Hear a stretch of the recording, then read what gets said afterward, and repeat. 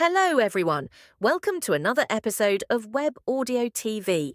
If you enjoy my content, make sure to subscribe to my channel and hit the like button. Chapter 151. Enjoy a fireworks show. Rhodes stood in front of the two of them. Looking at Ivan Vank, who was beating his face in front of him, he said in a bad tone, "Tonight, I will let you understand." 39. What are the consequences of tampering with other people's east-west? And Ivan Vank did completely ignore Rhodes and looked at Tony behind Rhodes, and the Iron Soldier by Tony's side. "Can your human butler still fight alongside you? This is really beyond my expectations." Tony waved his hand and replied, "No, I think you misunderstood. This has nothing to do with JARVIS. It wasn't J.A.R.V.I.S who hacked your Iron Soldier, it was the one next to me, Spider-Man." The Steel Soldier controlled by Gwen raised his hand and said, "It's not my solution." The head of the Steel Soldier turned backward in synchronization. Luo Feng's house. Gwen turned his head to look at Luo Feng. Luo Feng nodded and gestured. Gwen continued, "It's my artificial housekeeper, her name is Red Queen." Tony nodded to Gwen when he heard the name, Red Queen, not a bad name. Ivan Vank's face changed slightly, and he looked at the Steel Soldier beside Tony. Spider-Man. The Red Queen. 5. Ivan Vank immediately remembered, here it is. When I went to Stark Industry to make trouble, I ran out to stop my Spider-Man. Unexpectedly, she also has an artificial intelligence system.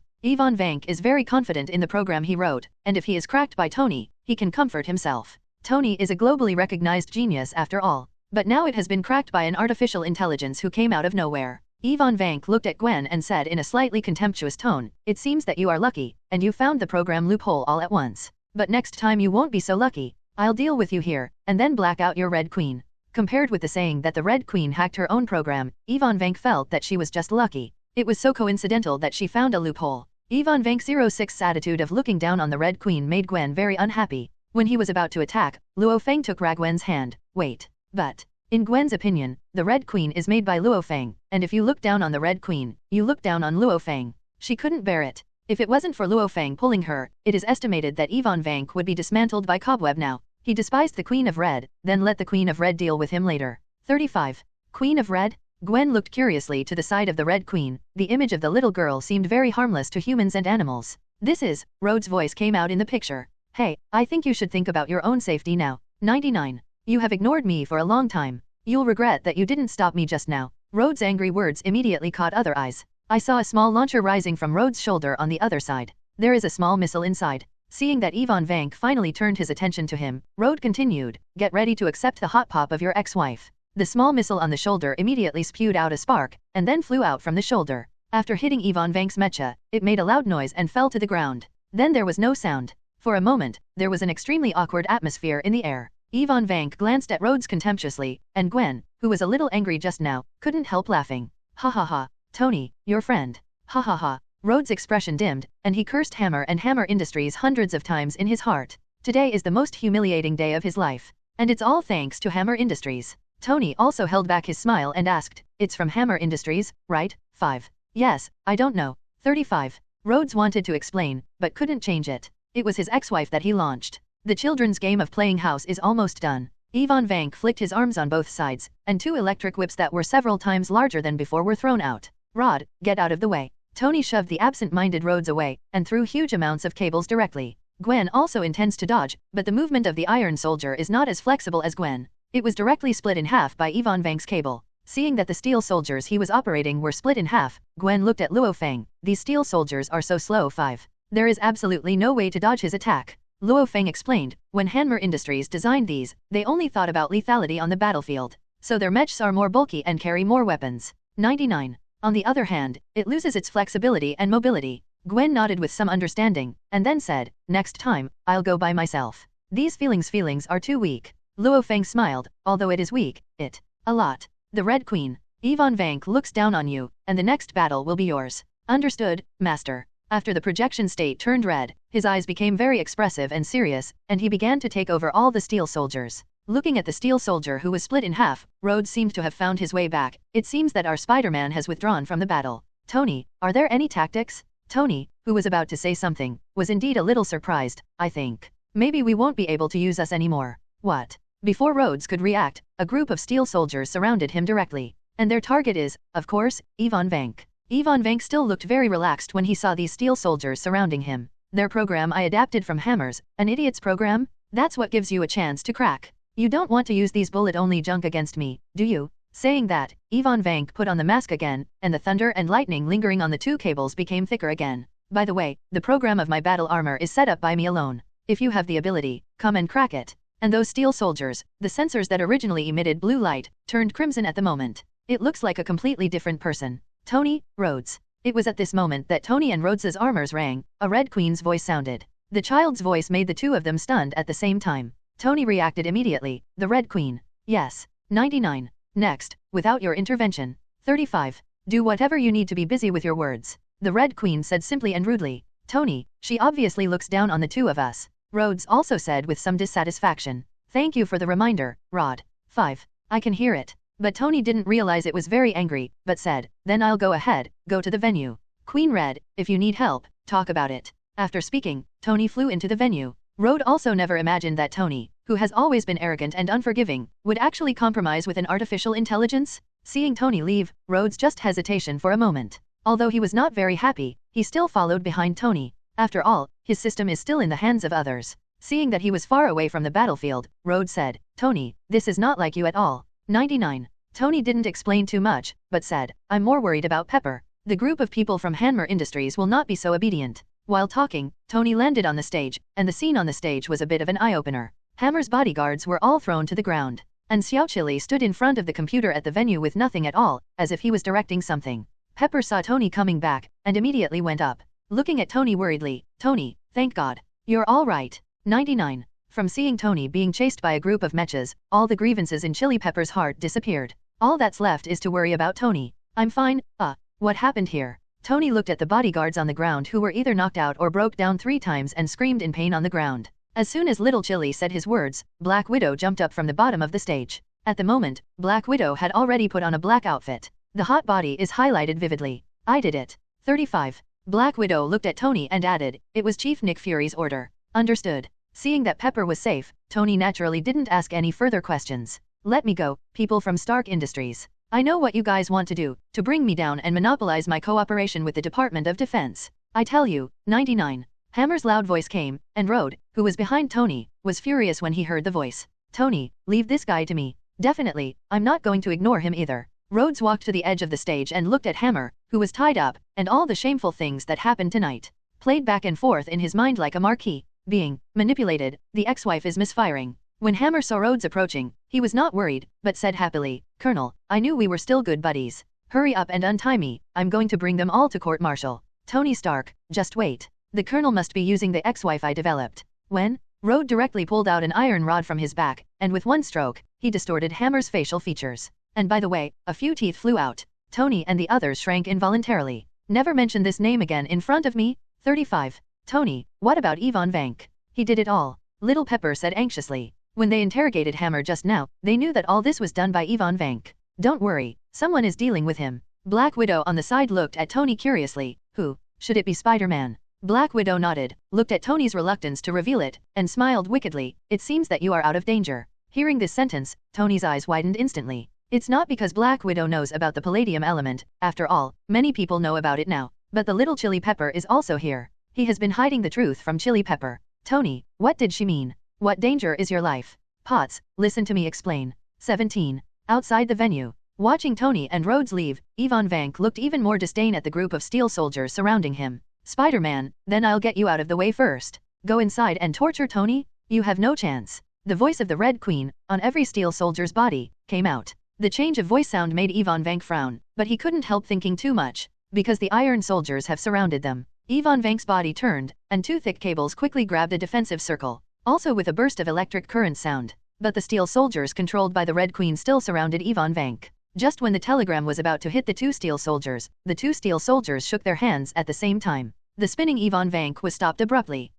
How is this possible? Ivan Vank couldn't believe it. He had to know that the 753 had a tens of thousands of volts of high-voltage electric current powered by the arc. The heat generated when touched can directly melt anything east-west. Just like the steel soldier who was cut in half just now, but now it has been cut off. Ivan Vank looked at his cable, but the 2 thick cables seemed dim at the moment. Then what is the electric current? Unfortunately, the system of your mecha, I also hacked into it. What? Ivan Vank didn't want to believe it, and continued to operate the mecha, madly thinking about powering the cable. But still no response. No, it's impossible. 5. Impossible. How did you hack my system? The Red Queen said sarcastically. I'll give you 5 minutes to restore your system. The countdown begins. On the panel in front of Yvonne Vank, a 5-minute countdown immediately appeared. 4:59, 4:58, 4:57. Counting down the time, Yvonne Vank broke out in cold sweat and said as if raving, impossible. You must be a coincidence. It must have found a loophole in my system, where, during Yvonne Vank's operation, all the Iron Soldiers stayed where they were,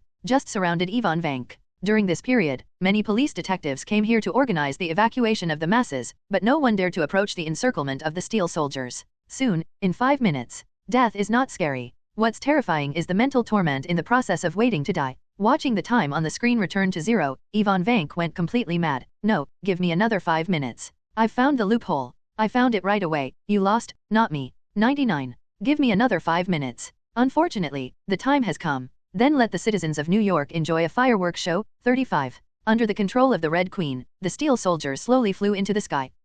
I haven't avenged the Stark family yet. Do not. A group of police detectives, the muzzle in their hands, also slowly moved up along with the Steel Soldiers. Inside the venue, Tony and others also watched this scene. Looks like it's over. Tony put one arm around Chili Pepper and said. After explaining, Little Chili also put down his complaints and warned Tony seriously not to do this next time. Under the gazes of countless people, the Steel Soldiers slowly disappeared into the sky. Luo Feng also brought Gwen to the floor-to-ceiling window and looked in that direction. Then, along with a rumbling sound, a burst of fire ignited in the sky. Chapter 152 Odin. Bang. A violent explosion engulfed the sky with soaring flames resounding over the entire New York City. Inside a medical building, Anna looked at the fire in the distant sky, frowned slightly. What happened? New York is like that. Just stay a while and get used to it. There's been a lot more commotion at Stark Industries not long ago than this. Behind Anna, a young girl with a standard Oriental face came up.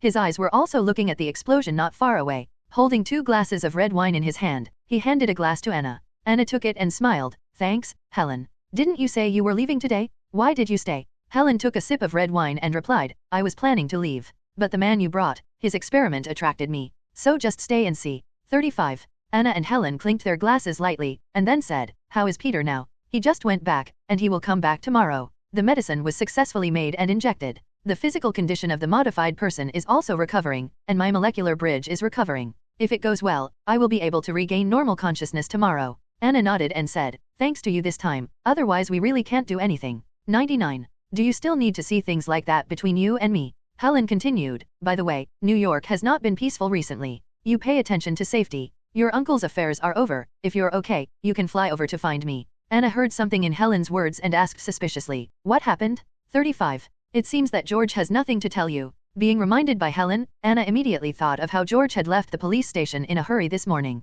At that time she wondered if something was wrong. Helen continued, the general stationed in the New York military district was assassinated last night. Anna's face changed in an instant, which was no trivial matter. A military commander was assassinated in New York, and the chain reaction caused is absolutely no small matter. Coupled with the status of the beautiful country in the world, once this matter spreads, the world is going to be in turmoil more or less. Looking at Anna's shocked face, Helen continued, people in the military district now suspect that the person who assassinated the general is still in New York 5. In the next period of time, the dark tide in New York will not be peaceful, so you have to pay attention to safety. By the way, I just wanted to ask you, that tallest building over there belongs to that company? 35. Anna's hand pointed in one direction. A high-rise building was being built in the center of New York. Judging from the framework of the construction, once this building is completed, it is likely to become the tallest building in New York. To be able to build such a tall building in New York, regardless of financial resources or background, it must be a first-class existence. In the whole of New York, who else is there but Stark Industries with the deep pockets? Didn't Stark Industries have its own factory? Anna wondered. After all, when she first came to New York, she had been there once. Tony Stark stopped all Stark weapons industry before he became Iron Man. After he became Iron Man, he devoted himself to the development of new energy. CEO Potts Pepper determined some time ago that the new direction of Stark Industries will be more used for people's livelihood. Helen explained slowly, that building is the future Stark Industrial Building, which is said to be powered by 100% renewable energy. Anna nodded, looked down at New York City, and said, I haven't come back for a few years. 99. This New York has become a lot more unfamiliar. It may also be that the world is changing too fast. The two smiled at each other and clinked glasses. Osborne Industries. Norman stood by the balcony, watching the blazing explosion not far away. This firework is really good. More. I just don't know who put it. 95. The high-pitched voice was obviously Green Goblin through Norman's appearance. While Green Goblin admired the firework in the sky, A cloud of red smoke appeared out of thin air behind him, slowly condensing into a smoke head. The appearance of the head is that of Mephisto. Green Goblin also felt the fluctuation of Mephisto's ability behind him, and immediately turned around and gave Mephisto a very respectful salute. Owner. Mephisto looked at Green Goblin, his expression changed. Norman. Did you meet the Emperor again? Yes, master. But I didn't provoke him this time. Green Goblin told everything about that day. Mephisto didn't care about Green Goblin killing a general. If he had the ability, Mephisto wouldn't care even if he killed the entire planet. Yes, you are quite self-aware. I won't act recklessly in the face of an enemy I can't deal with. Green Goblin bowed his head in shame. Thank you, master, for your praise. He wanted to be reckless, but as soon as he saw the Emperor Xia, he was cowardly. Don't be reckless. He didn't dare to stay for one more second. Mephisto nodded slightly, and a small swirl of smoke appeared beside his smoky head. In the center of the whirlpool, a thin black stick floated out and flew in front of Green Goblin. Master, what is this? Without explaining too much, Mephisto said, I borrowed it from a friend in hell. Put it with you first, this thing will be useful when dealing with Emperor Xia in the future. Hearing that it was something that could be used against the Emperor, Green Goblin took it with both hands irreverently. Unexpectedly, when Green Goblin first came into contact with the black stick turned into a pool of black water and poured directly into Green Goblin's body. For a split second, Green Goblin felt pain as if his entire body was being scorched by fire. Zhao Lihao, master, what's going on? Mephisto explained flatly, it's an artifact of a god. 99. Rest assured, this pain will soon pass, and your strength will also increase. After speaking, the smoke around Mephisto slowly faded, and finally disappeared into Norman's office. Green Goblin endured the piercing pain, and the white eyes slowly turned into deep black. Very spooky. At the same time, word in hell. Countless red flames burned, and a green figure with disheveled hair slowly raised his head. With hatred in his eyes, he said, Odin. Chapter 153 We killed Spider-Man. Inside SHIELD, Nick Fury stood at the window of the office, looking gloomily at the sky of fire over New York City. The fire in the sky directly destroyed Nick Fury's idea of recruiting an Yvonne Vank.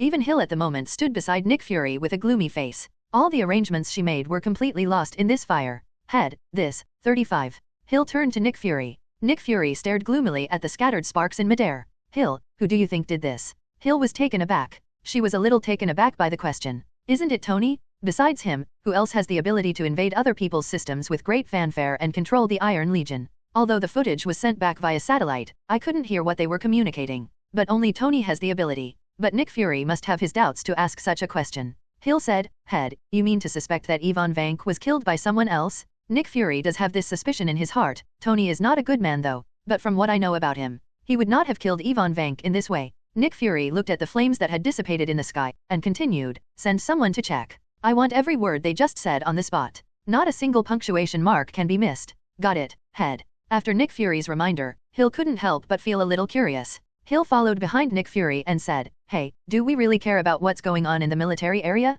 753 After all, the death of a general is no small matter. 99. Nick Fury said lightly, it's not that I don't want to care. It's the military district that doesn't allow the people from S.H.I.E.L.D. to intervene. You should know what they are taking care of. Those guys, for fear that we might find something that shouldn't be checked. 35. Hill nodded knowingly, this way we can also save a lot of trouble. I'm going over to Rogers, and I hope to see what I want on my desk tomorrow. Don't worry, Head. After watching Nick Fury leave, Hill immediately launched his personal network force to investigate the ins and outs of the whole thing tonight, including tonight's conversation with Tony et al. Time is tight, and Hill has to do it himself once. After explaining some things to his men, Hill also left SHIELD. Not long after Nick Fury and Hill left S.H.I.E.L.D., a well-dressed figure entered Nick Fury's office. After working on Nick Fury's desk, a piece of audio plays in the room, and the audio is about everything Nick Fury and Hill said tonight. After listening to it, the man in the suit frowned into a Sichuan character. Yvonne Vank, is he really dead?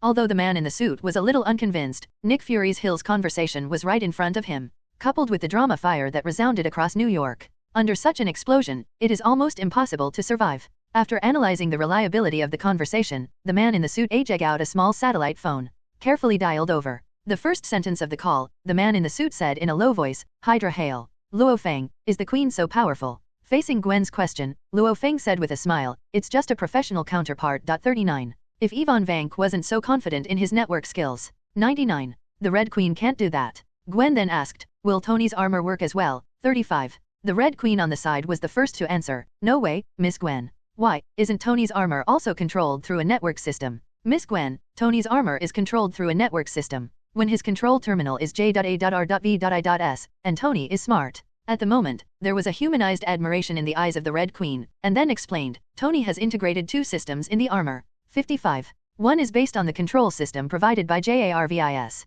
The other is completely controlled by him. Once J.A.R.V.I.S or the inside of the warframe encounters a network intrusion, Tony can cut off the network as soon as possible to gain the highest control over the warframe. Luo Feng on the side nodded understandingly after listening to Hong Ho's explanation. No wonder when the Ultron crisis happened, Ultron could only control other ordinary robots. He couldn't control one of Mark's armor. It turns out that there is such a technical level here. In this regard, Gwen seems to be a lot more naive. He could only nod his head half understood. I probably understand.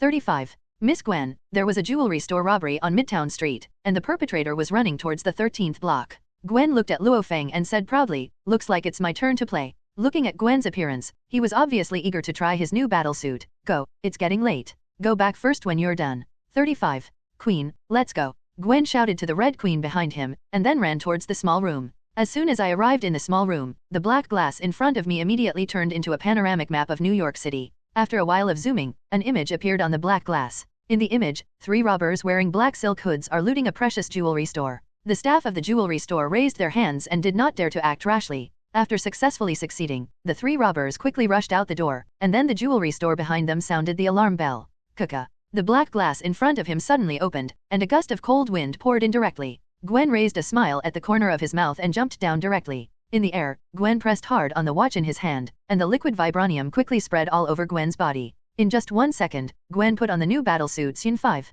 Miss Gwen, let me introduce you to some of the new features of Sun 5. The voice of the Red Queen came, and the function introduction of the new battlesuit appeared immediately in front of Gwen. The Sun 5, made from liquid vibranium, takes full advantage of vibranium's physical properties. The defense of Sun 5 today can be said to be the best in the battlesuits of all dynasties. Vibranium can absorb almost all the kinetic energy generated by impact, and is also resistant to high temperatures and corrosion. Gwen quickly swayed to the 13th block, and a test image was projected after his eyes were red. According to the test, Sun 5 can directly resist any bullet. In the test image, dozens of different thermal weapons fired at Sun 5 in strafing mode. It lasted about 10 seconds. The entire laboratory was filled with gunpowder smoke, and Sun number 5 was still intact, not even a trace of scars.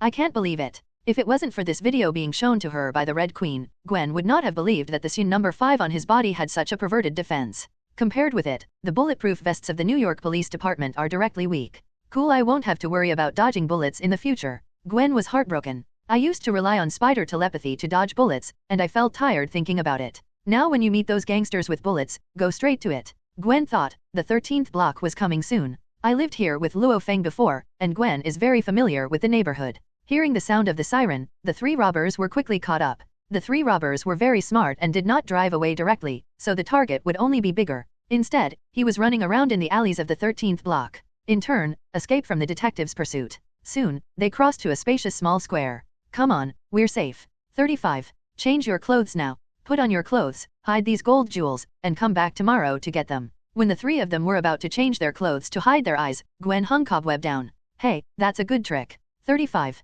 But it seems that I used to use it often, and now I don't use it anymore. Gwen joked. She used to be like this too. It was so troublesome to change Spider battlesuit every time. But from now on, it is no longer necessary. Spider-Man? Another nosy guy. Shoot.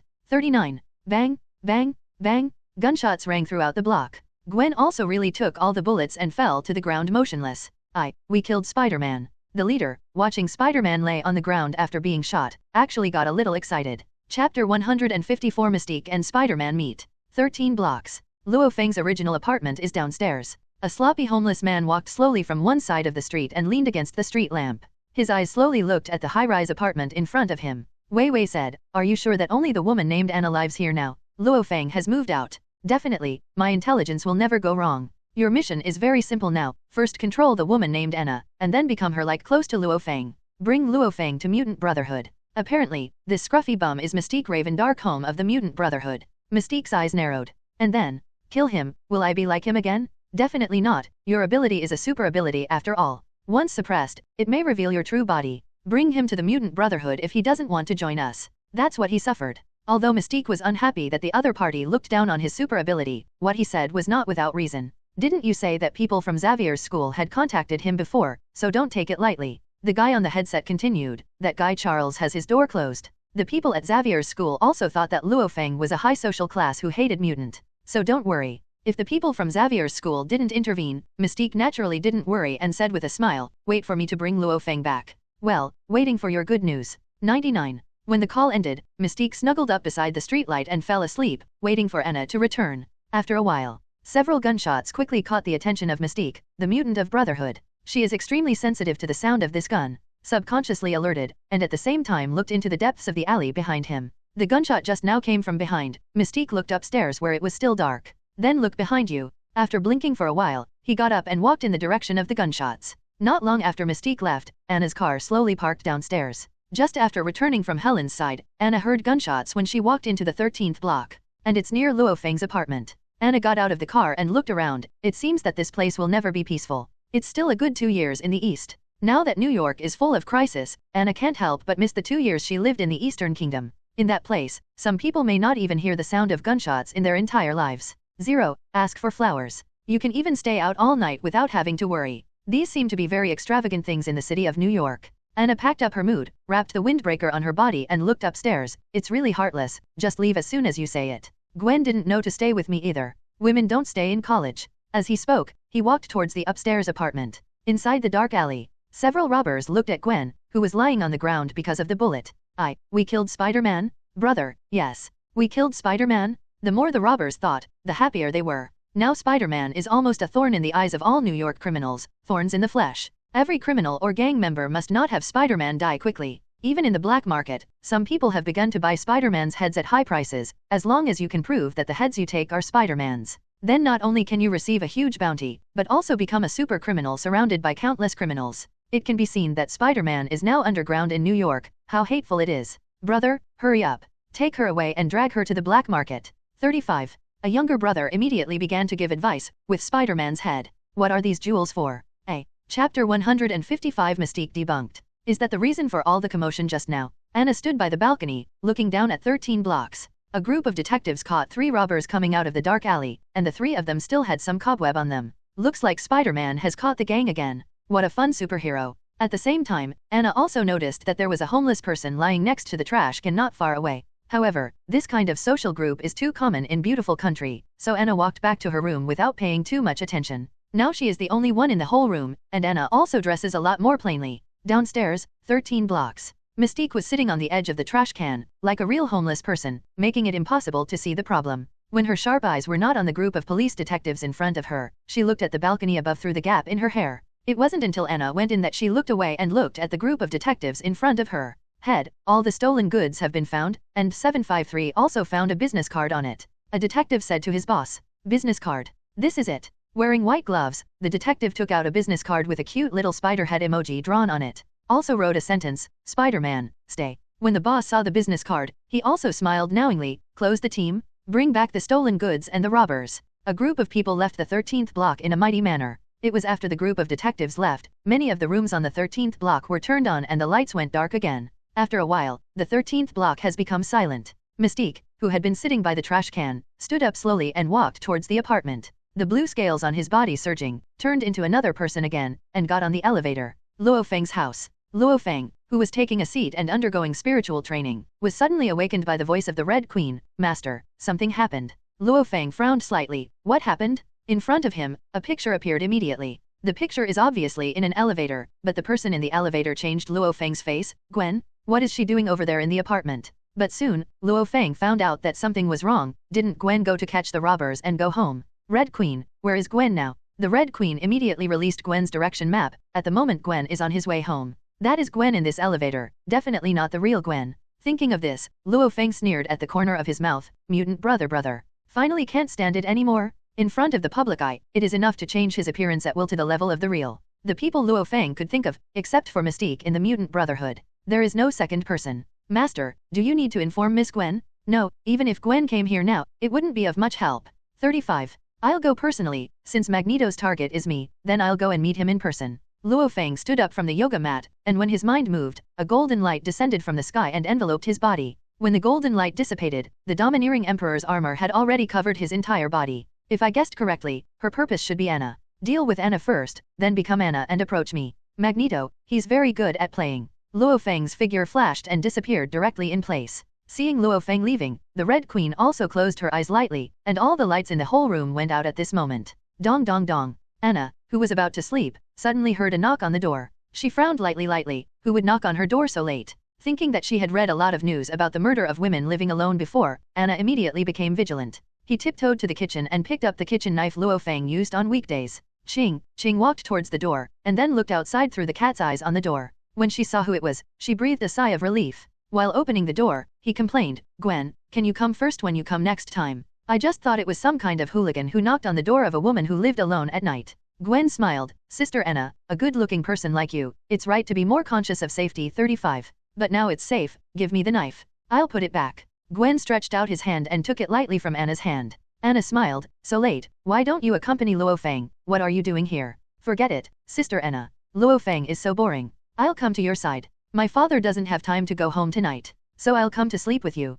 Why, doesn't my sister welcome me?" 35. Gwen, who put the kitchen knife away, held Anna's hand and thought, like a little girl acting like a spoiled child. Anna also smiled, Okay. Our two sisters haven't slept together for a long time, by the way," Anna shouted as if thinking of something. Gwen was taken aback. "What's wrong? Sister Anna." "Gwen, you are waiting for me here. Actually, when I came back, I never had the chance to give you the gift I prepared for you. You wait, I'll go into the room and get it for you." 39. Gwen smiled, "I'll accompany you in, go." 35. "No, I'm going to give you a surprise for something you like very much. You're right here waiting for me." Looking at Anna's back happily getting up and leaving, Mystique turned into a disdainful Gwen and let out a sneer. Using her ability, making ordinary people play with applause is her greatest pleasure. "Every time I perform this kind of task, Mystique likes to see the last expression on the task subject's unbelievable death. That expression is simply the greatest affirmation of her ability. Don't worry, Sister Anna. I believe your expression will be the best looking one of all my task subjects. I promise." Gwen was waiting in the living room for Anna to come back with a smile on his face.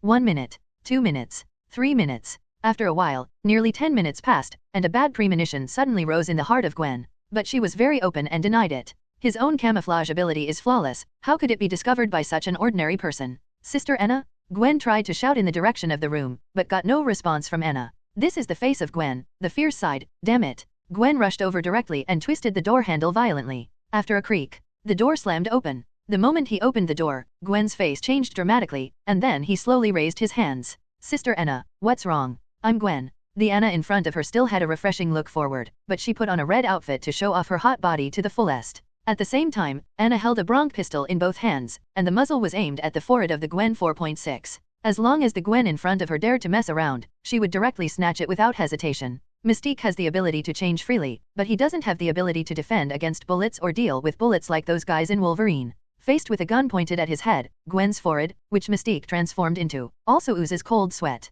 "Sister Anna, did we have any misunderstanding? You see, I'm Gwen. Stop pretending, I knew you weren't Gwen from the moment you walked in the door. Who the hell are you?" 35. Mystique, who was dismantled, had an evil and charming mouth, and the blue scales on his body flipped, restored to Mystique's appearance. Anna's pupils shrank when she saw the blue-skinned human being in front of her, mutant Mystique. Mystique didn't feel weird about Anna knowing her, but asked, "How did you find out?" Chapter 156 I and #039, am so unwilling. Facing Mystique's question, Anna lightly pulled the safety on the pistol. "Ask, do you know what my profession is?" Mystique narrowed her eyes and replied, "Psychiatrist. The best psychiatrist in the world. Just to be on the safe side, don't touch anyone who shouldn't." Magneto has already checked Anna's background very clearly. And these information, Mystique, who performed the mission, could not be clearer. "Yes, as a psychiatrist. What I'm best at is guessing a person's state of mind from other people's actions. When Gwen usually gets along with me, you don't have any small gestures that you should have. Also, Gwen always calls me Cousin Anna instead of Sister Anna."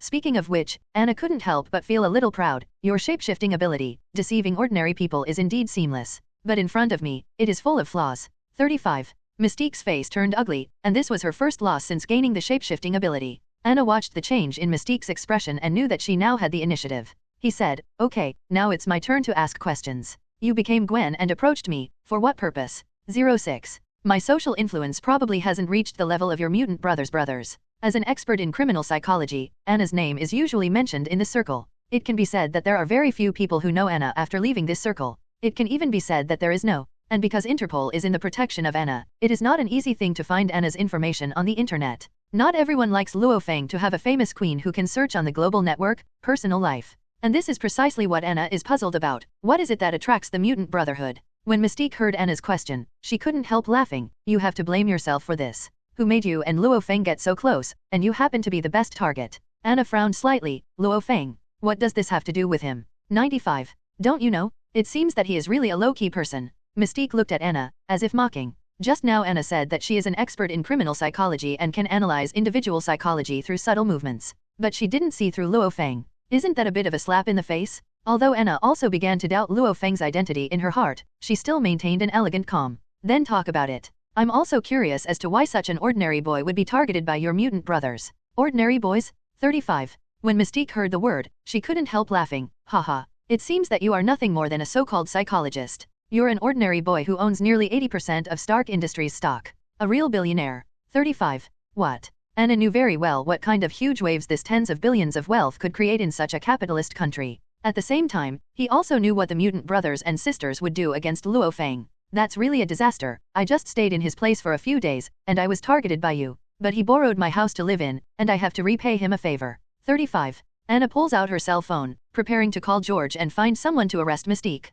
Although she held a gun in self-defense. However, the actual situation is that Anna has never killed anyone, nor dared to kill anyone. The gun in his hand was also given to her by a friend who was afraid that she would have no means of self-defense, so he kept it on his body. 1. Has been idle all the time, unexpectedly played a role at this time. I believe that you can meet Luo Feng tomorrow. It's just that the location will change. Anna, watching Mystique, put the phone to her ear, just as it was about to connect. A strong pulling force came, and the mobile phone in his hand flew out directly and smashed against the wall. Anna looked at this scene in disbelief. She couldn't understand why a good phone would fly out by itself. At the same time, a voice from the balcony broke the deadlock between the two. Raven, it's a pity. Your mission failed. Hearing the sound, Mystique's face darkened. This is her first failure, and for her who has never failed, it is simply a great shame. Next time, this will never happen again. I hope for the best as well. Outside the balcony, a figure slowly floated in. Anna looked at the person who came in, her face gradually darkened and went, the leader of the Mutant Brotherhood. Magneto. It's an honor to meet you, Miss Anna.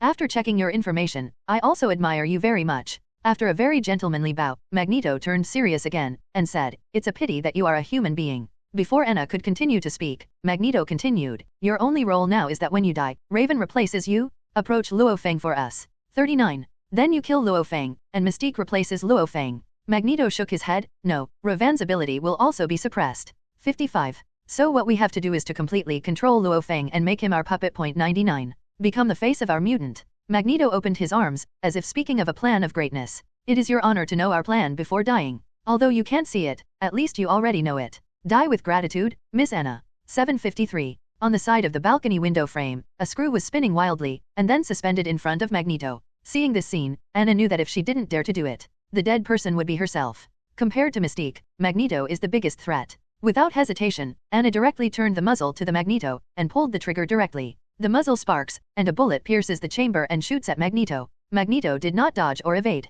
When the bullet approached Magneto 1 meter, it seemed to encounter an invisible but extremely thick air wall. The speed kept slowing down until it hit the helmet between Magneto's eyebrows, as if he had lost all his strength, and fell to the ground. Bang bang bang. Anna fired several shots in a row, emptying the magazine of the pistol. But every bullet, without exception, fell to the ground after hitting Magneto's body. Behind Mystique, watching Anna's struggle to die, the depression in her heart eased a lot. Miss Anna, it's over. Huh. The screw in front of Magneto flew straight out, faster than the previous bullet. Anna only saw a black line flashing, and an idea popped up in her heart, am I just going to die like this? Chapter 157, Destroy the City. Mutant Magneto. Are you still used to living? 35. In a military apartment, Rogers was flipping through magazines and books in his hands. On the table in front of him, there was a thick stack of books. They are basically books about the development of world history and the history of the beautiful country. Rogers frowned as he watched many of them. On the other side of the table, Nick Fury sat upright and looked at the man who was once regarded as the spirit of the beautiful country. Even he, the director of S.H.I.E.L.D., felt that his aura was suppressed in front of this man.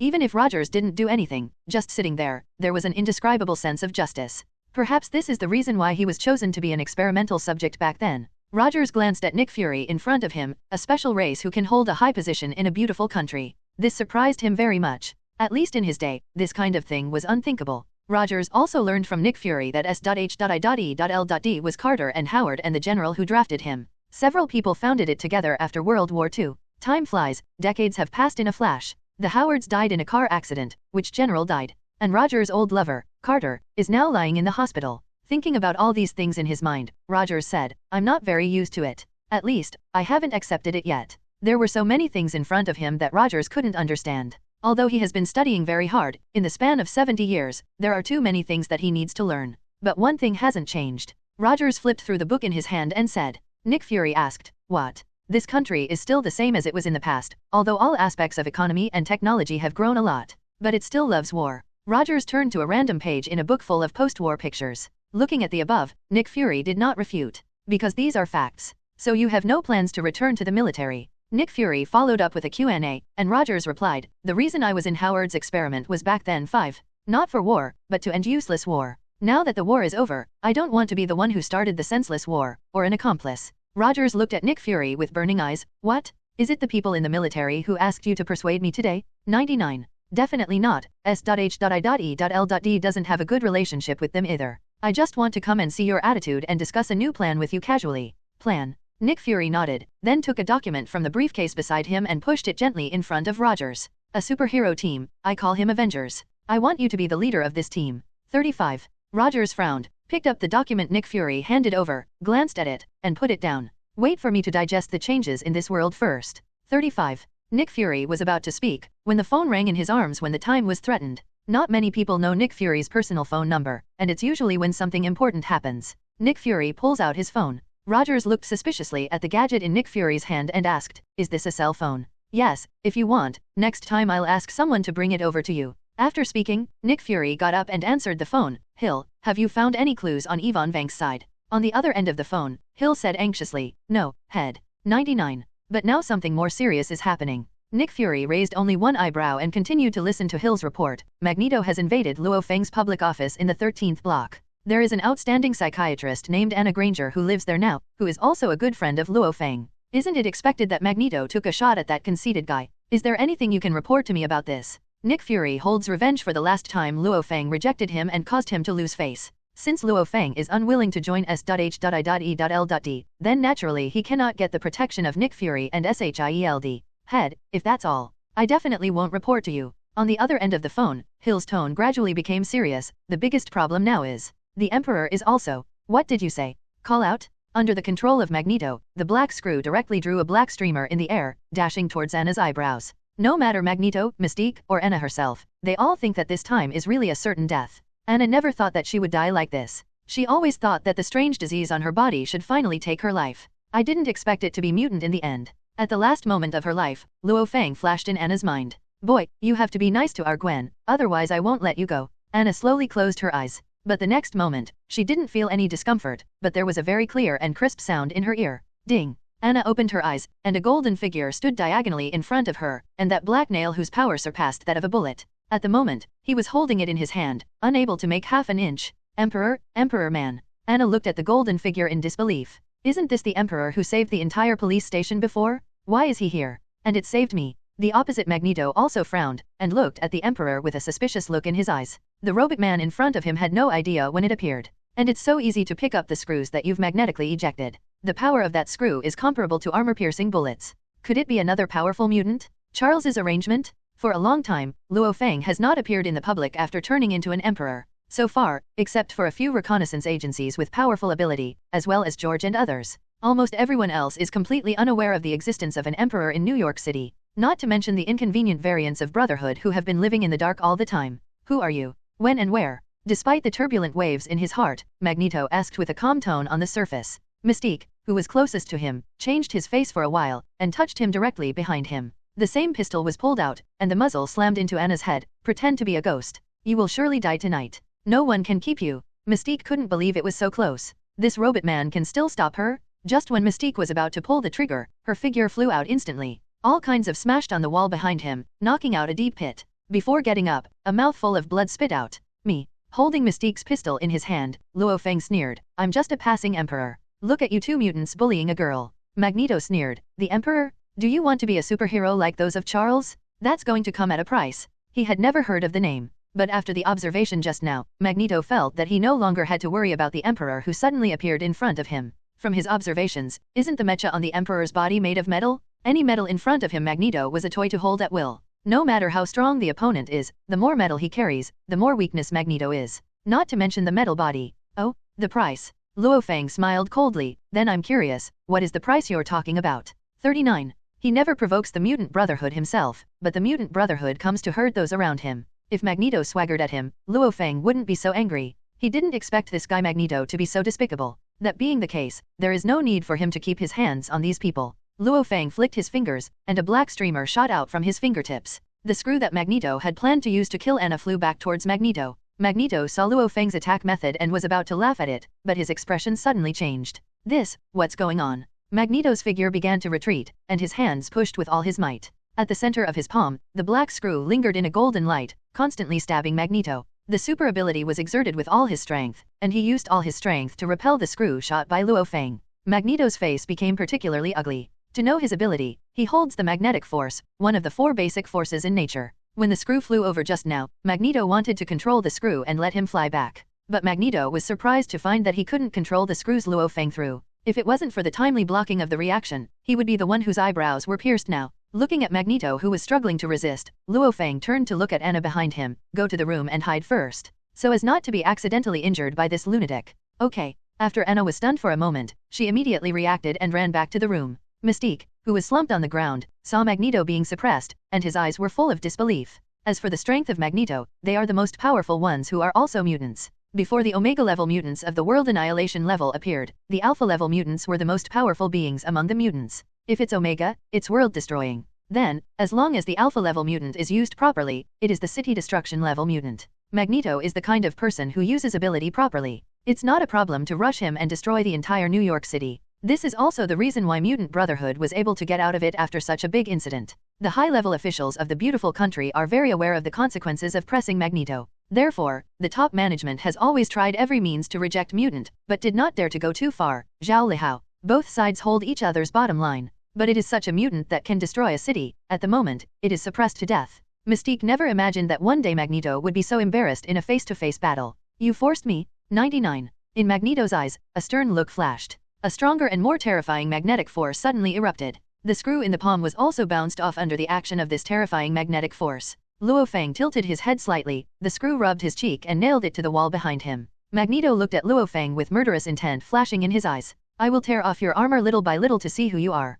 Magneto raised his hand, and the terrifying magnetic force spread, causing the metal products in the entire room to shake. And the volatility continues. The door frame of the room, reinforcing bars in walls. Then came the whole building. To the outside world, Luo Feng's apartment shook like an earthquake. The loud humming sound not only woke the other residents of the building. In the originally dark 13th block, people opened the windows to observe because of the loud noise. The nearest Mystique and Anna, who was hiding in the room, suddenly felt dizzy, as if something was about to burst out of the body. The Emperor, you will regret wearing such a suit of armor. Magneto made a tearing action towards Luo Feng with both hands. Chapter 158, The Nature of the Emperor and #039, are more in the car. Nick Fury stumped on the accelerator and ran all the way down the road. Rogers, who was sitting in the passenger seat, pulled the door handle on the car and tried his best to stabilize his body. At the same time, there is still the mood to joke. These places have changed a lot more than I imagined. Nick Fury, who was driving, turned a corner and looked ahead and said, Captain, I would like to introduce you in detail. But you know, we have more urgent matters now. That mutant is not a good man. 99. Nick Fury's face was gloomy and terrible at the moment. Although he had confronted Magneto head-on before, he had also threatened him. But because of this, Nick Fury knows how crazy and extreme Magneto is. Otherwise, Nick Fury wouldn't have threatened Magneto with his death. Nick Fury's biggest fear right now is if the Emperor and Magneto get into a fight. Magneto's strength Nick Fury knows. But the enigmatic Emperor, Nick Fury, has never had a clue about him. But judging from the fact that every time the Emperor Xia appeared, he was absolutely crushed and ended the battle. Nick Fury's strength as the Emperor is no less than Magneto's. That's why Nick Fury is worried that if the Emperor pushes Magneto in a hurry, the guy will blow up the whole of New York City. That thing is really a big deal. Rogers sensed how nervous Nick Fury was at the moment, and stopped joking. Sitting quietly beside Nick Fury, watching the scene passing by fast in front of him, Nick Fury stomped on the accelerator with all his might, and the hum of the engine echoed through the street. His car was specially modified by the technical department of SHIELD. In theory, as long as Nick Fury is not afraid of death, this car can even reach 500 miles per hour. Nick Fury at the moment is also constantly approaching this value. Soon, after a period of life and death, the 13th block was in sight, and Nick Fury slowed down. Bring the car to a slow stop. Finally, with a perfect flick, the car stopped safely at the intersection of the 13th block. The quiet atmosphere of the 13th block in front of him relieved Nick Fury's heart a lot. Fortunately, in time to catch up. Captain, get out of the car first. With Magneto in there, we'd better not get too close to him in our car. Rogers nodded and fumbled for the doorknob, embarrassedly finding nowhere to open it. In today's cars, the integration of mechanical parts is not comparable to the previous era. Here. Nick Fury released the door and got out of the car. Rogers followed suit and opened the door, looking at the 13th block with a curious expression on his face. The familiar street environment made a memory flood into his heart again. During the war, conscription was being held all over the country. He was planning to join the army in Franklin, when he was irritated by a group of hooligans. It was a close friend of his who appeared and rescued him. It's just that the best friend, I'm afraid it's now. Thinking of this, Rogers' eyes became a little melancholy, until Nick Fury's roar shout brought him back to reality. Captain, above. Rogers looked in the direction Nick Fury pointed to, an unpretentious high-end apartment. Are they right up here? Yes, let's go up. After that, Nick Fury ran first, followed by Rogers. Just when the two of them stepped into the apartment and were about to take the elevator upstairs, the whole building began to shake a little. Is there an earthquake? Rogers steadied himself and asked Nick Fury. Nick Fury's face suddenly became extremely ugly when he looked at the rapidly shaking metal elevator in front of him. No, it's Magneto's madness? The elevator was out of service now, and Nick Fury climbed straight up the stairs. Rogers immediately followed up and asked, which floor? I'll go up first. 18th floor. Rogers raised his head, looked at the endless stairs, grabbed the railing at the edge of the stairs with one hand and climbed up. Nick Fury, who does not have the physical strength and climbing skills of Rogers, can only choose to climb the stairs obediently. Soon he was left behind by Rogers. Magneto was furious, and Nick Fury knew that he and Rogers couldn't stop him. Hill. Nick Fury called Hill directly, and then said, send the fighters here. Ajag. All missiles aimed in the direction of Magneto. Hill, who received the call, suddenly changed his face. Head. Are you trying to? There's no other way, and if Magneto really goes mad, the whole of New York City will suffer. 35.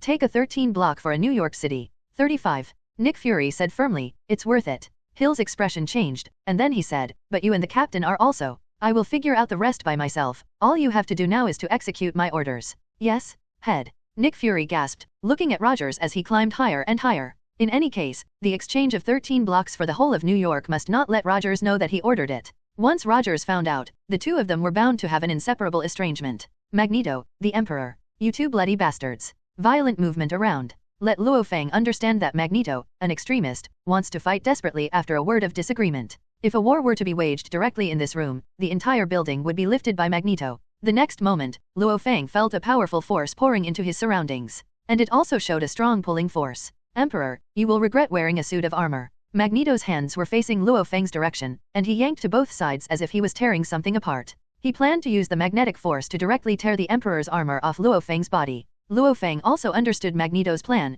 and couldn't help but sneer in his heart. This guy won't be naive about what kind of metal armor an Emperor's armor is. You must know that the Emperor's armor is the materialization of the power of the 5 elements. To a certain extent, the Emperor's armor covering the whole body is a pure energy body. Magneto's magnetic force, it's okay to deal with Iron Man Mark armor, but it's a fool's dream to deal with Emperor armor. Although Magneto's magnetism can't deal with the Emperor's armor, it doesn't mean that Naked Point will keep him messing around in this room. It's too small, let's change place, Magneto. Magneto, who was manipulating the magnetic force to shred Luo Feng, saw Luo Feng chatting with himself in such a relaxed and leisurely manner. A look of disbelief suddenly filled his face.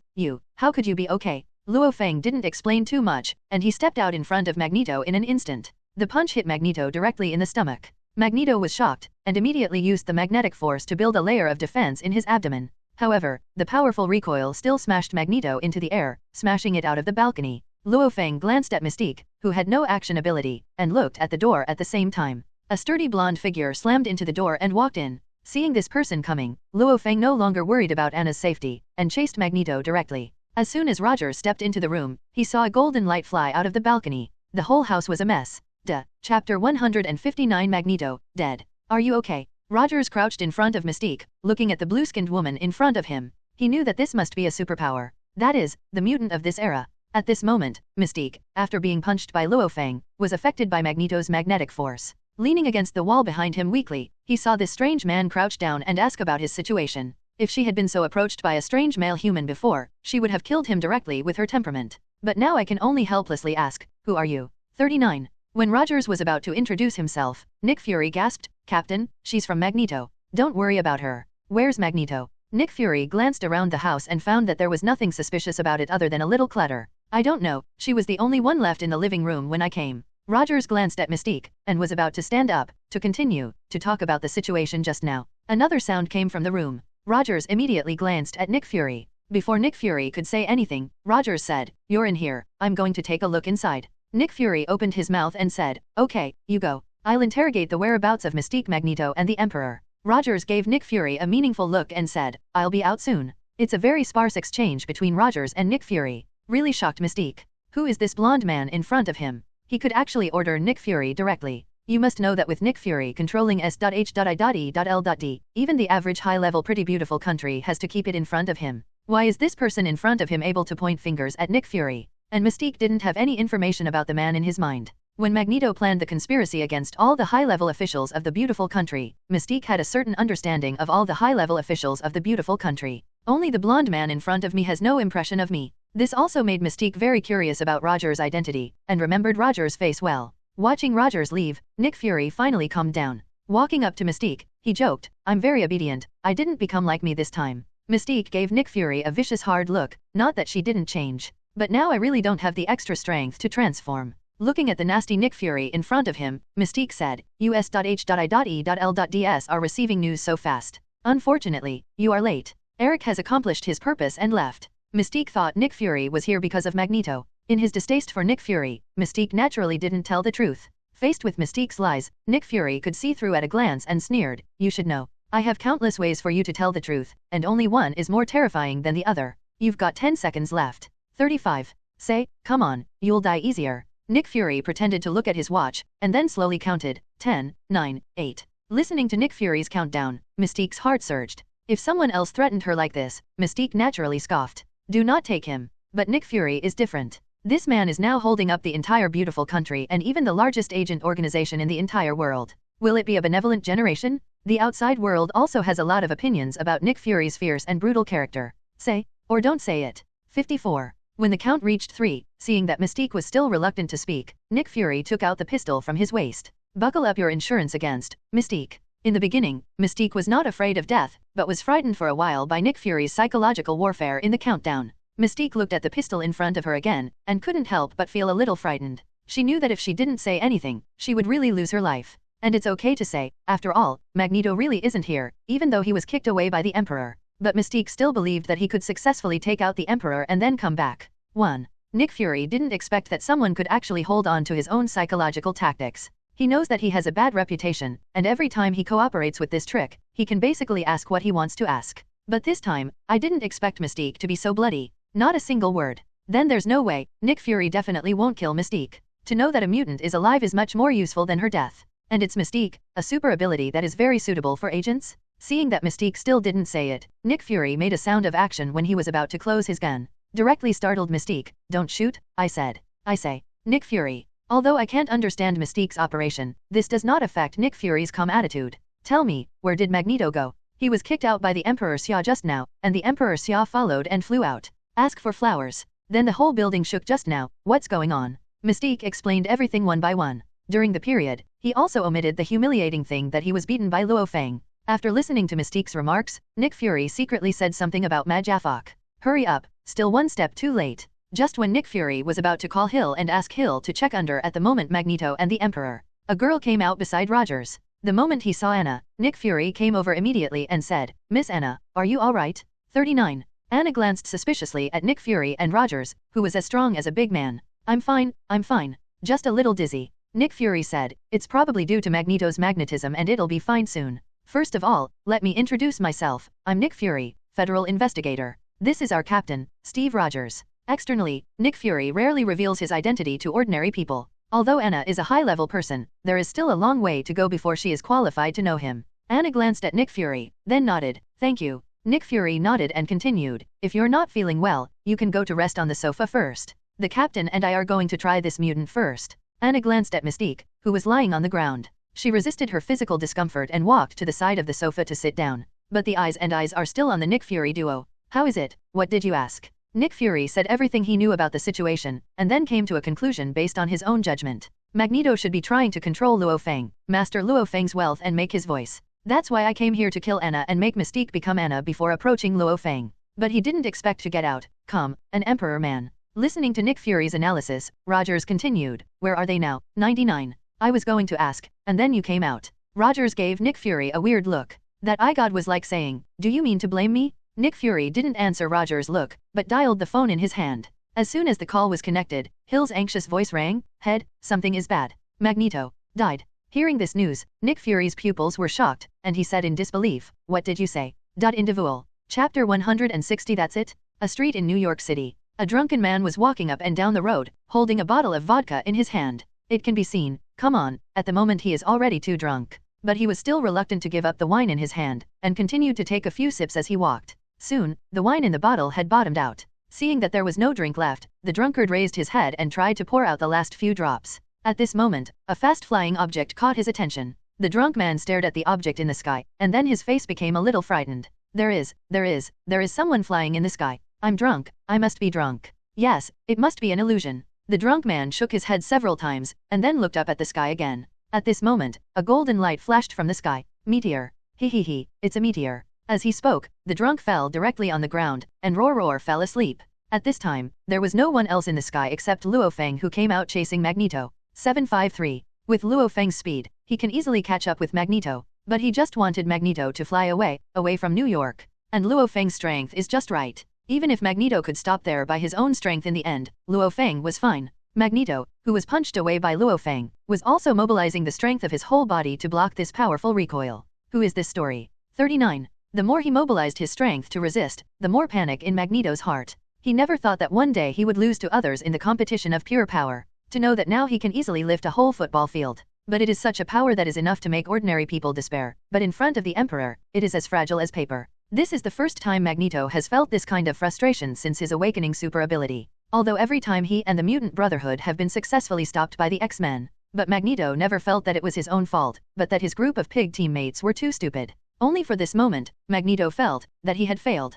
Completely failed. Could it be that he is? At this moment, a thought flashed in Magneto's mind, and it was this thought that made his face a little terrified.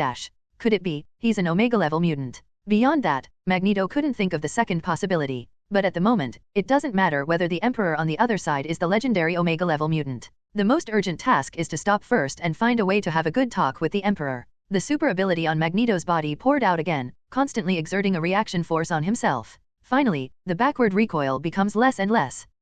35. Magneto roared, and the air behind him made a loud thud, as if he had been hit by something. Following this explosive reaction force, Magneto finally stopped and hung in the air. Luo Feng also happened to stop not far from Magneto and looked at Magneto flatly. Being looked at by Luo Feng like this, a drop of cold sweat broke out on Magneto's forehead, and the psychological pressure reached its peak. The Emperor in front of him is not only strong enough to be a pervert. Even the momentum of that sound can suppress people's breathlessness. Magneto suppressed the discomfort in his heart, and said slowly, "The Emperor, I remember that this was the first time the two of us met." 55. There should be no misunderstanding and hatred between us. 35. After thinking about it for a while, Magneto added, "If it's because you happen to see that I want to kill someone, and you go out to save someone, I can guarantee that I won't shoot at ordinary people in the future." Apparently, Magneto had already put Luo Feng, an Omega-level mutant, into the X-Men camp. In his opinion, only those guys who claim to be superhero all day long will do such a stupid thing to protect the common people. Luo Feng also understood what Magneto meant. I want to let Luo Feng let him go through this kind of euphemistic way of begging for mercy.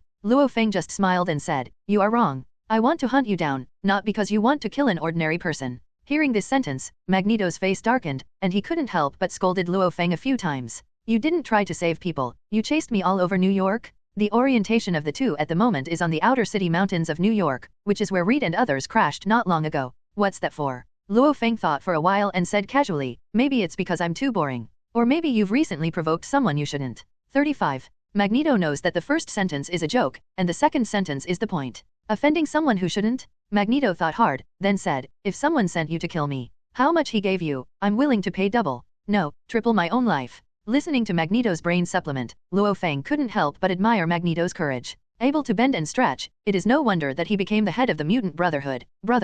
It's a pity that he provokes people he shouldn't provoke. Magneto's brainwashing brain control is no less cruel than killing Luo Feng himself. If Luo Feng was not strong enough to protect himself and fell into Magneto's hands, would Magneto be merciful? So Luo Feng didn't plan to hold back on Magneto. It's a pity that you can't afford it. After speaking, Luo Feng flashed golden light on his body and appeared directly in front of Magneto. Despite the mask, Magneto could still feel the sneer under Luo Feng's mask. Immediately, the hairs on Magneto's body stood on end, and a terrifying coolness swept through his body. Almost at the same time, Magneto's instinctive life-saving conditioned reflex immediately released a strong repulsive force between himself and Luo Feng. Luo Feng also felt this unusually strong repulsive force, but only took a small step back. And Magneto was indeed thrown directly into the woods below. His face was so gloomy that it was almost dripping with water. The negotiation with Luo Feng has collapsed at the moment. Don't think I'm easy to bully. 39. Since you don't want to, then I will send you to hell myself. 39. After Magneto met Luo Feng, the suffocation he had been holding back broke out at this moment.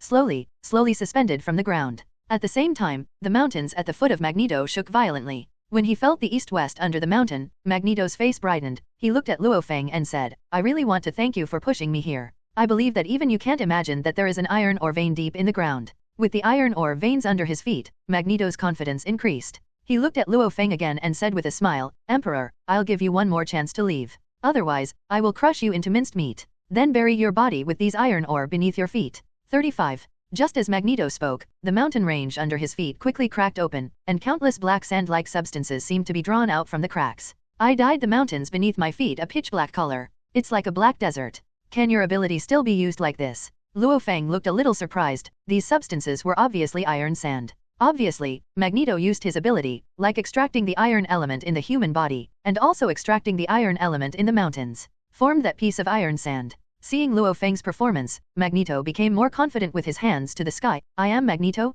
Brotherhood's strongest mutant. The iron sand beneath his feet seemed to come alive, swept up towards Luo Feng, and instantly drowned Luo Feng like a wave. Magneto made a palm with one hand and squeezed hard towards Luo Feng, who was trapped. All the iron sand suddenly gathered together and turned into a huge black iron ball in the sky, and it is still continuously compressing towards the inside, making a thumping compression sound. Emperor, I'm going to crush you and your weird suit of armor into pieces together. Meddling around, learning to be a hero like that idiot Charles, is to pay for it. Before Magneto finished speaking, a golden sword light penetrated the pitch-black iron ball directly. The next moment, the golden sword light slashed 4.6 points, and the entire iron ball shattered into iron sand again. Magneto couldn't help but spit out a mouthful of blood due to the huge force that returned. But Magneto's eyes stared at the golden figure in the iron sand, and said tremblingly, No, this is impossible. How could you have nothing? Luo Feng looked down at Magneto and said, That's it? Puff? Magneto, who was mocked, spit out a mouthful of old blood again, and the blood spattered 3 meters away. The hatred towards Luo Feng in the eyes and in the soul has not decreased but increased. The X gene on his body also seems to have opened some kind of shackles at this moment. In the vicinity of Magneto, countless iron sands poured out from the cracked mountains again. The Emperor. I want to thank you for taking my super ability to a new level. 35. Luo Feng looked at Magneto and felt a stronger force from his body. He said thoughtfully, So, can the X gene still provide power like this? Chapter 161 Xavier's School. The previous one was blocked. Let's get up tomorrow and read it again. The editor is already asleep. SHIELD. Hill stood in front of the console where Nick Fury usually stood, looking at the big screen in front of him. On the big screen is what was captured by the S.H.I.E.L.D satellite. There are only 2 people in the picture. One is Luo Feng, who has transformed into an Emperor's warrior and is wearing the Emperor's armor. The other one is the Thorn in mutant, Magneto Eric Lancel. The encounter between these 2 people made Hill's face ugly to the extreme. Is it still a step too late? Earlier, Hill called Nick Fury as soon as he found out that the Emperor would be in contact with Magneto. Nick Fury went with Rogers. But still a step too late.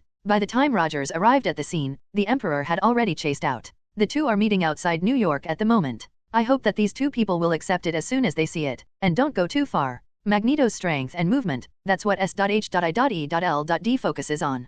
And the Emperor, not long ago, lifted the hammer representing Thor with ease. Plus the easy slaughter Green Goblin. The numerous achievements show that the strength of the Emperor's hero is far beyond everyone's understanding. Now the 2 are fighting. In Hill's view, perhaps no one on Earth can stop them. 06. Hill squeezed the phone tightly in his hand, staring at the satellite screen. She would report to Nick Fury as soon as the battle came to an end. At the same time, the top floor of the Stark Industrial Building. Tony is standing on the top floor in the new Mark 6, overlooking the entire New York City. In front of him, J.A.R.V.I.S has projected a 3D model of the entire industrial building. There is also a diagram of the energy structure. Sir, you are very busy. Our new energy has been prepared. As long as the building is completed, it will be directly connected to the seabed 5. The Stark Industrial Building is ready for use. Tony walked to the edge of the building and said, Has the office area of the building been planned?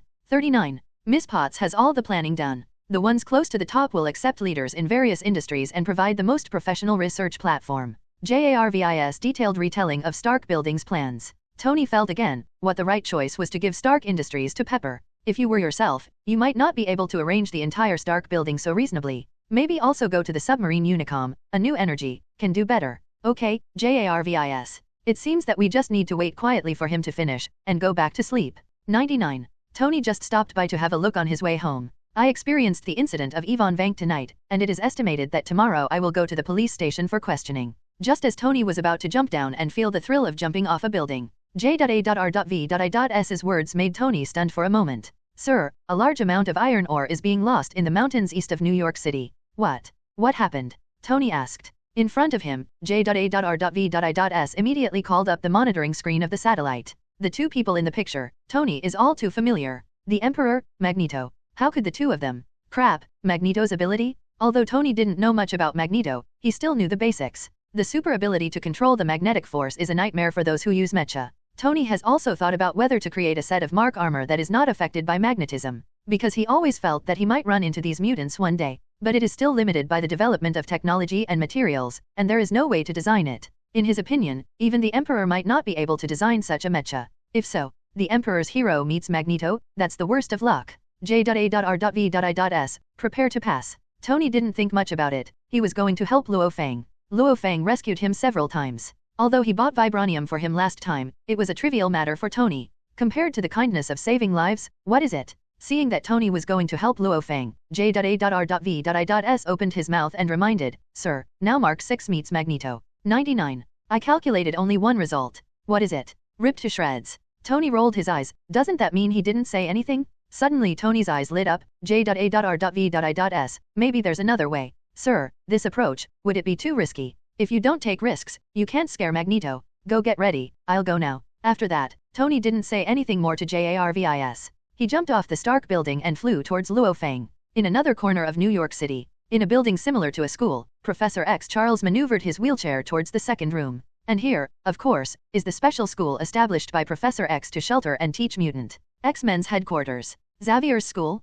also known as Xavier's School for Gifted Youngsters. As soon as Charles's wheelchair arrived at the door of the room, the powerful telepathy immediately made him feel a wave of super ability that was very familiar. Charles's face changed suddenly, looking in the direction from which the waves came. It was a familiar wave that even a dead Charles would recognize. Eric. What the hell happened? At this time, the piano upstairs also rushed down, which is also a super ability of the telepathy class. She also felt this powerful fluctuation. Hashtag. Charles nodded grimly. Yes, it's Eric's. Has there been any change in the brother-brother association in the past 2 days? Jean shook her head blankly. She was not an intelligence officer at Xavier's school, so she didn't know many things outside. Charles put his hands on his temples, and a wave of mind waves spread. All X-Men in Xavier's school received Charles's message. They all rushed out of their own rooms. The first person who came to Charles was a middle-aged man. Seeing this man approaching, Charles asked, Logan, what's going on with the fraternity? Logan, one of the main forces in the X-Men, a bone that has been transformed into the hard adamantium, hence the heroic nickname of Wolverine.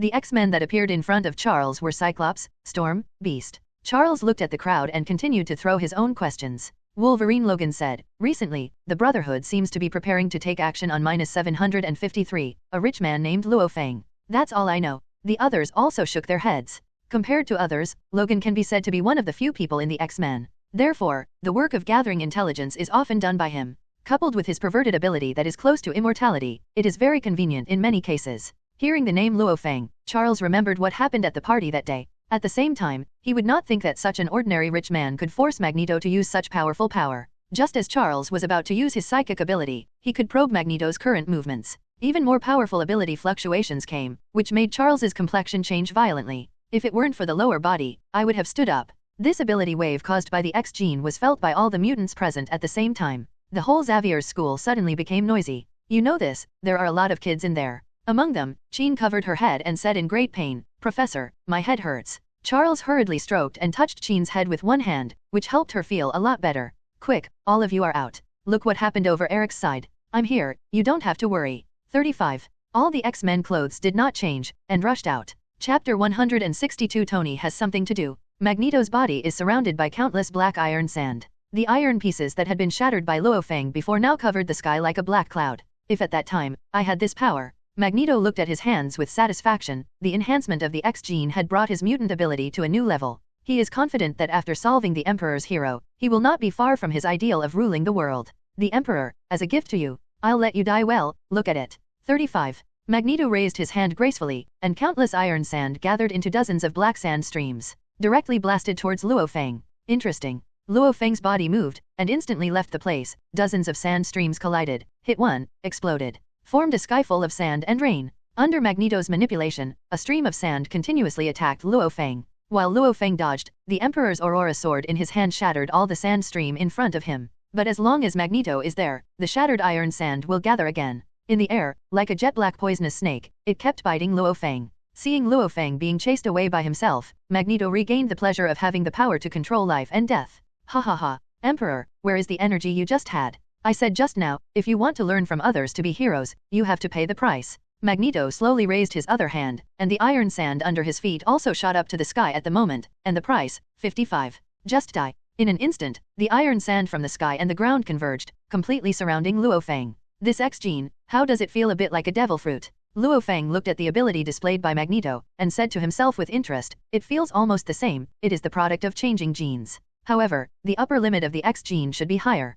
In Luo Feng's impression, no matter how strong the devil fruit's ability is, it can at most reach the intensity of changing the climate. But the strength of mutant can even reach the level of reopening the universe. It can be said that although these two East-West have similarities, their strengths are completely different. Just as Luo Feng was thinking, the iron sand controlled by Magneto was getting closer and closer, like two thick iron walls that are closing together. Luo Feng stopped in place, holding the hilt of the Emperor's sword in both hands and stabbed the iron sand under his feet. Magneto below looked at this scene and said confidently, it's useless, Emperor. My ability is completely different from the previous one. Now the iron sand I manipulate, the force between them has reached the molecular level. Even if a meteorite falls, it won't break my wall. Looking at Magneto so swollen, Luo Feng couldn't help but raise a sneer at the corners of his mouth. It's the same for me. 39. Equally weak? After that, Luo Feng's sword hilt turned, and a powerful energy passed through the sword body and quickly spread to the black sand wall below. Immediately afterwards, countless cracks appeared on the wall, and the cracks emitted bursts of golden light.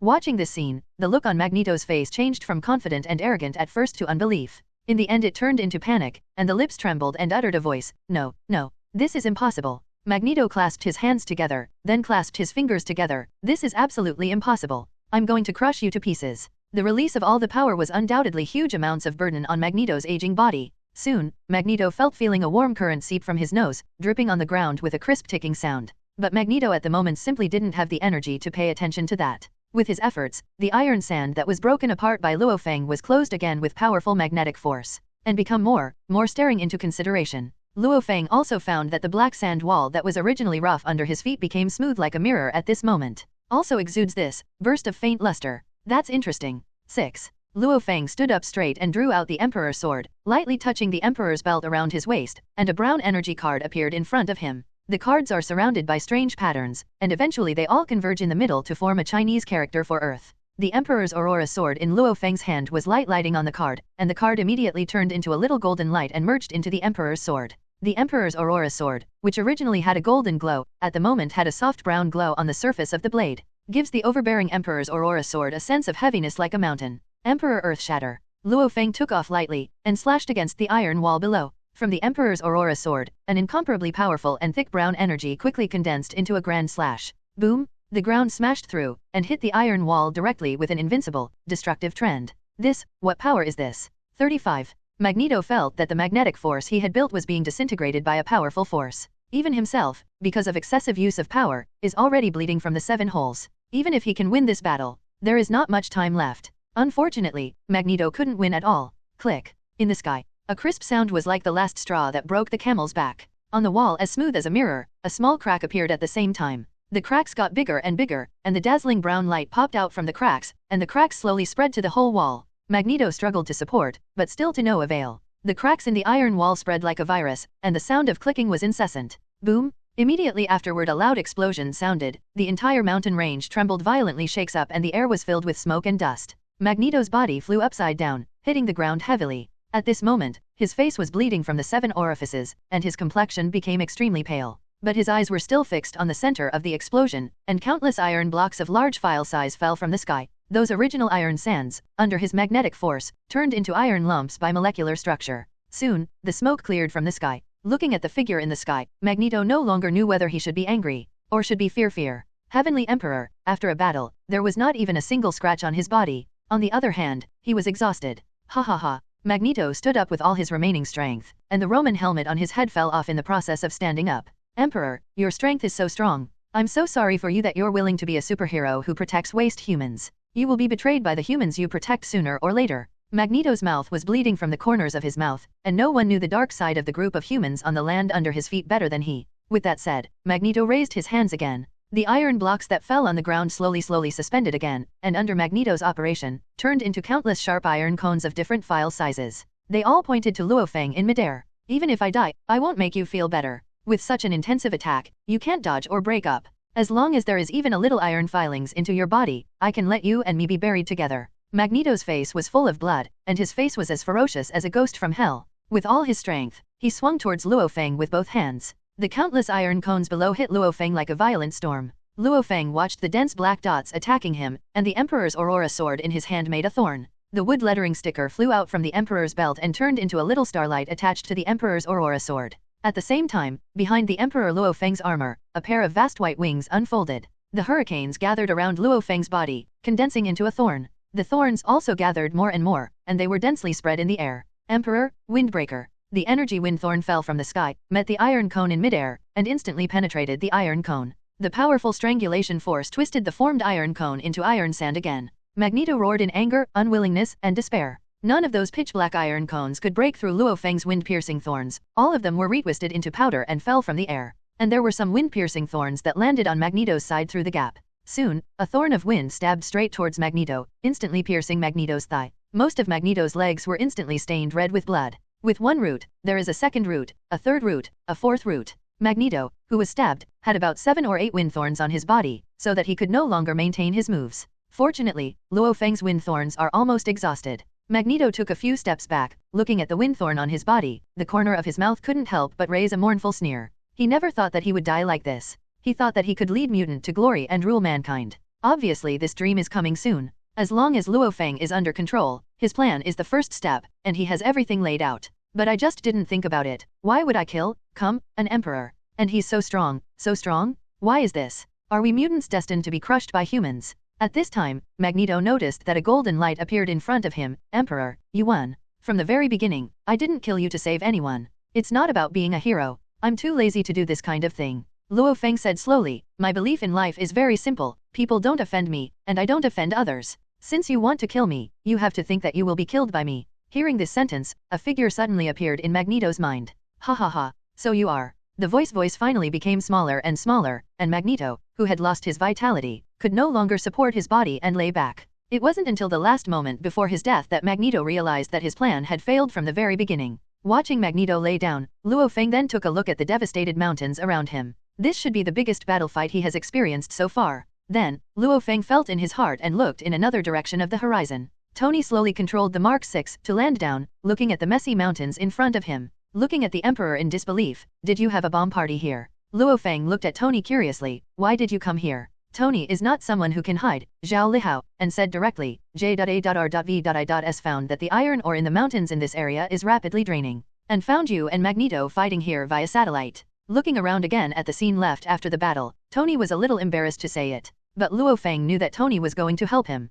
Yes, Tony can handle it. If something happens, he really dares to come together. At this time, Tony took a look and realized that there was actually Magneto's body behind Luo Feng. You killed him. Luo Feng nodded, then said, he wants to kill me, so of course I don't need to keep it. Come on, there's no need to stay here any longer. There should be someone here to collect his body soon. After speaking, Luo Feng disappeared directly in place. Accustomed to Luo Feng's character of coming and going without a trace, Tony put down his hand to say goodbye. Looking at Magneto, who used to be all-powerful on the ground, Tony couldn't help but sighed and flew away. On the S.H.I.E.L.D. mothership, all the agents of S.H.I.E.L.D. stared at the big screen in front of them in a stunned moment. They still don't believe that the battle just now happened in real life. If not seen on S.H.I.E.L.D.'s satellite surveillance, they must be because of what is the new big Hollywood movie word. Hill was the first to recover and called Nick Fury. As soon as the other end of the line connected, Hill said, hey, Magneto is dead.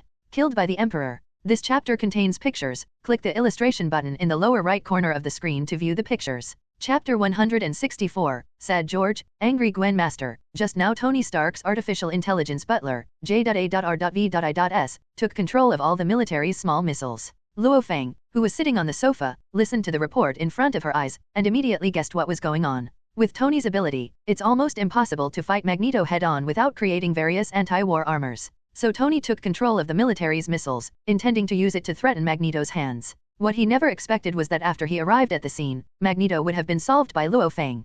Queen, pay attention to the dynamics of those high-level executives next. Magneto is dead, and it's bound to cause quite a stir. Understood, Master. The next morning. What did you say? You almost got killed by Magneto of the Mutant Brotherhood last night. Inside Helen's office. Helen, who was sitting in front of Anna, stood up excitedly, her face full of worry. Anna hurriedly made a booing gesture to Helen. If you are, you shouted so loudly, you are afraid that too few people know about this matter. Helen glanced at the door subconsciously, then lowered her voice and continued to ask, is Magneto really dead? 35. Anna nodded, it should come out soon, although I fell asleep in the car last night and didn't get off. But the act of getting out of the car still woke me up. What I saw through the window was indeed Magneto's body. There was nothing wrong with it. Wait, you just said that Nick Fury has a lot of respect for a soldier. What does that soldier look like? Anna didn't expect Helen to be interested in a soldier next to Nick Fury. Thinking back for a while, he described Roger's appearance to Helen. The more Helen listened, the more frightened she became. Then she got up and walked to her safe and took out a top-secret document. Then he took out a document and walked to Anna.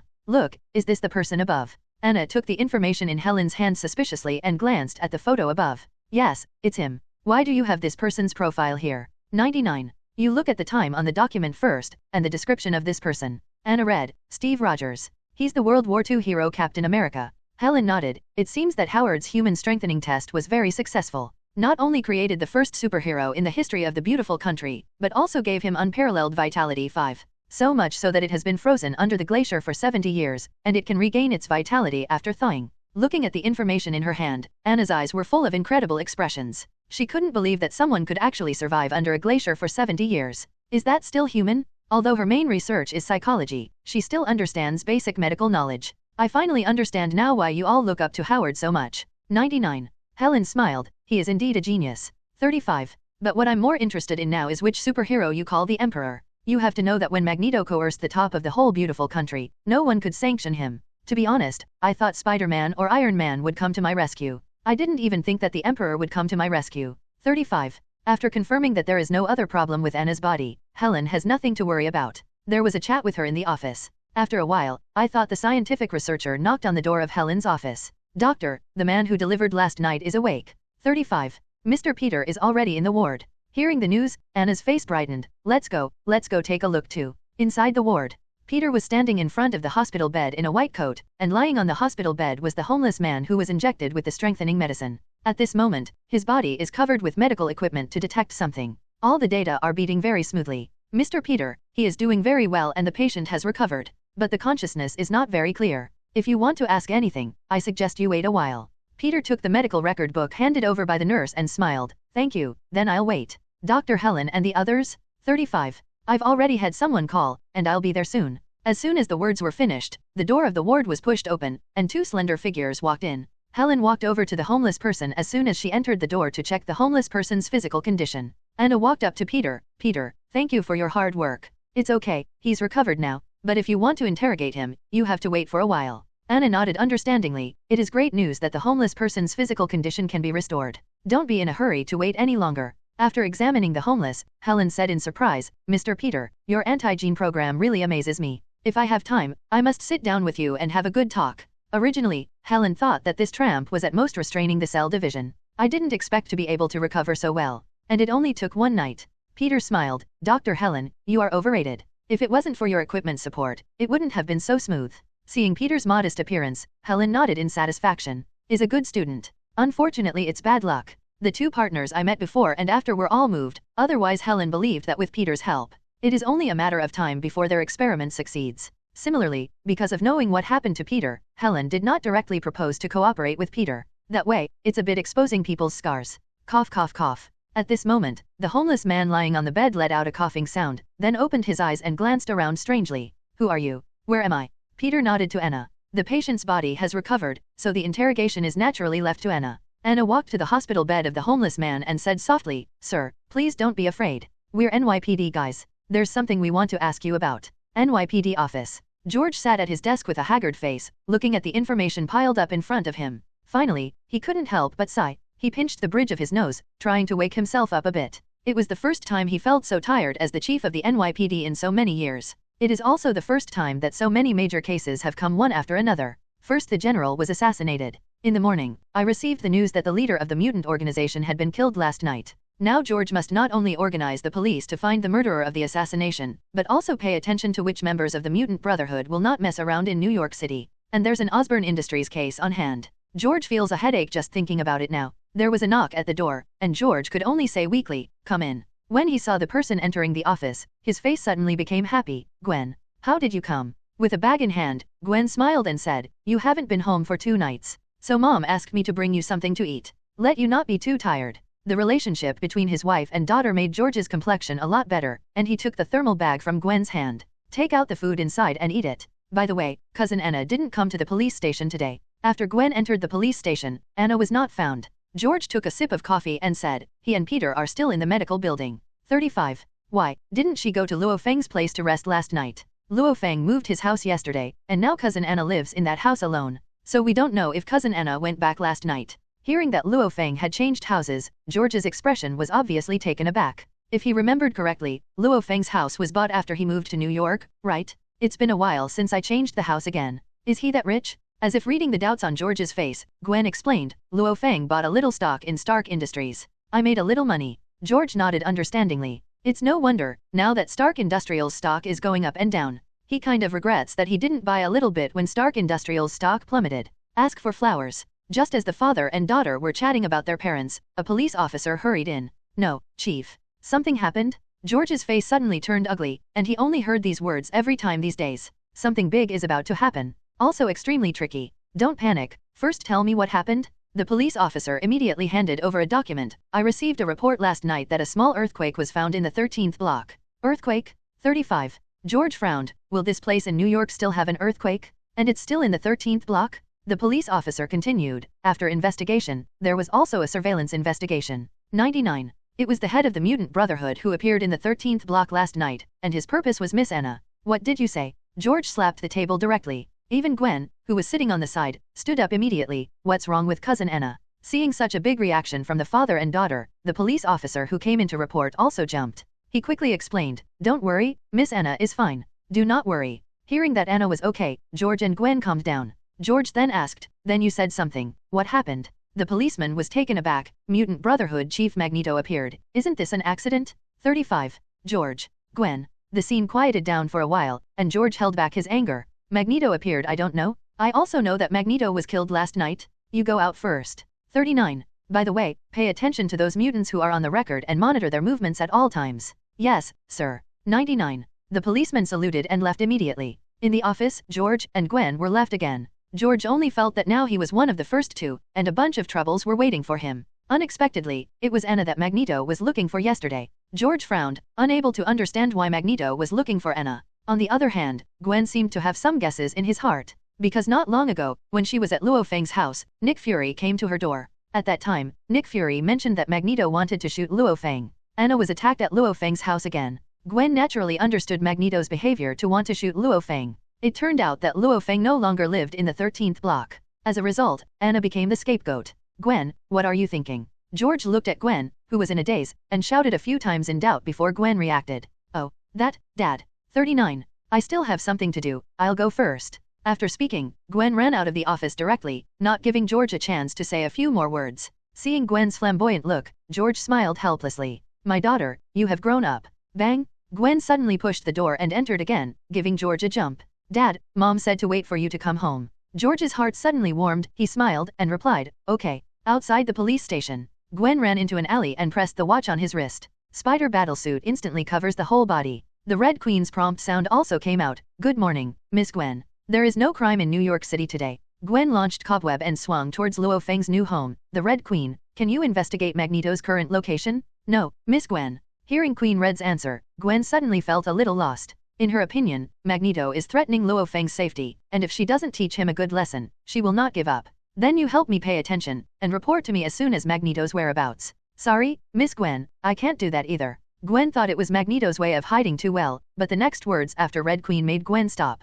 "Because Magneto died last night." 35. "What? Interval Chapter 165 Embarrassing Ebony Ma. Luo Feng, do you know what happened last night? Gwen sat in front of Luo Feng and looked at Luo Feng in surprise. Luo Feng nodded and continued, well, I've known it since Mystique entered the house. Knowing that the Emperor came out later solved Magneto. The Red Queen is also right, she didn't tell me. Seeing Gwen's dissatisfied look, Luo Feng continued to explain, I mean not to tell you after the Red Queen. Did you mean? Gwen looked at Luo Feng in surprise. Luo Feng continued, the ability of mutant Magneto is to manipulate and impart magnetism. Your new battlesuit is made of vibranium, and once you encounter Magneto there is no chance of victory. That's why I told the Red Queen not to tell you. Gwen is not an unreasonable person, knowing that Luo Feng is here for her good. But Gwen thought about it and asked, Luo Feng, if the Emperor Xia didn't show up last night, is cousin Anna in danger? Luo Feng smiled, lightly stretched out his hand and scratched Gwen's straight nose. No, I won't let you and your family suffer any harm. With Luo Feng's words, Gwen was completely relieved. She herself didn't know when it started, and she was full of trust in every word Luo Feng said.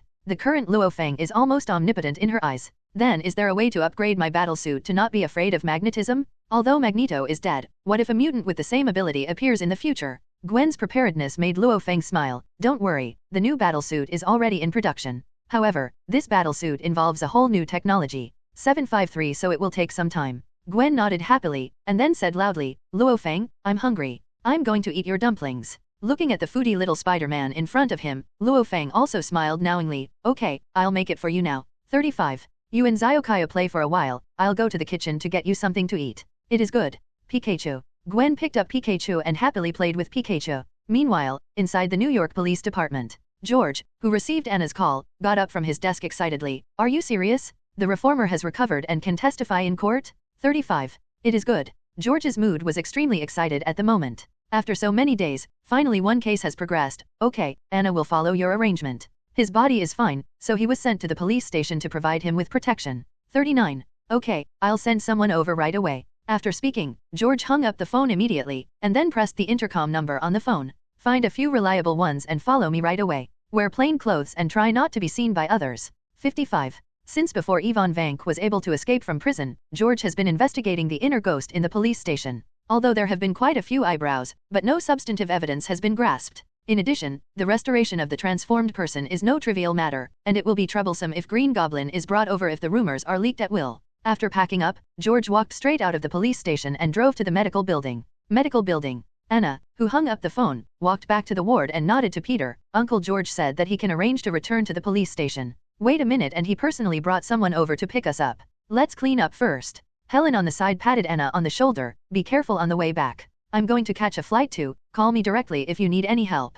I also told the people here that you can always come back to the building and use all the medical equipment. Anna nodded. Thanks, Helen. Peter on the side also thanked Helen. Thank you for your help, Dr. Helen. You're welcome, Peter. Your research has also brought me a lot, and I believe that I will use your research results in the coming days. 99. There will also be a whole new development in my molecular therapy. Good luck, Dr. Helen. Peter said sincerely. Helen glanced at the time and said goodbye to the two in the ward. Not long after Helen left, Anna also glanced at the time, anticipating George's arrival time. Then he said to Peter, Peter, let's get ready for a bit 5. Take John directly to the underground garage then get into Uncle George's car and leave. 55. It's all about preventing John from being discovered by Green Goblin and Osborn Industries. John is the name of a tramp. Anna asked from his mouth after waking up.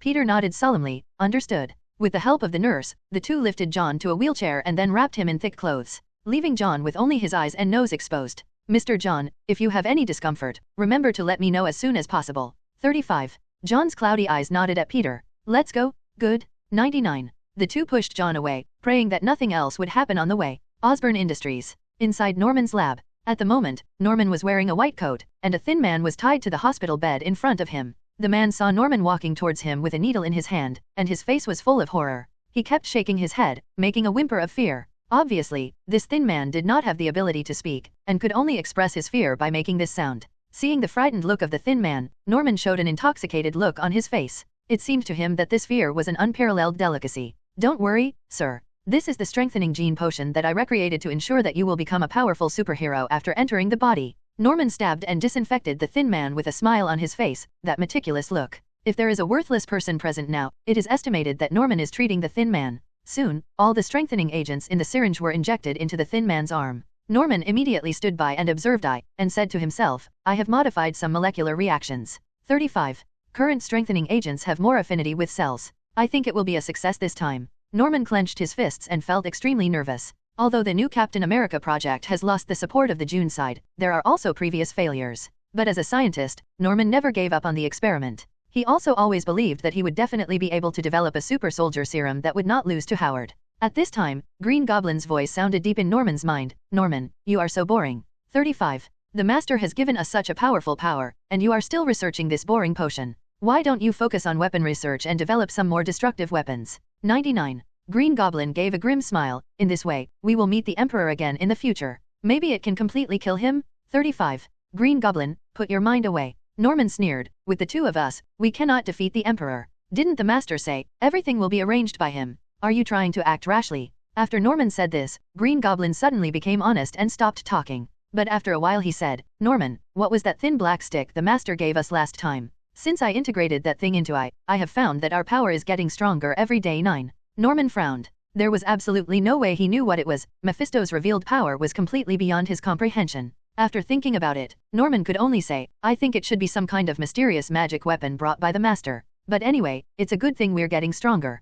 35. When we deal with Emperor Xia in the future, isn't our chance of winning even greater? What? Norman, who was having a spiritual dialogue with Green Goblin, was awakened by a painful scream. I saw the thin man on the hospital bed. At this moment his body muscles were bulging and became extremely strong. At the same time, the blood vessels in his body also burst out as thick as a straw. The whole body was even more red, and the face was full of pain. Save me, save me. What was even more surprising was that, because of the extreme pain, the thin man actually regained the ability to speak, constantly begging Norman to save him. And Norman watched this scene expressionlessly, waiting for the continued response of the strengthening agent. Snapped. A crisp sound came from the man's arm. One of the blood vessels in the arm burst open like a balloon that had been inflated. At the same time, blood spurted out. The sudden change made Norman frown. Immediately after that, there were several cracking sounds, and the entire hospital bed was instantly dyed blood red. The man's body was also drying up quickly, and it turned into a mummified corpse in no time. Norman shook his head, and with a wave of his hand, a green flame enveloped the entire hospital bed and ignited.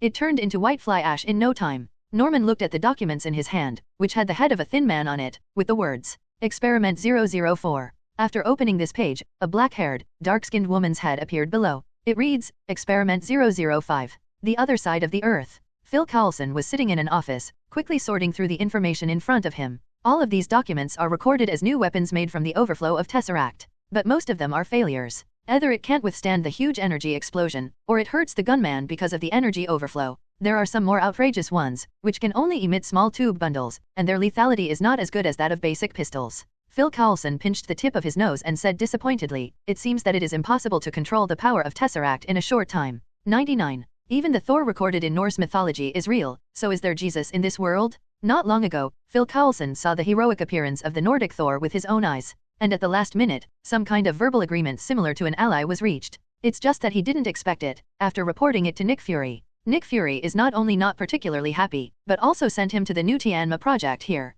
I just want him to supervise the development of new weapons, and to evaluate new weapons when observing the power of new weapons. It is stronger than the Thunderbolt of Nordic Thor. He's still just as suspicious. Phil Coulson said helplessly. At least from his senses, the Nordic Thor named Thor is not a bad guy. Oh no, good God. Just as Phil Coulson was sorting out the information in front of him, his movements suddenly froze. Even the flying insects lingering around the lamp tube, their flapping wings stopped miraculously. And it did not fall, but was frozen in midair. At the door, a female agent holding a cup of coffee kept an action ready to knock on the door. In the corridor, an agent named S.H.I.E.L.D. also maintained a walking motion. The entire test base seemed to be frozen. Only one thing remains active. That is the Tesseract underground, where waves of light blue energy waves spread out from the surface of the Rubik's Cube. At the center of the Tesseract, there is a little deeper blue that flickers on and off like in Roar 1. Now the experimenters keep different movements and are fixed in place. At this moment, a cloud of red mist appeared next to Tesseract and condensed into Mephisto's big face. As soon as Mephisto appeared, he looked at Tesseract in front of 4.6. But his eyes didn't seem to be looking at the Rubik's Cube, but towards the center of the Tesseract. That small flickering spot. Finally got to know you, Space Gem, 35. Mephisto seemed extremely excited with a glance. A small group of weapons grew around her, turning into a small arm. Gently point to the center of the Tesseract. That small piece of flickering light suddenly dimmed, and in Mephisto's palm, a swipe of blue energy appeared. The blue energy is condensed together, like a small stone. This little space power is enough. It's a pity that I can't take you away, otherwise the Sorcerer Supreme will fight with me. However, you will fall into my hands sooner or later. Ha ha ha. With wild laughter, Mephisto left the underground research room and disappeared without a trace. The instant he disappeared, all living creatures in the entire institute resumed their actions. Continue their business. No one noticed anything wrong. And at the moment outside the universe, Ebony Maw muttered something in his mouth. Loki on one side was holding a spiritual scepter in his hand, looking ready to go. Suddenly, Ebony Maw shouted, "Open." The space in front of him is still a piece of darkness. Ebony Maw looked at his hands and shouted again, "Open." Still nothing happened. Loki. Ebony Maw Chapter 166 What is your relationship with the Emperor? In the universe, Ebony Maw stared blankly at the darkness in front of him. How is it different from what you imagined? Originally, he wanted to use the space gem in Tesseract, the activated bit of space teleportation. Teleport Loki to Earth. B. What about the power of space? Ebony Maw was confused. Loki, who had been waiting for a long time, was also blinded. It was agreed to send me to the Earth today, ready to start doing things affairs? Can't you? Loki walked to Ebony Maw's side and asked very directly. Ebony Maw, who was originally unreasonable, lost his temper at this time. He could only underestimate in a low voice, could it be that those Earthlings have mastered how to use Tesseract? Thinking of this possibility, Ebony Maw immediately shook his head, trying to discover the space gem hidden in Tesseract with the current technology of Earth. Almost impossible. Could it be that? Ebony Maw glanced at Loki next to him and asked, "Asgard man, I ask you, is there really no other mission for the sons of Odin to go to Earth? Just for being banished by Odin? What do you mean?" 99. Loki frowned. Thor will be expelled from Asgard. Asgard definitely has little to do with Odin, more is calculated by him, the god of tricks. Ebony Maw didn't hide it, and replied, "Originally, the space gem has been activated. But when I was about to open the space door, that little power suddenly disappeared. I wonder if the son of Odin told the Earthlings how to use the Tesseract." Loki shook his head immediately. No way, if Thor really knows how to use the Tesseract. It's less hesitation when you break Bifrost. Then, Loki looked at Ebony Maw suspiciously. "There's nothing wrong with your magic, so you want to shirk the blame? 06 If that person's plan is delayed, I believe you know better than me what will happen. Asgard, you don't have to tell me that. The king's plan, I promise it will go smoothly." Ebony Maw approached Loki aggressively, saying word by word, "Wait." 35. Asgard people. Then I will continue to wait for you. After speaking, Ebony Maw continued to stand on the edge of the meteorite. His two hands formed a triangle shape, and he muttered words in his mouth. There was a faint smile on the corner of Loki's mouth, and he didn't know what he was thinking about. After glancing at the psychic scepter in his hand, Loki sat aside. "Thor, I will be the new king." 39. Waiting for you on Earth. On the other end of countless light years away, the break of Asgard Bifrost. Thor stood there with a sad look on his face, staring at the black hole below. Beside him, Heimdall stood there like a sculpture, motionless. "Heimdall, where is Loki now?" After watching for a while, Thor asked Heimdall beside him. "Prince, you should know about Loki's ability. It's almost impossible for me to capture his location other than to be sure he's safe and sound." Heimdall really wasn't lying. Be aware that Loki has another name. That is the #1 magician in the 9 realms. Although Loki is not particularly serious, but his magical attainments, in the entire Asgard, only Odin can compete with him. Thinking, it's not a piece of cake to fool Heimdall's eyes. B. On Midgard, 99. Knowing what Thor wanted to ask, Heimdall nodded and said, "Don't worry, she's fine too. Prince, I advise you not to hurry." 39. Although Bifrost can't be repaired, it doesn't mean there is no other way to get to Midgard. 35. What? Thor looked at Heimdall in disbelief. "You mean, except for Bifrost? Is there any other way to get to Midgard?" Heimdall looked at Thor with a burning gaze, and then turned to Thor with a look you know. Thor 1 understood immediately and turned to leave. At the same time, he shouted loudly, "Father! Asgard, Asgard!" Odin, sitting on the throne of the God King, seemed to hear Thor's cry through space. Glancing at the princess beside him, he smiled and said, "He will be back soon. Do you have anything to tell him?" Going to Midgard again, the enemy he will face next is not so simple. The princess beside Odin smiled and said, "The two brothers don't experience these things. The future will not be able to control Asgard, and it will not be able to deal with the disaster that Asgard will face in the future." Having said that, there is still some strange look on the face of the princess. But to train the two of them, to play Midgard for one game, wouldn't it be too much? Odin shook his head. The reason why Midgard will be a battlefield this time is just because they are too greedy. 99. The delusional study of the Tesseract's energy, that kind of thing is not within their grasp. Don't worry, Midgard will get through this. And Thor and Loki will be back with us again. Listening to Odin's explanation, the princess nodded understandingly. After a while, Thor ran in excitedly and gave Odin a respectful salute. "Father? Mother?" Under Odin's signal, the princess got up and returned to the bedroom, leaving only Odin and Thor in the entire Asgard hall. "Thor, what do you want from me?" Thor asked directly. "Father, I would like to know how else can I get to Midgard." 5. I want to go back to Midgard and take a look. I'll be right back to Asgard after reading this. As if afraid of Odin's disagreement, Thor gave himself a bargaining chip to go to Earth. Odin pretended to be hesitant and silent for a while, and then said with a serious expression, "It's not impossible for me to go to Earth." Hearing Odin's affirmative answer, Thor suddenly smiled. "Really, father? After Odin continued, "But it takes time to prepare." 35. Using dark magic to drive dark energy can teleport you to Earth, but it's a one-way transmission. 5. When you get to Earth, you have to collect dark energy yourself to return to Asgard. Father, how long does it take to prepare? One-way transmission?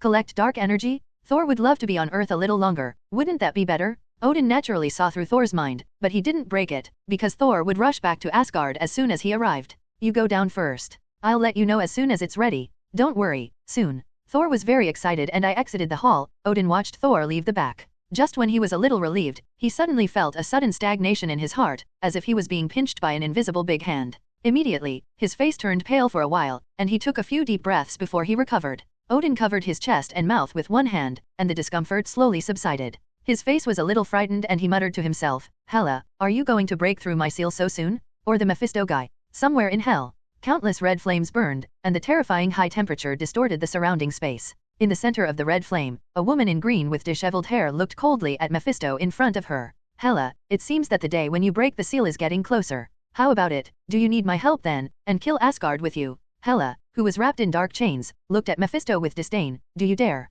If you hadn't begged me, you wouldn't have dared to step into Odin's sealed land in Hell. 5. The Lord of Hell, don't you think it's funny? Ha ha ha." Hela's laughter filled the entire sealed land. In the face of Hela's ridicule, Mephisto, who has a very bad temper, just behaved a little unhappy. Dare not refute anything. Others may not know who Hela is, but Mephisto is very clear. The woman in front of her who looked very embarrassed was an out-and-out killing god. Asgard, goddess of death, Hela, daughter of Odin. When Odin fought against the giants of Jotunheim clan, without her, the only person who would lose would be Odin. Later, I don't know what happened to Odin, and he thought Hela was too murderous and exiled him. During the period, Odin led the most elite combat unit Valkyrie to capture Hela together. The end result is that Odin tried his best to seal Hela in hell, and the Valkyrie force that once swept the 9 worlds. All destroyed? No life left? Even if Hela is now sealed, Mephisto does not dare to act rashly. Provoking Odin is a small matter. If you accidentally release one to this killing god, then it will be a big deal. Hela, don't forget our deal. I loosened the seal of Odin for you, and you lent your power to my slave.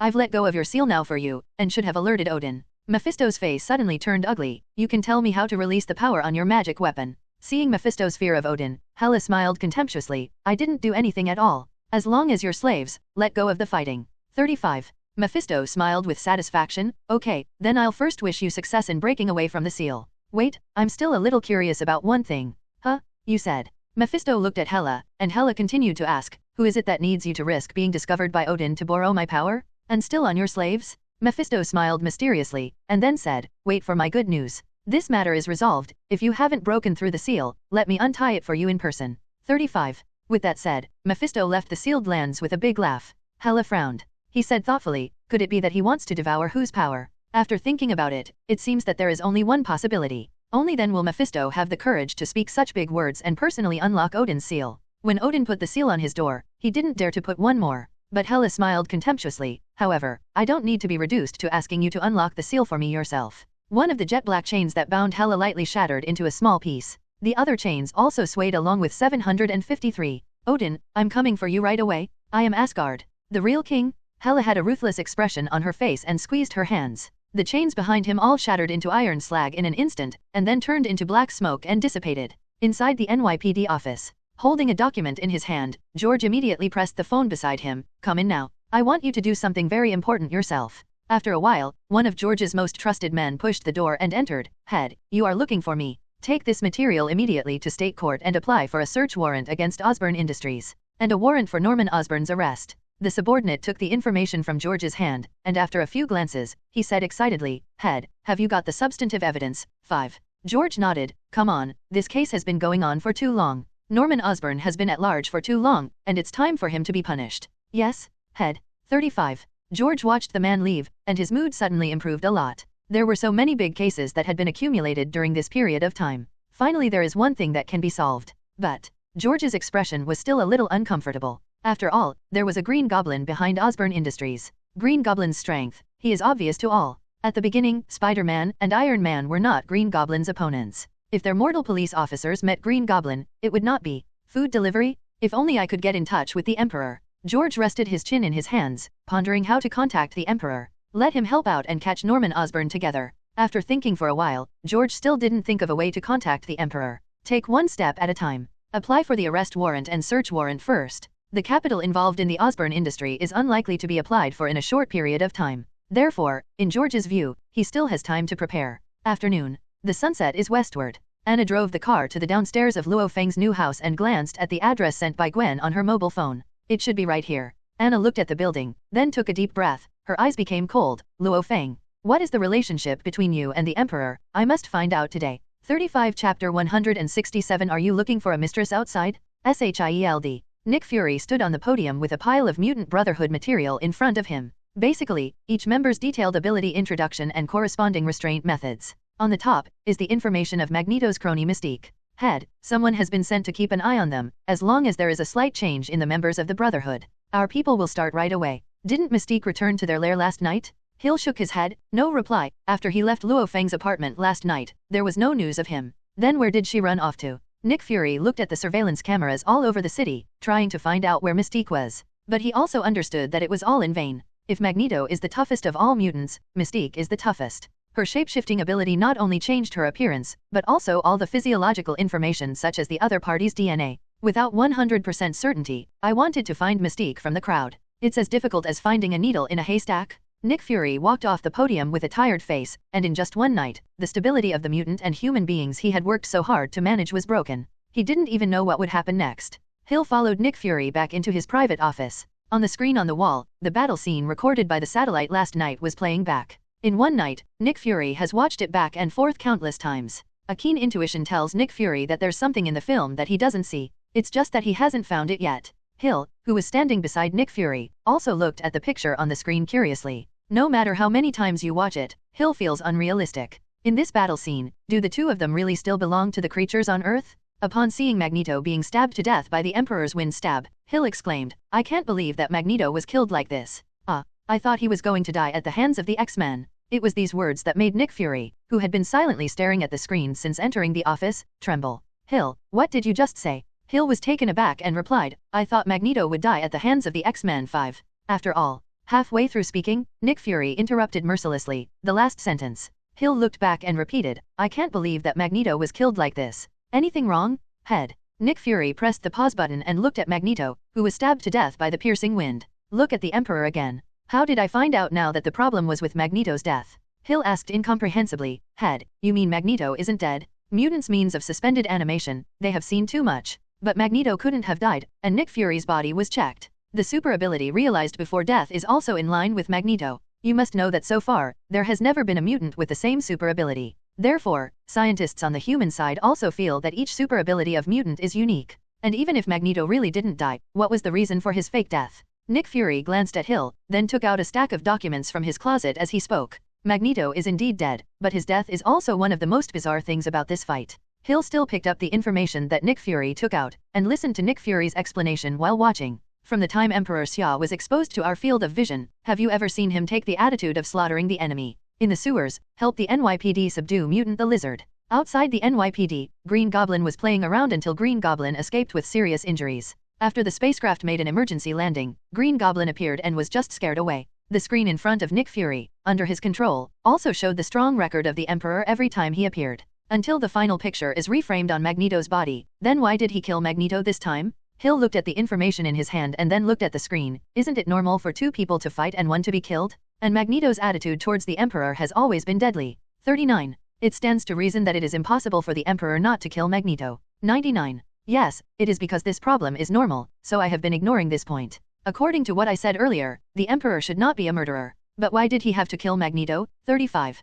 After Nick Fury's explanation, Hill gradually realized that something was wrong. She was the one who had witnessed everything, and the Emperor had been around the apartment since Magneto entered the apartment. Hey, you mean the Emperor and Magneto? Maybe there's something else we don't know about. Nick Fury nodded, then added, not Magneto, but the Emperor? Call someone to investigate immediately. Who has Magneto offended recently? Even if he accidentally bumped into someone on the road, let me find out. After speaking, he looked at the Emperor on the screen. Maybe, we will know the real face of this powerful Emperor right away. 99. In Nick Fury's view, there is only one possibility for the Emperor to kill Magneto. That's the Emperor that Magneto offended first. It's not a day or two that mutant looks down on humans, especially a racial fanatic like Magneto. In Magneto's eyes, ordinary humans are no different from ants. Anyone who dares to offend him, or make him look uncomfortable, can kill them directly. Therefore, according to Nick Fury's analysis, it must be someone who offended Magneto's defiant attitude. And the person offending might be the Emperor himself? It hasn't been a long time since the Kingsman appeared in New York, so Nick Fury asked Hill to check from the nearest time. Hill on the side was stunned after receiving Nick Fury's order. Why don't you check it out? What are you doing here? Hill replied, hey, I don't think I need to check. 39. I know who you're looking for. Nick Fury looked at Hill, and what Hill said next made Nick Fury roar's breath quicker. According to the time node from the appearance of Emperor Xia to the present, the only person Magneto has offended, or is about to offend, is the only one, Luo Feng. Hearing Luo Feng's name again made Nick Fury's pupils tremble, recalling the last time he went to Luo Feng's house. At that time Nick Fury used the protection of Luo Feng as a bargaining chip and let him join SHIELD. But he did not expect that under the pressure of Mutant Brotherhood, Luo Feng not only refused his invitation, he also looked down on the Mutant Brotherhood. At that time, Nick Fury thought Luo Feng was arrogant and pretentious, and sooner or later, the Mutant Brotherhood gave him a hard lesson, then crying and pleading for his protection. But now, if Luo Feng is the Emperor, then his attitude of not being afraid of Mutant Brotherhood is not only very reasonable, even a little humble. So then, Nick Fury's face turned even darker. In this way, isn't Joker the only one himself? Hill, fully investigate Luo Feng's background and where Magneto was when he died. 99. However, how much you pay, you have to check it for me? Understood. Head. Hill left the office, and Nick Fury put on his leather jacket after some thought.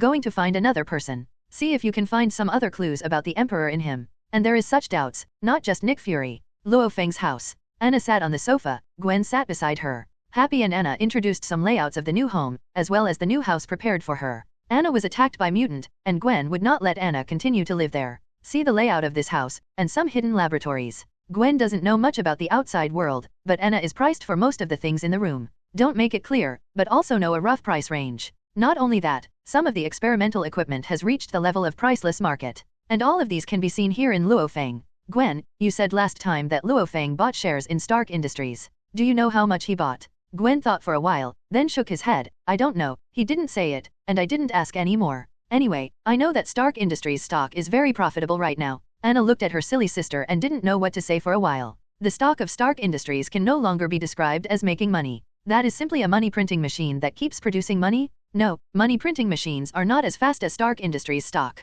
Gwen didn't know, but Anna realized that the shares of Stark Industries held by Luo Feng were definitely not a small amount. Luo Feng's current worth and assets have already surpassed most of the rich. Cousin Anna, let me introduce you to someone you knew before. Anna looked at Gwen suspiciously. Gwen let go of Anna's hand, walked to the side and said, Red Queen, make a move with Cousin Anna roar. The Red Queen's body immediately projected and stood in front of Anna. Hello, Miss Anna. I'm the AI housekeeper of this house, the Red Queen. We've met before. 35. Looking at the Red Queen projected in front of her eyes, Anna was even more shocked. This is the AI that was in the computer before. Has Luo Feng's AI smart housekeeper only reached this level? Gwen nodded. Yes, she's part of the family now. You can ask her anything you don't understand.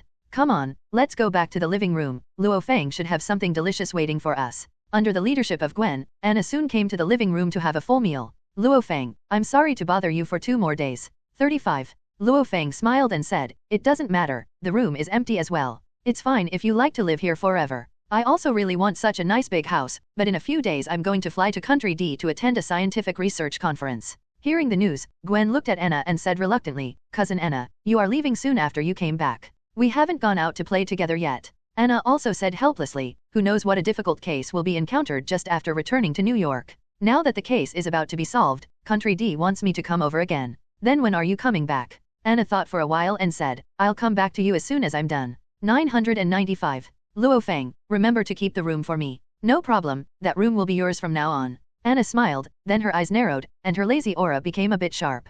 Gwen, who had a keen perception on the side, immediately asked, What's the matter, Cousin Anna? Anna ignored Gwen, but looked at Luo Feng who was on the side. Luo Feng, there is something I want to ask you. Facing the change in Anna's momentum, Zhao Lihao, Luo Feng smiled lightly. You ask. Gwen had seen Anna in this state, which only appeared during the trial of prisoners. But now the object of interrogation is Luo Feng. Did Pikachu get discovered? Or was his Spider-Man's secret discovered by Anna's keen observation? Then confronted Luo Feng? Suddenly, Gwen leaned on Luo Feng's side with a guilty conscience. Cousin Anna, what happened? Why do you suddenly become so serious? Gwen maintained Luo Feng's appearance, which made Anna couldn't help but smile and said, Don't worry, Gwen. 99. My next question will be of interest to you as well. Then Gwen looked at Luo Feng curiously, and asked cautiously, Luo Feng, are you looking for a mistress outside? As soon as the words came out, Anna's finely condensed momentum suddenly vented, and the scene was a little embarrassing for a while. Anna. Luo Feng. The eyes of the two of them looked strangely at Gwen at the same time. Is this the bad thing you understand?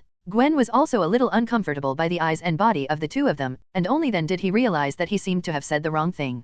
####. I mean, is 35. Luo Feng, did he do something bad outside to make you do this, Cousin Anna? Gwen lowered his head in disbelief. The two fingers clicked together awkwardly. Anna held her forehead helplessly, and suddenly asked Luo Feng very directly, Luo Feng, what's your relationship with the Emperor? Chapter 168 I am not interested in money. The Emperor, 9. Hearing Anna's question, Gwen also looked at Luo Feng blankly. In her impression, Luo Feng was at home every time Emperor Xia appeared. And every time she told Luo Feng about Emperor Xia, in Gwen's opinion, the only point of intersection between Luo Feng and Emperor Xia is her. Why does Anna ask such a question? Luo Feng also pretended to be stunned, and looked at Anna suspiciously. Cousin Anna. Who is the Emperor you speak of? A new superhero? At present, Emperor Xia has not been completely exposed to the public eye, and those who know the existence of Emperor Xia are basically some high-level institutions. So Luo Feng just pretended not to know Emperor Xia. Such a reaction also surprised Anna. She originally thought that Luo Feng would deny her relationship with the Emperor Xia.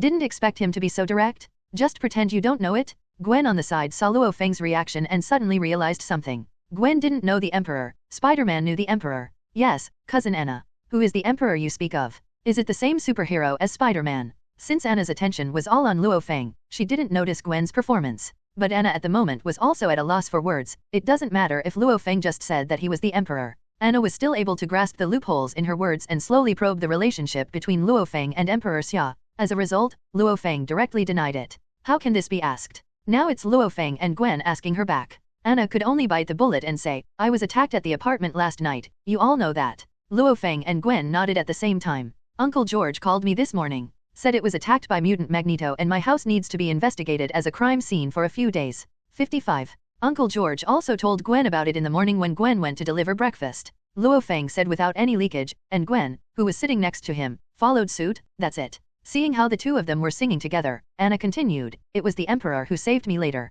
The Emperor can appear near your house so quickly. 770. So I thought you had something to do with the Emperor. Anna didn't say the real reason why Magneto attacked her and she suspected Luo Feng. For the superhero who saved her twice, Anna found herself ignorant of him. So early this morning, I started using my network to investigate the Emperor. And Magneto. Wait until the afternoon to get all the information. Anna found one of the very suspicious points, that is, Magneto made all arrangements for Luo Feng before his death. As a result, he was killed by the Emperor Xia at the very beginning. The keen sixth sense she has cultivated in solving cases over the years tells her that there must be some kind of special connection between Luo Feng and Emperor Xia, but Anna couldn't find any other evidence, so she simply asked straight to the point. Unfortunately, nothing was asked. In Gwen's opinion, Anna will be attacked by Magneto. Maybe it was the revenge of a previous case, or maybe it was the fear of Anna's investigation ability. Maybe the Emperor happened to be passing by. New York City is that big after all. Although Luo Feng said this, in his heart, he not only admired Anna's ability to investigate and reason. Just based on some cobweb horse tracks, it can be inferred that the Emperor has a relationship with himself.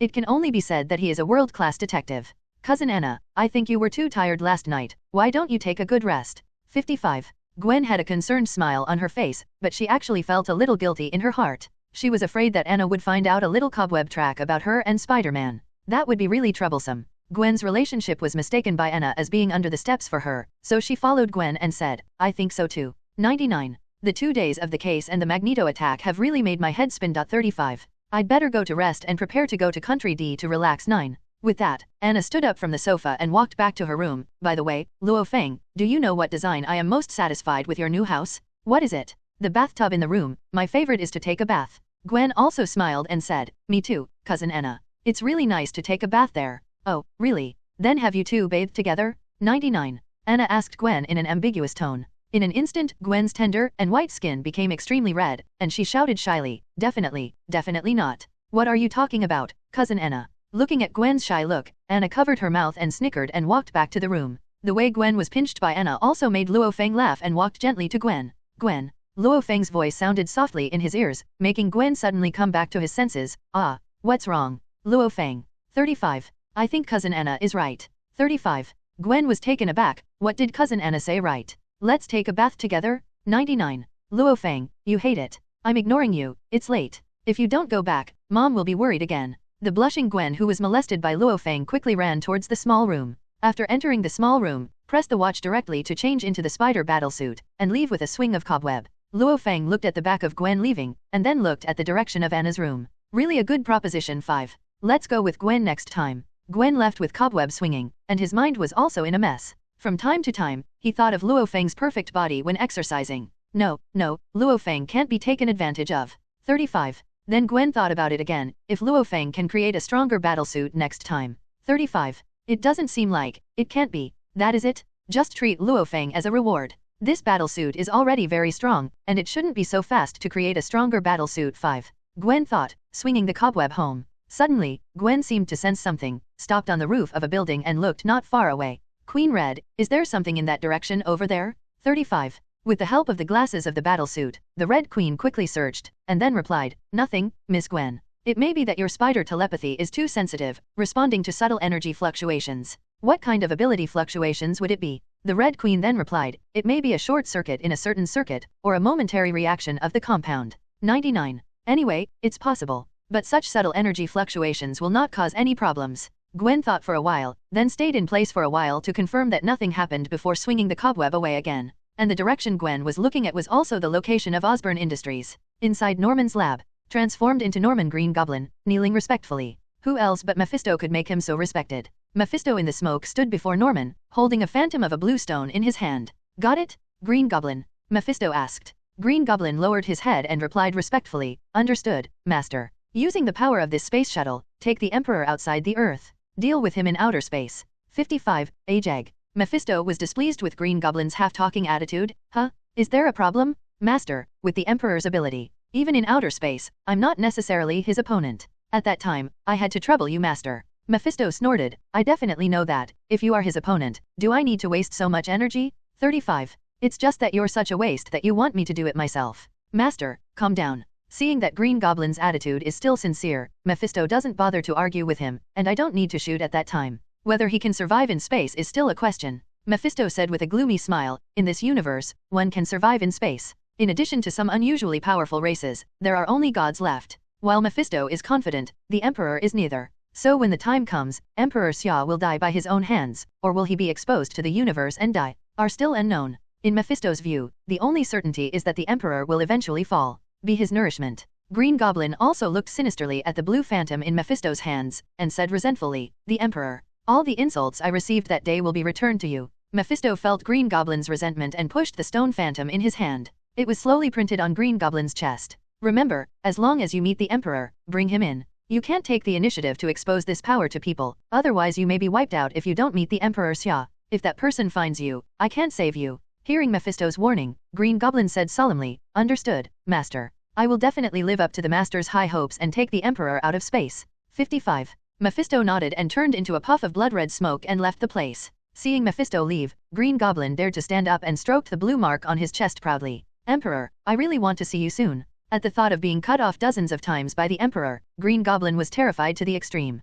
But now with the new power given by Mephisto, the fear in Green Goblin's heart was temporarily suppressed. I even wanted to see the Emperor Xia earlier. The next morning, Luo Feng's house. Anna was in a good mood eating breakfast. It was also rare to get a good night's sleep last night, and I slept directly until dawn, and then I had a delicious breakfast to enjoy. At this moment, Anna also understood why Gwen often ran this way. Living here in Luo Feng is simply a kind of enjoyment of life. If it weren't for the fact that she still had a lot of things to deal with, she would have wanted to stay with Luo Feng for a long time. If nothing else, Luo Feng's cooking skills have nothing to say. Luo Feng, let's discuss something. Luo Feng, who was also eating breakfast, didn't know what else Anna wanted to do, and replied, Cousin Anna, just tell me. 99. That's right, I'll come to live directly with you when I go back to New York. Definitely, I don't eat for nothing. I will pay you the rent in units of years in the future. How about it? Anna looked at Luo Feng expectantly, hoping to get Luo Feng's nod. Luo Feng smiled, then how much does Cousin Anna plan to give me at one time? Anna thought for a while, then stretched out her finger and pointed out a 1, and said, 1 year, I will pay you $10,000. How about it? Make a deal. Luo Feng reached out and held Anna's hand. For a moment, Anna felt like she was being pitied by Luo Feng, but when she thought of that luxurious room, delicious 3 meals, also, the warmth in Luo Feng's palm at the moment, Anna pulled her hand back without leaving a trace and said happily, then we're done. 35. After I go back to New York, you drive to the airport to pick me up. That room is mine. Luo Feng said, in the agreement we just made, it seems that there is no such thing as picking up people. 35. 10,000 USD? Big brother. It's not big money for you, it's not small for me. I booked a more luxurious hotel with pickup service. Luo Feng nodded, as if to make sense. Okay, I'll pick you up when I'm free. I don't have time, I'll let the Red Queen pick you up. The Red Queen? She can drive too. Anna looked at the corner of the table, and the projection of the Red Queen was also projected at the same time and explained, I can directly control the owner's car system to achieve the effect of unmanned driving. The intelligence level of the Red Queen refreshed Anna's cognition once again. Luo Feng, do you really have no intention of releasing the source code of the Red Queen to the public? With such an intelligent artificial AI, I can assure you that there may be only one Red Queen in the world. 35. That way, every day you sit at home, you have a constant flow of money going into your pocket. Luo Feng thought about it. Even if he didn't publish the source code of the Red Queen, money would be constantly going into his pocket. Why do it multiple times? But in order to convince Anna, Luo Feng remembered a pretentious remark made by a rich man surnamed Ma in his previous life. After wiping his mouth, Luo Feng said with a smile, your proposal is very good and very touching. Anna took it for granted, and nodded proudly. As a psychologist, she believes that her grasp of human nature is very accurate. Who doesn't love money? But I am, to be honest, not interested in money. To be continued. Chapter 169 Loki comes to the Earth, the war will start. Inside SHIELD. In front of Nick Fury is a lot of information. All of these data were collected by Nick Fury and asked Hill to collect all the data about Luo Feng. And when Magneto was killed by Emperor Xia, according to surveillance, Luo Feng didn't come out after returning home during that time. Nick Fury pressed the bridge of his nose wearily. In order to find out the identity of the Emperor, he even went to find Tony yesterday. But still nothing. Tony also didn't know who the Emperor's true identity was. Luo Feng, are you really the Emperor's man? On the desktop, photos of Luo Feng are scattered, and there are people of all ages. It's not that Nick Fury doesn't want to believe the fact that Luo Feng is the Emperor, but that he can't accept it. You must know that not long ago, he had a little conflict with Luo Feng. If Luo Feng is the Emperor's hero, it is self-evident that it is difficult to recruit him into Avengers. And for now, the Mutant Brotherhood's problems aren't resolved. Mystique's whereabouts are unknown. Only at this time will Nick Fury feel that the position of S.H.I.E.L.D. director is difficult. Previously the whole of New York was under his balance, although conflicts were frequent. But overall, the balance has been maintained, and since the death of Kim and the thorny things have happened one after another, that's when Nick Fury was struggling with what to do next. There was a rush of footsteps at the door, making Nick Fury frown. Immediately afterwards, the door of the office was pushed open by Hill, and he said anxiously, Head, there is a problem with the new Tianma project. Hearing Hill's report, Nick Fury's already restless expression turned even more ugly. Is this the so-called misfortune? Although countless alpacas flew by at the moment, Nick Fury remained calm and asked, what happened over there? Dr. Selvig's research today would have been business as usual. But strangely, the Tesseract's energy suddenly rioted. According to the data detected by Dr. Selvig, if not stopped in time. Hill paused and said solemnly, the entire experimental base may be submerged under the energy riot of Tesseract. After hearing Hill's report, Nick Fury stood up immediately. Prepare the helicopter, we'll go straight over. Let Phil Coulson and Barton wait for me. Everyone else gets out first? Understood, Head. Under Hill's order, the two immediately departed by helicopter on the deck of the Aegis mothership. Along the way, Nick Fury said nothing, stared out the helicopter, wondering what he was thinking. At the same time, beyond the distant universe, Ebony Maw faced the dark universe in front of him, palms outstretched, a smile on his wrinkled face. The next moment, a cloud of smoke mixed with blue energy flow appeared out of thin air in front of him, and it's slowly getting bigger. Seeing this scene, Loki stood up excitedly from the meteorite and asked, did you succeed? Definitely, Asgard. Now as long as the energy of the space gem in Tesseract accumulates to a certain level, the space gate to Earth will open. How long will that take? Loki looked at Ebony Maw impatiently. However, after meeting Ebony Maw's murderous eyes, Loki wisely withdrew his gaze. Ebony Maw suddenly snorted, Asgard people, figure out your position. You are just a loser in the battle for the throne, our king pity you and let you conquer this weak little planet. Let you be king on it. Listening to Ebony Maw's words, although Loki was very dissatisfied, he still lowered his head and did not dare to say anything more. It was also this attitude that made Ebony Maw very satisfied and continued, remember, even if you become the king of the earth, you are with us, still the loser of Asgard. Ebony Maw's body rose into the air, and a grey remote control-shaped thing floated over not far from the palm of his hand. Slowly fly towards Loki. This is the control center of the Chitauri fleet, and with him you can mobilize the entire Chitauri army. 35. The space coordinates are also in it. Use Tesseract to open the space channel and conquer the Earth with Kitarui. 95. Ebony Maw's voice got farther and farther away, until Loki grabbed the control center when it disappeared. Although he looked at the direction where Ebony Maw left with a look of resentment, he said to himself, one day, you must also submit to my feet. holding the control center of the Chidori Legion in one hand, and the mind meditation staff in the other. Loki looked at the growing space door. The dissatisfaction on his face gradually turned into excitement. Thor, the Earth you've been thinking about. It will soon be my kingdom. And that woman, I will also deliver her head to you personally. At the space door, there was a burst of crackling sounds. Accompanied by this sound, the space door also quickly expanded to the height of one person. Loki jumped into it without hesitation. In the distance, Ebony Maw, who was floating away, also felt Loki's departure, and turned his head to look in Loki's direction. Then he snorted coldly and continued to hover in the original direction. Soon, Ebony Maw came to a huge amount of the throne and saluted gently. King, that Asgard man has gone to Earth. I believe that with the help of the Chidori Legion, it will soon be conquered there. There will be 3 infinite gems in our territory by then. On the throne, a huge amount of figure revealed with one hand, and his eyes slowly opened after listening to Ebony Maw's report. In the pitch-dark environment, a pair of purple eyes exudes this faint fluorescence. It doesn't matter, just let him go to explore the foundation of the Earth first. Is there Gamera's whereabouts? Ebony Maw bowed his head in shame and replied, Miss Gamera, I haven't found it yet. But I think it should be soon.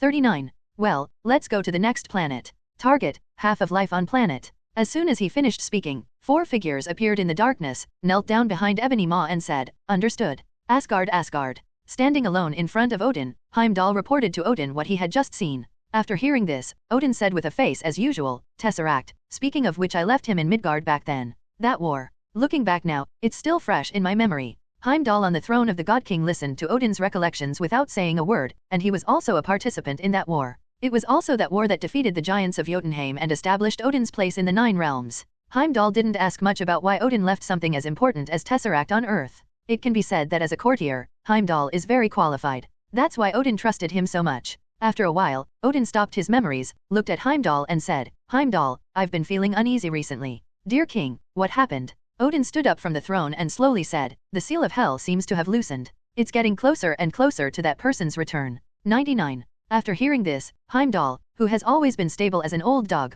also changed his face. Wang, your seal will not last for a while. 99. At least wait for Prince Thor to grow up. Odin shook his head and continued, it's not sure yet, but it's just right. Loki is also on Earth now. Thor is definitely going to stop him and let them 2 brothers go and test their sister first. Heimdall raised the great sword in his hand, and a colorful ability lingered around the sword. Dark energy has gathered. Teleport Prince Thor to Earth at any time. 35. Don't worry, let's see if the Earthlings can deal with Loki. My little son is not weak at all. Odin's eyes were deep, looking at the Milky Way in the sky. His eyes seemed to have spanned countless distances. Saw what was happening on Earth. Inside the underground laboratory of the new Tianma project. Hawkeye walked beside Nick Fury, and the 2 listened to Dr. Selvig's report together. Anyway, the Tesseract's energy is now out of control, and a new wormhole seems to be forming. No. Selvig thought for a while, and then added, it's more like opening a door. Door. Nick Fury's brows furrowed, and he continued, space-spanning technology, isn't that one of the directions I've asked you to research? 5. Isn't the Tianma project started to study this? Back then, the purpose of the Pegasus project was to develop a light-speed curvature engine through Tesseract, in order to achieve the purpose of interstellar travel. However, those plans ended in failure in the end, and as a result, a powerful and incomparable was born. The strongest superhero in Nick Fury's heart. Now that Selvig has developed this technology again, the excitement in my heart is self-evident. Selvig looked at Nick Fury, but that's not what we started with. So he suddenly has such energy fluctuations now, which is the most terrifying. What's so scary, isn't it just opening a door? If we can master this technology, it will be for S.H.I.E.L.D, the whole beautiful country, the whole world. You can't do without. 0. Nick Fury drew a pie at Selvig, but in return Selvig gave a disdainful smile. This technology has really been researched, and it is not clear whether it can contribute to the whole world without Selvig. But for the beautiful country, it is tantamount to adding another technological means to control the world. This is exactly what the beautiful country has been doing now. With its strong technological strength, it constantly bullies weak countries. Okay, I'm not a fledgling child anymore, so I don't have to draw a pie for me here. 35. Evacuate everyone from the experimental base first, in case Tesseract's power is uncontrollable. No, doctor. I don't think it's a problem, maybe this is the true ability of Tesseract. Nick Fury ruthlessly interrupts Selvig. At this time, Hawkeye, who had been silent all along, said sharply, Fury, have you ever thought about another thing? Selvig and Nick Fury, who were arguing, rarely heard Hawkeye's opinion, and the 2 looked at Hawkeye together. What are you trying to say? Barton 9. Hawkeye looked at the Tesseract, which had become darker in color, and said mysteriously, the door, there are 2 sides.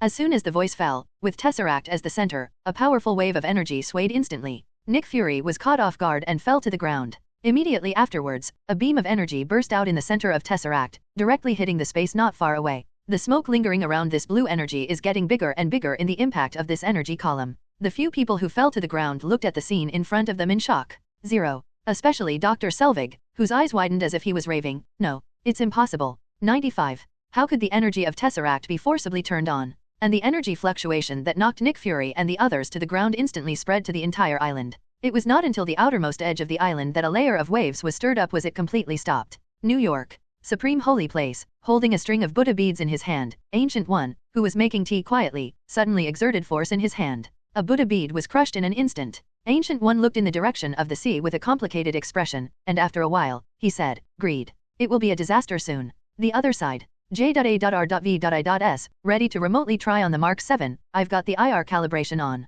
Are you ready? Tony had infrared calibrators on his left and right wrists, and raised his hands slightly, waiting for Mark 7 to fly over and fuse with him. But J.A.R.V.I.S did not respond to him. J.A.R.V.I.S. Tony called out tentatively, but still got no response from JARVIS. Okay, I don't think you have some inexplicable bug, right? No, sir. I detected a strange energy fluctuation just now, so I immediately started searching for the exact location. 99. Hearing J.A.R.V.I.'s explanation, Tony also asked curiously, what is the energy fluctuation? 99. It's more important than me trying on a Mark 7. J.A.R.V.I.'s replied, not sure, sir. However, in terms of the wavelength of energy fluctuations, it is very similar to the new element arc nuclear reactor on your chest. 99. This time, even Tony was a little uneasy. What? Have you found the exact location? JARVIS seemed a little disappointed and said, no, sir. It appears to be somewhere that is shielded from the outside world 5. So I can't find it in a short time.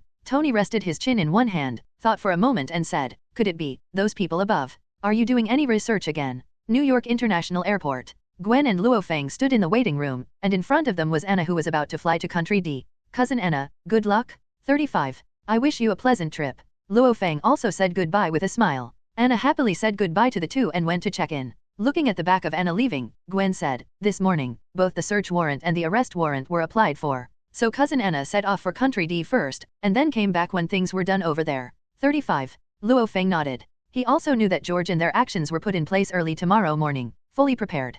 Put the entire Osborne industry in one go. Luo Feng, do you want me to help Dad and the others tomorrow? If they meet that green goblin again, Dad and the others may not be rivals. Luo Feng nodded. Well, let's go. But you have to pay attention to safety.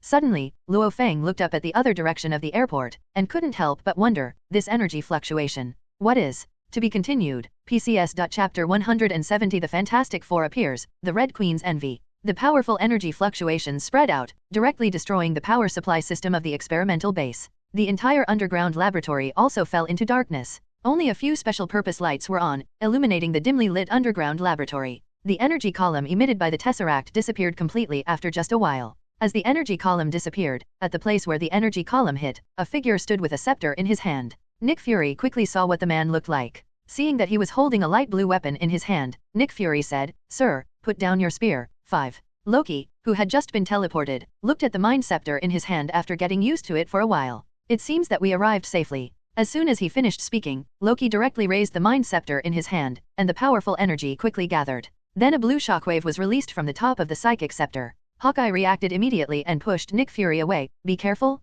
Several agents with firearms in the field saw Nick Fury being attacked and fired without hesitation. But that was enough of a bullet to turn an ordinary person into a hornet's nest, and only sparked a few sparks on Loki's body. Loki jumped up, the energy blast of the mind scepter, plus some other means. In just 1 minute, the security personnel of the entire underground laboratory were swept away by him. Loki glanced at him and walked over to Hawkeye, who had just been knocked to the ground for covering Nick Fury. Hawkeye saw Loki walking towards him, and when he stood up to fight back with a gun, 770 pinched his wrist. You are loyal, Earthling. Without waiting for Hawkeye to say more, the spiritual scepter in Loki's hand clicked on Hawkeye's chest. In an instant, Hawkeye's whole body seemed to be frozen, and then the stone on the spiritual scepter emitted a light blue light. Under the action of this energy, Hawkeye's eyes slowly turned light blue. Nick Fury, who got up from the ground, looked at this scene in astonishment. He knew best about Hawkeye's strength. He was such a top agent of SHIELD. He had no power to fight back in front of this mysterious man. However, the next moment Hawkeye's action made him completely dumbfounded. I saw Hawkeye withdrew the gun in his hand and stood respectfully in front of the mysterious man. Nick Fury realized right away that Hawkeye was under control. The person in front of him also possesses power that he cannot understand. Must get out of here quickly. While Loki continued to control the others, Nick Fury removed the Tesseract embedded in the machine, put it in a special briefcase and prepared to leave secretly. Loki's voice came from behind him. Please stay, I need it. You can't take him yet. I'm here for that thing in your suitcase. Sorry, I don't know who you are, so I can't give it to you. Nick Fury looks at Loki and bites the bullet. Although there is no fear on his face, he has been thinking about the escape route in his heart. Loki looked at the spiritual scepter in his hand with pride, and introduced himself. I'm Loki from the Asgard domain. I have an honorable mission. You are Loki, Thor's brother? Nick Fury looked at Loki in shock. Phil Coulson had read all the information about Thor brought back by Phil Coulson, and he was no stranger to the name Loki, especially his god name, god of lies and tricks. In Nick Fury's view, people who are often good at lying and calculating are the most terrible. Our two races have nothing to do with each other. I can't give this to you. Loki's mouth twitched into a smile. When he was about to argue with Nick Fury again, Hawkeye, who was being controlled, came over and said, Sir, Nick Fury is stalling for time. This place is about to explode, and the energy shock just now has activated the self-destruction system of this base. The hundreds of layers of soil above will collapse soon, and he plans to bury us alive. Seeing Hawkeye tell the truth about his plan, Nick Fury looked at him angrily. Even if it is controlled, the keen observation is still the same, and this is the most difficult thing. Selvig, who was also under control, looked at the computer and said, He's right, the channel is collapsing. We're going to die here if we don't go in 2 minutes. Go ahead. At Loki's order, Hawkeye raised his gun and fired. With a bang, Nick Fury fell to the ground. Loki took his freshly harvested minions and picked up the suitcase with the Tesseract in it. Swing away past Nick Fury's corpse. After the group of Loki left, Nick Fury stood up from the ground clutching his chest. Mommy fake. Barton, you don't listen to me that way. With a hard push, Nick Fury pulled the bullet that nearly killed him from the body armor on his chest. Immediately afterwards, Nick Fury dialed the intercom in his hand. Hill, can you hear me? Barton reneged, don't let them go. After speaking, there were bursts of gunshots from the other end of the walkie-talkie. Sheet. Nick Fury clenched the walkie-talkie in his hand and fled the place immediately. If he doesn't leave, he will be buried alive. Shortly after, Nick Fury, who was sitting in the helicopter, turned his head to look at the experimental base behind him. After a loud bang, the entire ground collapsed. Head, can you hear me? Head, can you get my signal? On the walkie-talkie in his hand, Phil Coulson's voice sounded. Apparently Phil Coulson, who was just in charge of the evacuation, had no idea what was going on inside the lab. Why did the self-destruction device start suddenly? Phil Coulson, Tesseract has fallen into enemy hands. What about your side? I have just been evacuated, and the important information is well preserved. Hearing that the data was well preserved, Nick Fury asked, How about you, Hill? After a while, Hill's feeble voice came out. I was almost buried alive. However, there are still many colleagues who have not been buried. I don't know how many people are still alive. Hill walked out of the ruins, looking extremely embarrassed. Immediately after that, Nick Fury's voice continued on the walkie-talkie. Inform all who are still alive and try to track down the whereabouts of the suitcase. 359. Received, head. Phil Coulson, wheel base, go to alert level 7. 35. Hearing the level 7 alert, Phil Coulson's face sank, and he understood the seriousness of the matter. This is not yet the highest alert level for SHIELD, but it is also the first time to use it since the establishment of SHIELD. It can be seen that things have reached the point where it is difficult to handle. Phil Coulson pressed the intercom. Understood, head. Go back to New York. A helicopter slowly rose and flew back in the direction of New York. New York. It's nighttime. Luo Feng sat on the sofa alone, watching the scene projected in front of him. The ground collapsed, and the picture instantly filled with smoke and dust. Those who didn't know thought Luo Feng was watching some doomsday movie, but looked at the scene projected in front of him. Luo Feng tapped the armrest of the sofa with his fingers. It turns out that the power I felt just now was erupted by Tesseract. 99. Looks like Loki has come to Earth too. The arrival of Loki on Earth means that the Chidori Legion will also enter the Earth through the passage opened by the Tesseract soon. At that time, a guard war that shocked the world will start in New York. Red Queen. Master, I'm here. 99. Luo Feng looked at Hong Ho and asked, Is Gwen's new battlesuit ready? According to Gwen's character, once the New York war starts, she is bound to go to help. Don't worry too much about Gwen getting hurt, though now with the liquid vibranium battlesuit. But in that combat environment, using a stronger battlesuit is the best option. The Red Queen replied, Master, it may take a little more time. Although vibranium has good biological properties, it still needs a certain running-in time to combine with the symbiont. Luo Feng nodded. If I happen to be away from home, Gwen will fight with aliens again. Send the new battlesuit as soon as possible. The expression projected by the Red Queen frowned very humanely. Master, what does this sentence mean? 35. Luo Feng stood up, walked to the edge of the floor-to-ceiling window, looked into the distance, and said, I just have a hunch that I will be away for a while. And there may be huge amounts of war in New York during my absence. As the integration level of himself and the Emperor's armor becomes higher and higher, the strength of mind and body becomes stronger and stronger. Luo Feng also felt an inexplicable perception. This perception is somewhat similar to Gwen's spider telepathy, capable of predicting danger before it arrives. During this time, Luo Feng had such a feeling. It happens that Loki has already reached the Earth. Just in case of emergency, I will explain it to the Red Queen first. Understood, Master. If Miss Gwen asks then, what should I answer? 99. I just said that I was in a hurry, so I went back to the east first. The Red Queen nodded. Understood, Master. Not long after Luo Feng and Hong Ho finished their conversation, Gwen swayed Cobweb from the outside and returned to the small room. Then he hurried to Luo Feng and said excitedly, Luo Feng, do you know? 99. I just met a burning man with his whole body on fire. He can fly. There's another guy who looks like a rock, and one that grows and shortens like a rubber band. Then they deal with a guy covered in iron. After the two took Anna on the plane, they received a police report about mutant intercepted by the Red Queen as soon as they walked out of the New York airport. Gwen rushed over without saying a word. Luo Feng came back first, and at first he thought it was just an ordinary mutant making trouble. Now listening to Gwen's surprised words, Luo Feng realized that it was the Fantastic Four and the others. It's been a while since their spaceship landed. From Gwen's description, the four seem to have joined forces to solve Dr. Doom. Then aren't you busy tonight? Luo Feng took Gwen's hand and walked to the sofa. Gwen immediately said, definitely yes, the guy named Victor is trapped by me using Cobweb. Then the one who was on fire, surrounded him at my suggestion, and beat him by the high heat generated by the chimney effect. Looking at Gwen's proud description, Luo Feng could think of the scene at that time. Although Gwen's ability is not the most outstanding of all, but sometimes Gwen's unrestrained fighting consciousness often becomes the key to solving the problem. Luo Feng fondly patted Gwen's head, it really deserves to be our little Spider-Man. Gwen looked up and said happily, that's definitely. 35. By the way, Luo Feng? 55. Tomorrow my dad is going to arrest Norman, and I want to help them. Luo Feng smiled and said, I will promise you this at the airport. Gwen shook his head immediately, I mean, I want the Red Queen to hack the network inside Osborn Industries first. 99. Get their floor plan. At the same time, locate Norman and the others, so that even if they run away tomorrow, they can be chased back as soon as possible. Just tell the Queen Red, the firewall of Osborn Industries is like a piece of paper to the Queen. 39.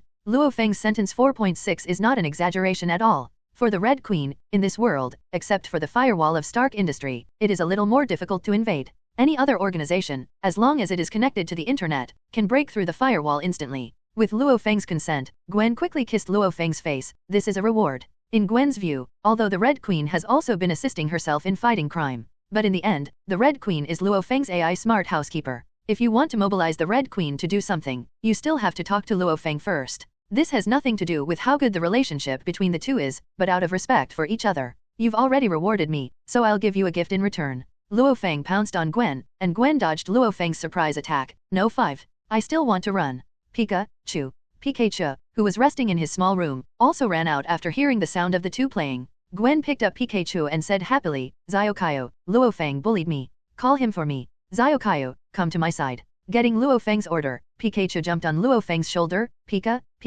Xiaokaio, I won't give you snacks in the future. Luo Feng smiled evilly. Hehe, I'm here to catch you. Accept my gift in return. The Red Queen beside the sofa watched Luo Feng, Gwen, and Pikachu fighting each other. A very humane look of envy flashed in his eyes. If I could play with the master and them. Chapter 171 Nick Fury's Plan. Early in the morning. On the S.H.I.E.L.D.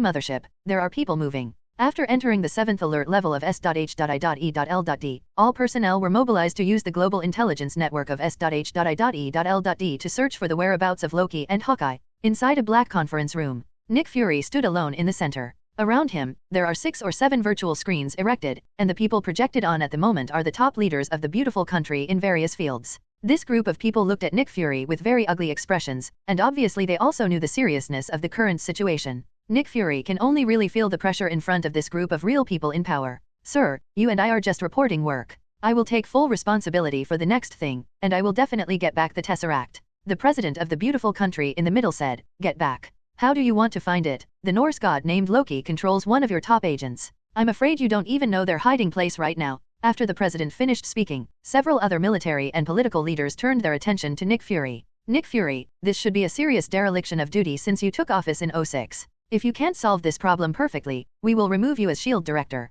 I believe there are many people in S.H.I.E.L.D. who are better than you. Next to the president, another man in a suit spoke directly. Nick Fury looked at the man. This is the national military minister of a beautiful country, who really exists under one person and over 10,000 people. Definitely, sir. 35. If I cannot successfully resolve this matter, I will voluntarily resign. I don't need you to remind me. Being countered by Nick Fury, Guo Wuking not only was not angry, but showed an imperceptible smile. Several other high-level executives saw that Nick Fury said this sentence himself, and did not say anything more. The president in the middle continued to ask, "What are you going to do next?" Nick Fury looked around at the several executives present, took a deep breath and said, "I think it's time to start the Avengers program." Hearing Nick Fury say this, the expressions of several people changed more or less. It's just that we don't know what everyone is thinking. Outside the meeting, Hill and Phil Coulson waited anxiously for Nick Fury to come out. With the authority level of the two of them, they are not qualified to participate in this memory. It can be said that these people who are currently meeting in the S.H.I.E.L.D. conference room are all people who can decide the direction of the world with a few words. As the number one hegemonic country in the world, Pretty Country is not joking. If it weren't for the fact that there were still Eastern kingdoms and Moxian kingdoms in this world, two superpowers that were not in the same boat as beautiful kingdoms, the whole world may have long been dominated by a beautiful country. Hill, should we do something first? Waiting here is not the way, Phil Coulson asked anxiously. The two of them have been standing outside for almost 2 hours, and it's been from last night until now. There was absolutely no information returned about Loki and Hawkeye from the outside. It was as if their group had evaporated on Earth overnight. Barton is no ordinary person. He wants to hide, and there are very few people in the world who can find him. Let's wait a little longer and come out at the end. See what he has to say. 99. Hill's answer made Phil Coulson nod helplessly. Also as a high-level agent of S.H.I.E.L.D., how could Phil Coulson not know Hawkeye's ability? Unless he is willing to take the initiative to expose. An hour later, the door to the conference room opened, and Nick Fury walked out with a gloomy face. Apparently the conversation about the Avengers project was not going well. Seeing Nick Fury come out, the two immediately greeted him. Before the two of them could ask questions, Nick Fury quickly left while giving new orders. Phil Coulson, contact Tony, we need his help. 35. Then go find the Romanoff agent and let her find a way to bring Dr. Banner back. To get back the Tesseract, we need his power. Phil Coulson, who received the order, responded immediately, understood, I'll do it right away. After speaking, he left in the other direction. Hill, who followed Nick Fury, immediately asked, Head, what about me? 35. Come with me, I have a plan for you to connect with Spider-Man. No matter what method you use, be sure to persuade Spider-Man to cooperate with us. She is not only powerful, and artificial intelligence technology that doesn't lose to Tony. 35. Not long ago, Nick Fury had also investigated what happened to Yvonne Vank that night. The artificial intelligence that controls and kills Yvonne Vank is brought by Spider-Man. Nick Fury was really shocked when he heard the news, but also reacted quickly. Why has S.H.I.E.L.D. been trying to investigate Spider-Man's identity, and the clues are interrupted every critical moment? It must have been intercepted by artificial intelligence. Inside Nick Fury's office. After listening to Nick Fury's plan, Hill nodded solemnly, understood, I'll do it right away. After finding her, take her directly to the S.H.I.E.L.D. mothership, and I will find another person. Who? Hill asked curiously. Who needs Nick Fury to go out to please? Nick Fury glanced at Hill and replied, Steve Rogers. 35. I think he should have adapted to this era, and it is time for him to get back to his job. Rogers, Spider-Man, Banner. Hill counted the people they were looking for, and suddenly his pupils shrank. Doesn't this match up with a list in my head? Head, does the above agree? The thing about forming the Avengers. Nick Fury didn't answer directly, but said, the special case is 770, so don't worry about it now. 35. Let's go. Hill knew immediately what Nick Fury meant, guaranteed to get the job done. At the same time, New York Police Department. George shouted to the officers behind him on the mission, check bullets, body armor, 35. Check communication equipment. The police detectives behind him immediately checked, and the noise behind him disappeared after a while. George shouted, go, Osborne Industries. A dozen or so police cars drove mightily through Middle Street in New York, heading towards Osborne Industries. On a high-rise building on Middle Street in New York, Gwen, dressed in casual clothes, held a breakfast bread and coffee in his hands. Watching the police car pass by below, Gwen took the last sip of coffee and stood up and moved a bit. Finally set off. Gwen went straight down the tall building with a beautiful red flip, covering the air with spider battlesuit and swinging cobweb behind George Police. At the moment Luo Feng stood in front of his floor-to-ceiling windows, and his eyes were also looking in the direction of Osborne Industries. The floor-to-ceiling windows in front of him show the interior of Osborne Industries. With the intervention of the Red Queen, the actions of George and others are now unknown within the Osborne industry. Luo Feng glanced at the contents on the floor-to-ceiling window and smiled, I'll seal you directly this time. Then, a burst of golden light flashed. In the void, the sentence sounded, the armor fits together. Chapter 172 The Tangled Tony. Somewhere, dressed in cold Black Widow standing in an abandoned dilapidated factory, behind her, several men in green military uniforms lay on the ground in pain, unable to get up again. Black Widow glanced at a few people with disdain, then picked up the phone on the ground. He opened his mouth and asked, how is Barton now? On the other end of the phone came Phil Coulson's voice, don't worry, at least he won't die now. 35. At least not dead. Hearing this news, Black Widow frowned. In S.H.I.E.L.D., her relationship with Hawkeye is like family. It can be said that the person she cares about most in S.H.I.E.L.D. is Hawkeye. Now that something happened to Hawkeye, she is the most anxious. But reason told her that the best way to find Hawkeye as soon as possible was to follow S.H.I.E.L.D.'s arrangement. Soon Phil Coulson on the other end of the line continued, "Now, I want you to get a big guy. He can do us a favor." Big guy? Black Widow immediately thought of what Tony would look like when he put on Mark's armor. He was indeed a big guy. Tony already knows who I am, and I can't get close to him now. 99. No, Tony gives it to me. You are looking for another person, and the information has been sent to you. There is already a helicopter waiting outside. Let's go. After that, Phil Coulson hung up the phone, and Black Widow walked out of the abandoned factory and saw the helicopter waiting outside. After getting on the helicopter, the pilot in front handed over a document directly. After Black Widow flipped through the pages, he said in surprise, "It's him." Stark Industrial entrance. A dozen large trucks parked at the door of Stark Industries. A bunch of workers who were responsible for moving the house took out one instrument after another from the interior of Stark Industries and loaded it away. In the office, Pepper is counting the goods. Tony was leisurely fiddling with some knickknacks on the table until the movers took them away from him. He just walked behind Xiao Chili and put his hand on Xiao Chili's shoulder. "From tomorrow onwards, you will be much more relaxed. I'm sure you'll like the new office environment." Chili Pepper glanced at Tony speechlessly, obviously dissatisfied with Tony as a hands-off shopkeeper. But one thing is true. Moving to the new Stark building means that the Stark industry has been completely transformed. The little Peppers no longer have to deal with so many things, because the next Stark industry will fully devote itself to technological development. Hopefully this is the case. What I want to see more is that you don't cause so many things. Tony spread his hands helplessly. "You know, you can't blame me." 35. It's all. After thinking about it, Tony continued to throw the blame. "It's all my father's fault. It's all the historical problems he left behind." 5. None of my business. Too lazy to argue with Tony about this fruitless topic, Pepper then asked, "Have you fixed the energy problem of the new building?" "Definitely, I'll be lighting it up for you myself tonight. The energy connection is under the sea, and I will sneak in wearing the Mark armor and connect it." Snapped. Tony clapped his hands together and made a gesture. "Everything will be fine." 99. In this regard, Pepper still believes in Tony. "Miss Pepper, please come out and count these things." "Come on." Little Pepper looked at Tony. "Stay here. Let's go to dinner when it's done." "Definitely, ma'am." After Little Pepper left, Tony walked back and forth in the office chatting in every possible way, trying to see if there was any sensible person to pass the time. At this moment, the phone in the pocket vibrated. "Oh, someone's looking for me." Tony took out his own transparent mobile phone, but it displayed the information of JARVIS. J.A.R.V.I.S. "What are you looking for from me?" "Sir, I think this matter will interest you." 35. On the mobile phone, a surveillance screen immediately appeared, in which the police car was driving mightily on the road.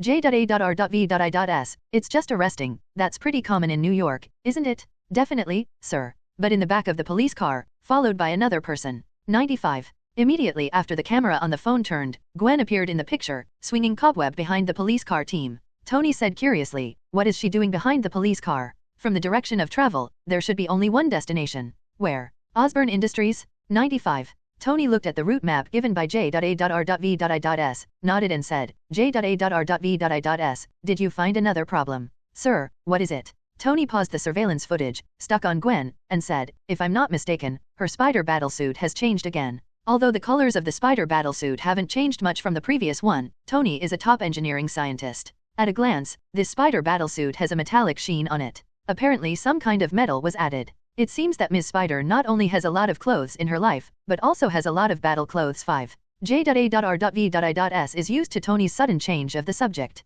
"Sir, won't you come and have a look? It seems to be very lively." When asked by J.A.R.V.I.S, Tony felt a little itchy. Looking at the door again, the little Peppers who were counting the goods, Tony finally said after weighing the pros and cons, "Forget it, I promised to accompany her to dinner just now." 35. If she misses her appointment, she will be angry for a while. By the way, JARVIS. The location of the mysterious energy fluctuation has been found. J.A.R.V.I.S replied, "Not yet, sir. But after analysis, we already know what agency made the move." "Who is it?" S.H.I.E.L.D. "Have they deciphered Dad's notes?" Tony wasn't stupid. He didn't think Nick Fury, including S.H.I.E.L.D, would be so diligent in keeping what Howard left behind. That box might have been ripped through in SHIELD. Also, he is just a favored human being. Besides, I researched new elements myself because of the help of Emperor Xia. The Emperor's man is equivalent to giving help in the snow, and Nick Fury's later icing on the cake is completely different. After analyzing what J.A.R.V.I.S said, Tony thought about it, and it seemed that only S.H.I.E.L.D could make such a noise.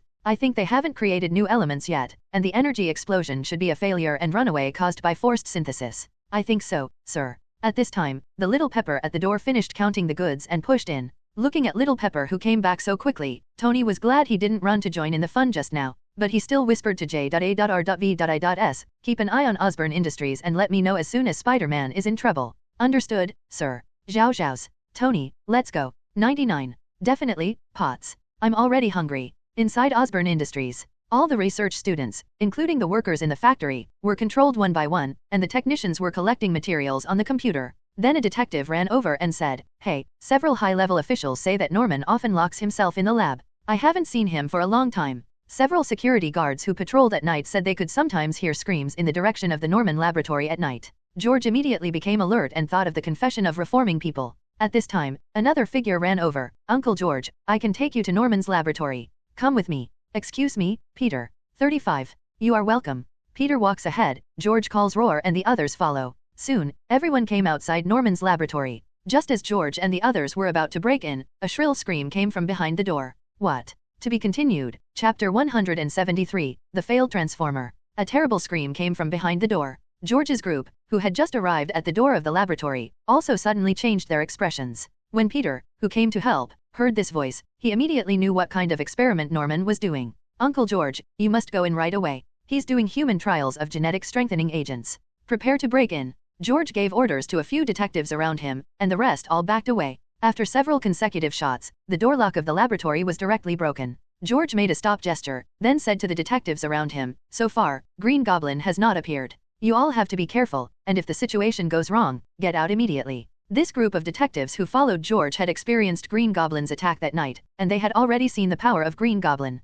Everyone nodded in unison. Then, George turned his head to Peter and said, "Peter, don't go in. Find a place to hide and wait for us." Peter also knows that even if he follows up on his own, it won't help. "Uncle George, be careful." 35. Squeak. The door of the laboratory was slowly pushed open, and the brightly lit laboratory suddenly caught everyone's eyes. In front of everyone, Ruuman was wearing a white coat, with his hands in his pockets, watching the police detectives enter his laboratory. "Norman Osborne, we are going to arrest you now because of your illegal human testing." 35. You have the right to remain silent. Joe 770 was halfway through speaking when Norman interrupted. "Please, can you detectives change your line?" 35. This sentence is outdated. Although Norman was the only one in the laboratory now, George and the others did not relax their guard. Not to mention that Green Goblin has not yet appeared, there is still a curtain covering a large area behind Norman. George wouldn't fool around until he wasn't sure what was in there. "Norman Osborne, you are surrounded. Go out by yourself." In the face of George's threat, Norman smiled. "If you have the ability, come and arrest me. But before that, you have to deal with my experimental subjects."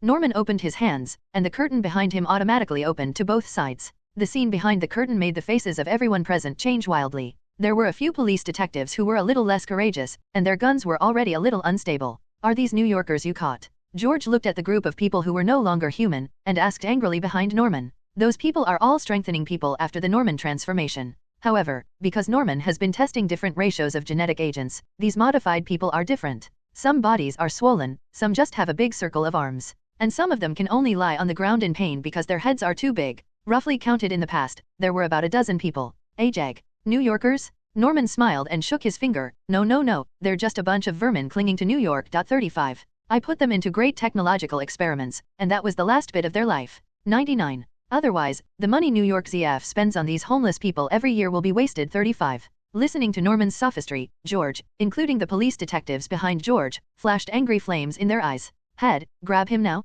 go." George gave the order, and the detective behind him immediately walked towards Norman with his gun in hand. Norman smiled, patted his palm lightly, and a dozen or so failed transformation figures poured out from behind him like coaxing water. Shot. With George's order, the sound of gunshots in the laboratory was incessantly heard. But the bullets hit these modified people only to scratch the skin, slow down their attack speed, and can't cause actual damage. George's face suddenly became very ugly. "Go back and ask the guys to bring some heavy weapons up." Leg to the lab door. On the other side, Norman, at this moment, is indeed looking at his masterpiece in a leisurely manner, holding a notebook in his hand, as if recording experimental data.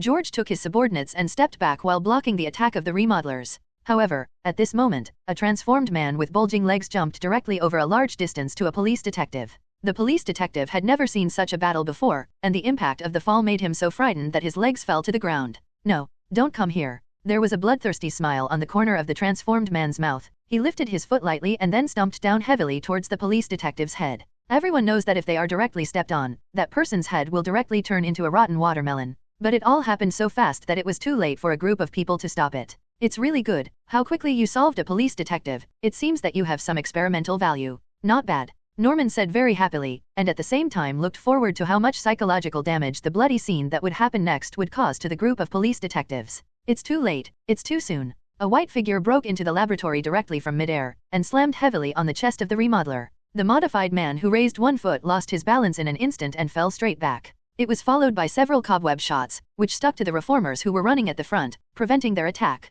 Spider-Man! The rescued detective shouted happily. When other people saw Spider-Man's arrival, they couldn't help but smile. With Spider-Man's help, everyone's morale improved a lot. Gwen landed steadily on George's side and jokingly said, "Director George, it seems that I have rescued you again."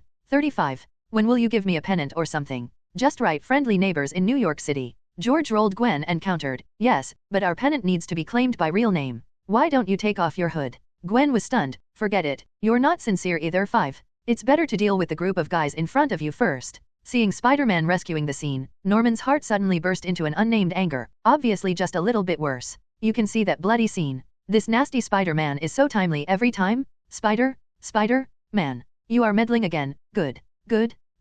35. Now Norman is like a dynamite keg. It explodes at one point. The pen and notebook used for recording in his hand also instantly condensed with a layer of frost. As soon as the terrifying hell breath came out, only the instinctive group of transformed people's eyes became incomparably terrified, making a strange whine. Immediately afterwards, they all squeezed in behind the forward curtain, as if they had seen something extremely terrifying. George and Gwen were immediately alert. If I'm not mistaken, this group of modded people should have been controlled by Norman in this way. George could also feel that the atmosphere in the laboratory had become a little different. Gwen nodded approvingly, and then spider telepathy started frantically reminding Gwen, "Everyone, get out. Quick, you, can't escape. He's Green Goblin." 35. Hearing Norman's threat, George was planning to shoot Norman directly. It was found that the white coat on Norman's body was wriggling like some animal. Immediately afterwards, the green skin covered the whole body, and the eyes turned into a deep pitch black. Isn't that the same Green Goblin who attacked the police station that night? At this moment, George completely understands that Green Goblin is Norman Osborn.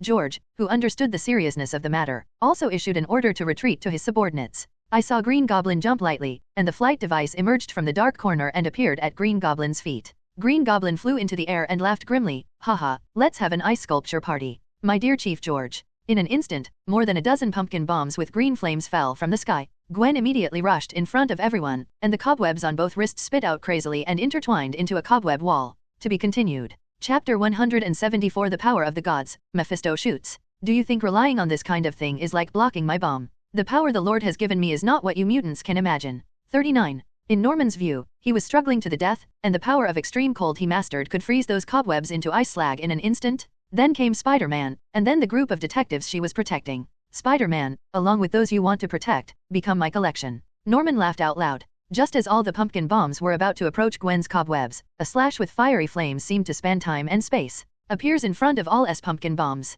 The flame slash is invincible, instantly shattering all the pumpkin bombs. Extreme heat and extreme cold were intertwined, and the sizzling sound filled the entire laboratory in an instant. Immediately afterwards, countless water vapors burst out. All at once, Green Goblin's vision was blocked. Who is it? Green Goblin, who was once again spoiled for good things, jumped in a hurry, but the next moment his face was full of horror. The flame slash that exploded the pumpkin bomb continued to slash towards Green Goblin with undiminished power. The speed was so fast that even Green Goblin could not dodge with his feet on the flight device, and he was split into two halves before he could react. Immediately afterwards, the fiery flames quickly spread from the fracture to the whole body. In the scream, Green Goblin, which was divided into two parts, fell straight from the air. Thanks to Green Goblin's regenerative healing factor, every time the body surface is burned into fly ash, it will immediately regrow back, so that the flame is constantly burning. The two halves of Green Goblin, constantly tumbling on the ground, howled in pain. Hearing Green Goblin's whimper, Gwen's alarm-bellied spider telepathy also subsided. A kind of detective behind him also retreated to the door. Curious Gwen threw the cobweb shield aside, and she saw a familiar voice appear in front of her. The Emperor. Luo Feng turned his head and greeted Gwen roar. "Hi." Seeing the Emperor, Gwen asked in astonishment, "Why are you here too?" 35. Luo Feng said, "Nonsense, since he escaped from me last time, I have been looking for his bottom. Just when you were fighting him, I sensed his power. So I rushed over." 99. Gwen nodded in confidence, "Thanks to you for coming, otherwise his weird bomb. I really can't figure it out. I just happened to be passing by. Luo Feng naturally wouldn't tell Gwen that Norman's power now goes beyond the scope of science, but into the realm of magic. Even if told, there is no way for the current Gwen to make corresponding countermeasures. After all, it wasn't ordinary magic, but that of the Hell Lord Mephisto. Then what does he do now? Gwen pointed to Norman, who was rolling in pain on the ground. How miserable it was. At this moment, immortality does not seem to Norman to be a gift from Mephisto. Instead, it was the curse that Mephisto condemned to him. At the moment, within hell, Mephisto looked at Norman, who was rolling on the ground through the magic projection created in front of his eyes. There was a hint of displeasure in his expression. Waste, fortunately I left a hand on you. Otherwise, today you will be tortured by the Emperor Xia rather than die. Mephisto slowly raised his head and said to the void, Hela, it's time for you to repay my favor. 99. In the depths of hell, Hela smiled contemptuously, it was used so quickly. Mephisto, what a waste of your servant? 35. Mephisto's face was gloomy, and there was no way to refute it. Another guy who gained his own power back then not only became more prosperous later, but also pitted himself. Why is Norman so different? For a while, Mephisto wondered if the Emperor, Norman, would be able to help himself deal with the damned traitor. Seeing that Mephisto didn't talk to him, Hela didn't bother to stimulate him anymore. The fists locked by the chains clenched fiercely. A powerful force seemed to be transmitted through some medium. The space around Hela trembled lightly and made a buzzing sound. At the same time, Luo Feng looked at Norman, who was struggling and was about to make the next move. Suddenly I felt something, and immediately said to Gwen, who was beside me, stand behind me. 9. Gwen didn't ask any further, and immediately stood behind Luo Feng. Luo Feng put one hand across his chest, and the shield in front of the breastplate flashed and immediately attached to his wrist. Immediately afterwards, the small shield on the wrist flourished, and a large golden shield made of energy appeared in front of Luo Feng. Ask for flowers. The next moment, as if something was injected into Norman's body instantly, the fiery flames on Norman's body were instantly swayed away and erupted towards the surroundings. Heavy impact on Luo Feng's Emperor Aurora Shield. The moment the flame hit the Aurora Shield seemed to generate a suction force. Adsorbent all the flames in. Luo Feng waved his hand, and the Aurora Shield turned into a small shield and mounted on his wrist again. Not far away, Norman, whose body was broken in two, merged again, which was different from the previous one. At this moment, Norman exudes a faint black aura. The temperament of the whole person also became lifeless. 0. Norman slowly raised his eyes, with two scarlet pupils in his pitch-black eyes. The Emperor. You tortured me so painfully. After speaking, Norman flicked his hands, and the black aura on his body condensed two black long sticks. It attacked Luo Feng. This is the breath of the gods. Interesting. Luo Feng not only did not panic, but was aroused by Norman's hand. You can't help here, go out first. Luo Feng pressed Gwen lightly behind him. Gwen felt a gentle push from the lab. The next moment, Norman held a pair of short sticks and slammed it down heavily towards Luo Feng. Luo Feng threw it out with one hand, and the Emperor's sword was condensed and formed at this moment, and it collided with Norman's double stick. Just this moment, a powerful air wave raged towards the surroundings with the two at the center, and all the glass products could not withstand this sudden impact. All burst open. Such a strong death aura. Could it be that the one who lent you the power of the gods? Just when Luo Feng had a guess in his heart, Mephisto in hell with a sinister smile, the opportunity is here. It's time for us to meet, Emperor. Mephisto raised one hand and snapped his fingers crisply. Snapped. A cloud of smoke with blue energy suddenly appeared on Norman's body, wrapping the two together. The next moment the two disappeared together. 1. Chapter 175. Is this your special hobby? Boom! Just as Gwen withdrew from the laboratory, a powerful shock erupted from the laboratory. A large piece of dust was thrown up directly, obscuring everyone's vision. Through the special glasses, Gwen only slightly saw a blue light flash in a large amount of dust. Immediately afterwards, the movement in the laboratory quieted down. Queen, what happened just now? Miss Gwen, Green Goblin, and the Emperor were too strong in their duel, and the aftermath shattered the entire lab. 35. What is that blue light? It seems to be some kind of space teleportation technology, and now the Green Goblin and the Emperor are not in the laboratory. Hearing what Hong said, Gwen's expression changed and he rushed into the laboratory. Exactly what the Red Queen said. At the moment, the lab was a mess, as if the Emperor and Green Goblin had vanished out of thin air. The Red Queen, can you find where they are now? Can't find it, Miss Gwen. The Red Queen went on to say, it seems that they are no longer on the 770 Earth. What? Gwen couldn't understand how the two of them were still in front of him just now. How could they both be gone in the blink of an eye? The Red Queen, once you find out where Green Goblin and the Emperor are, report to me as soon as possible. Understood, Miss Gwen. Behind him, George's cough came. Seeing that there was no movement in the laboratory, he also walked in with a few people. But now only Gwen was left in the laboratory. George looked at the disfigured laboratory that had been destroyed and asked, Spider-Man, what's wrong? Obviously, the Emperor and Green Goblin are no longer here. 35. To be honest, I don't even know what happened. As soon as the voice fell, the floor of the laboratory shook again, and at the same time, a lot of excited screams came from the other direction. This is those remodelers? 35. In the smoke and dust, the transformed people who were controlled by Green Goblin just now ran out as if they had broken free. Originally, they were forced to obey Green Goblin because of the obscenity of Green Goblin. Now that Green Goblin is gone, it's natural to let go. Director George, prepare to accept this group of problem children. Give them to me. Gwen rushed in the direction of transforming people. If you can't beat an unreasonable creature like Green Goblin, can't you beat these people who failed to transform? George immediately instructed the police detective beside him, go to Peter and let him prepare the anti-gene potion.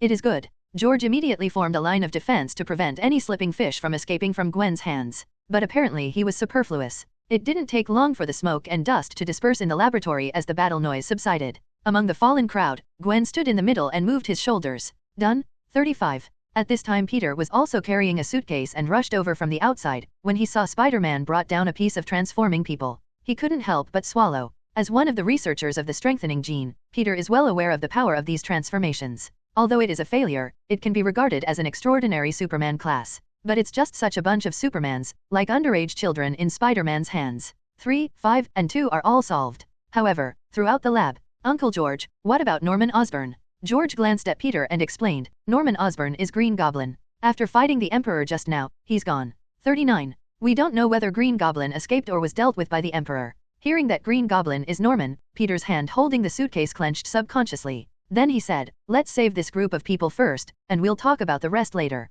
When Gwen saw Peter coming, he raised his hand to greet Roar and said to George behind him, Director George, I have to go first. Saying that, Gwen didn't care whether George had anything else, and ran to the window and jumped down. George shook his head helplessly. This group of superhero is a virtue. Do things in a hurry. A few of you go over there to collect laboratory data. You guys are at the scene. The aftermath work was carried out in an orderly manner under George's orders, as long as all the facts of Norman's crimes were mastered. Even if this trip is not in vain. After Gwen left Osborn Industries, he went to Luo Feng's house with Cobweb. She didn't even know why she suddenly wanted to find Luo Feng in such a hurry. Maybe she wanted to tell Luo Feng about the incredible scene that happened just now. Just as Gwen was rushing towards Luo Feng, Queen Hong's voice came, Miss Gwen. There is a police report in Manhattan, and a woman was robbed by a vicious one. Gwen didn't hesitate. Red Queen, navigate the nearest route. Shutting between the high-rise buildings in the city, Gwen's speed is extremely fast, although he can't keep up with the straight flight. But not much. Soon, Gwen came to a small alley where the police situation occurred.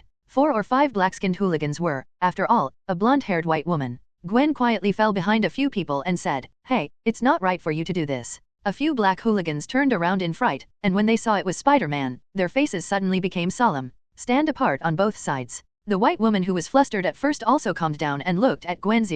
Gwen also suddenly felt that something was wrong. If I guessed correctly, you should be a group. The white woman in the middle touched her chin with her hand, and a vivid human skin mask was torn off. When the real face leaked out, Gwen's expression changed. Because of the person in front of her, she had met once, when Nick Fury came to look for Luo Feng. This woman was with Nick Fury. If I remember correctly, it should be called Hill. Gwen immediately figured out what was going on. These people who carried out the false invasion were also their agents of SHIELD. Hill took a few steps forward and said, Hello Spider-Man, I'm the direct assistant to S.H.I.E.L.D. Director Nick Fury. Maria Hill. Gwen's impression of S.H.I.E.L.D. has always been bad. Half-jokingly, he pointed to the black people behind him and said, So, am I disturbing your special hobby? Hill's face suddenly turned ugly. How could this Spider-Man speak so stingly? If it wasn't to lure you out, I wouldn't be acting like this. That's what Nick Fury told her about the plan. Because after Nick Fury's analysis, Spider-Man always seems to be the first place where there is a crime. So play a crime and bring out Spider-Man. The crime cost of other crimes is too high, only hooligan crime has the lowest cost and is most likely to be convincing. Ms. Spider-Man, our purpose is you. Hill stretched out his hand, and a person behind him immediately took out a document and handed it over. Hill hands over to Gwen, we need your help. 35. Help. With the vigilance of the Red Queen and Spider telepathy, Gwen knew that the Hill in front of him was not malicious. 4.6 then took over the information in Hill's hand and looked at it on the spot. After a cursory glance, Gwen replied, I'll think about it. 5. I'm leaving. With the cobweb shot out of his hand, Gwen left the alley in one fell swoop. When the agent behind him saw Spider-Man leave, he stepped forward and asked Hill, does this really work? It should be. After all, this is likely to develop into a disaster for all mankind. 39. She wants to save the lives of ordinary people, not to mention the lives of people all over the world. The mission is complete, let's go back. 99. At the same time, the same scene is happening in the Stark building. Phil Coulson stood in front of Tony and handed over an identical document. This made Tony a little embarrassed for a moment. Little Pepper immediately handed over the champagne in his hand. He doesn't like taking things from others. Champagne for your information. This is our first glass of champagne since the Stark building opened. Chapter 176 The God of Conspiracy and Tricks. Some corner of the world. Hawkeye, wearing a hoodie, half covered his face, looked warily around the streets.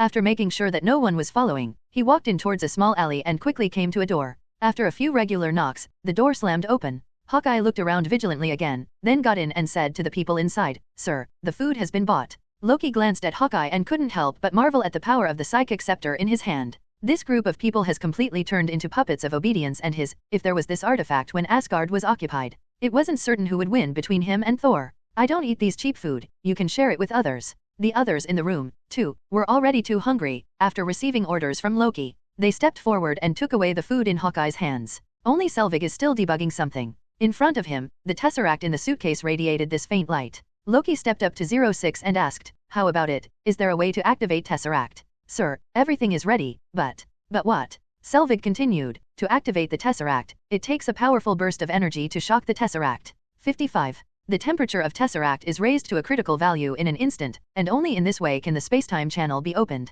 The problem is that the equipment that meets the conditions is basically in the hands of the military or ZF. Loki also understands that with his current strength and the group of people he has brought, forcibly breaking into these institutions is no different from suicide. Although the Earth is a relatively weak technological civilization in the universe, but it can't be done alone. Is there really no other way? Loki could only walk aside, wondering if there was any other way, and the god of intrigue and trickery was stumped. Selvig was also troubled all of a sudden, stood up and scratched his head, thinking about countermeasures. Suddenly his eyes were fixed on the poster on the wall. The person on the poster is none other than Iron Man Tony Stark. By the way, arc reactor. Selvig immediately thought of Tony's arc reactor technology, and recently Tony seems to have more daring operations. After transforming the energy of the old Stark industry, it is connected to the Stark industry building. In turn, the power supply of new energy is carried out, known as 100% pollution-free, renewable. At that time, Selvig also went to listen to Tony's speech. Selvig immediately searched the computer and found the location of the Stark industrial building. And just last night, the building was completely connected to new energy.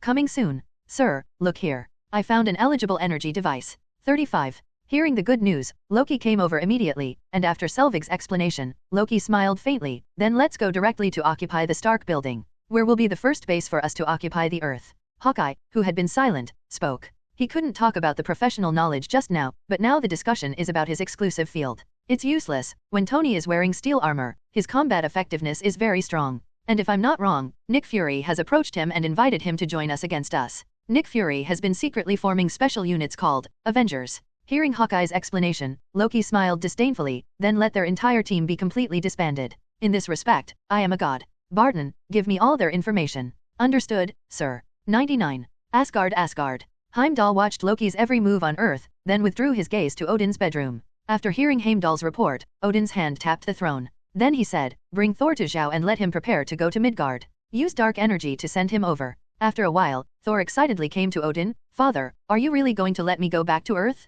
Looking at the excited Thor, Odin suddenly had a feeling. It seemed like a wrong move to exile him to Earth some time ago. It felt like he was thinking about Midgard right now. There is absolutely no appearance of wanting to inherit the throne of God King. Although Odin was unhappy, he didn't show it, because the next trip was also an experience. "Thor, get ready to go to Midgard." "Yes, father." 9. Thor answered excitedly. "Can finally go back." But what Odin said next was like a basin of cold water that directly killed Thor's excitement. "Your brother, Loki, is in Midgard now." 770 watt. Thor can't believe his ears. Why is Loki on Earth too? Before Thor could continue to ask questions, Odin continued. "I can sense that he has power with hatred this time." 35. He went to the Earth to occupy the Earth and become the king of a planet. "You have to stop him." Thor sullenly said, "Father, Loki can't do such a thing alone. Someone must be pushing him behind his back." 35. Odin's face brightened, and it seemed that his son was still a bit brainy, not a complete reckless man. "Well, I think so too. So you go to Midgard this time, not only to stop your stupid brother, but also to find out who is behind the scenes."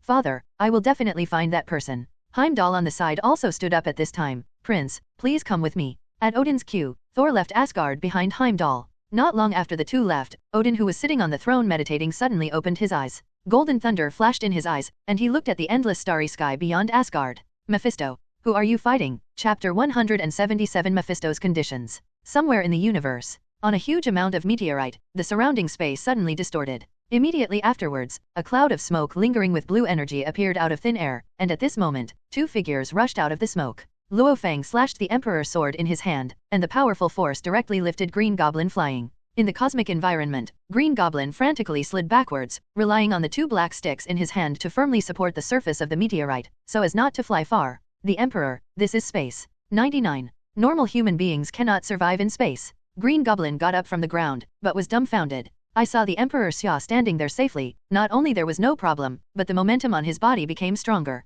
This is impossible. You have no master's power. How is it possible to survive in space? Luo Feng did not answer Green Goblin's question, but held the Emperor's sword in front of him. Green Goblin, the power of the space gem is not something you can mobilize. Let Mephisto come out. Don't waste your time. Seeing through by Luo Feng, Green Goblin's face suddenly turned gloomy. If you want to see my master, you have to see if you have the ability. Under Green Goblin's feet, the flight device appeared out of thin air again, and took Green Goblin towards Luo Feng. Unbelievable? Luo Feng's Emperor's belt was lightly pressed, and the wood calligraphy letter instantly poured into the Emperor's sword. Behind the Emperor's armor, a pair of white wings also grew. The cosmic space where there was no wind originally set off a huge amount of gust of wind at this time. This storm is more than 10 times stronger than when it was on Earth. Green Goblin, who was heading towards Luo Feng, was also stopped by the storm and could not go any further. Emperor, wind piercing? 35. Immediately afterwards, Green Goblin felt that the surrounding storm had all stopped, replaced by countless transparent wind thorns. The Emperor's sword in Luo Feng's hand pointed downward, and countless wind thorns poured down like a violent storm.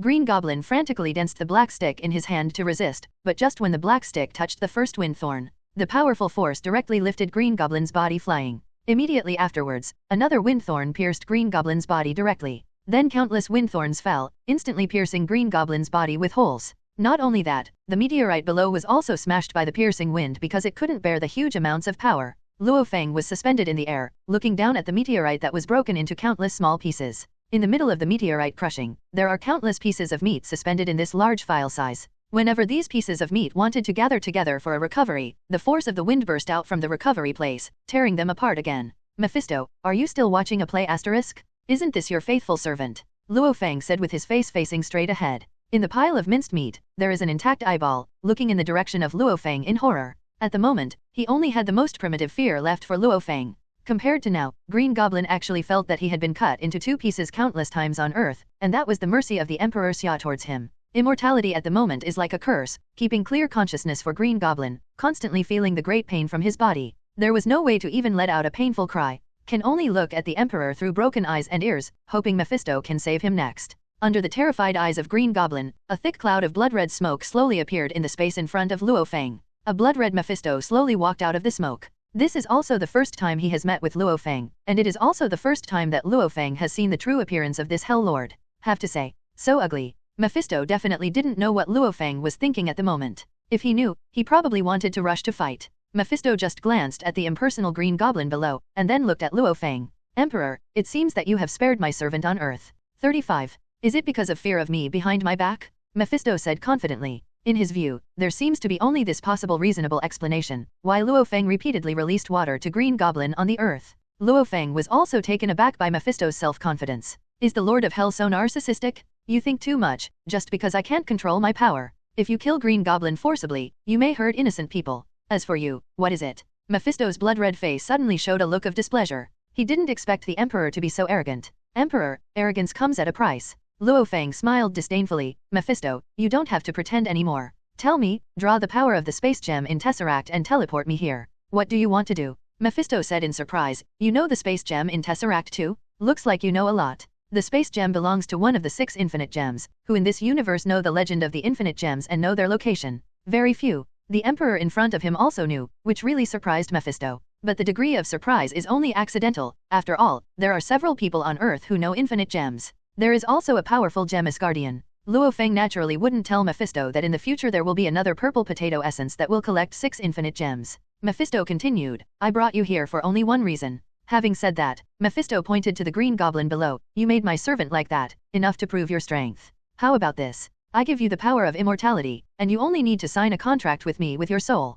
Why do you think that the power of immortality is enough for me to sell my soul? Hearing this question, Mephisto thought it was some very funny joke. Belly laugh. Ha ha ha, the Emperor? You can't hide it from me, although I can't see who you are behind the armor. When I can be sure, the person inside this armor is also a human being on Earth. With that said, Mephisto's hand waved lightly at the nothingness in front of him. A dozen or so red smoke circles appeared behind him, and in those smoke circles appeared one by one human beings in different dresses. Although the dress, age, gender, etc. are all different, But they all do the same thing, which is to pray before the statue of Mephisto. And the desire of prayer is naturally to gain immortality. For this they are willing to exchange anything. Look at these people, some of them are kings, some are high priests under one person and above 10,000 people. Some sit on innumerable wealth. Wisdom. 35. But they were all afraid of death, so they were thirsty for me to give them immortality. Mephisto looked at the emperor. You humans have always been like this. Your lifespan is extremely short, only short. Zhao Zhao's. Mephisto sympathetically snapped his fingers and counted, decades.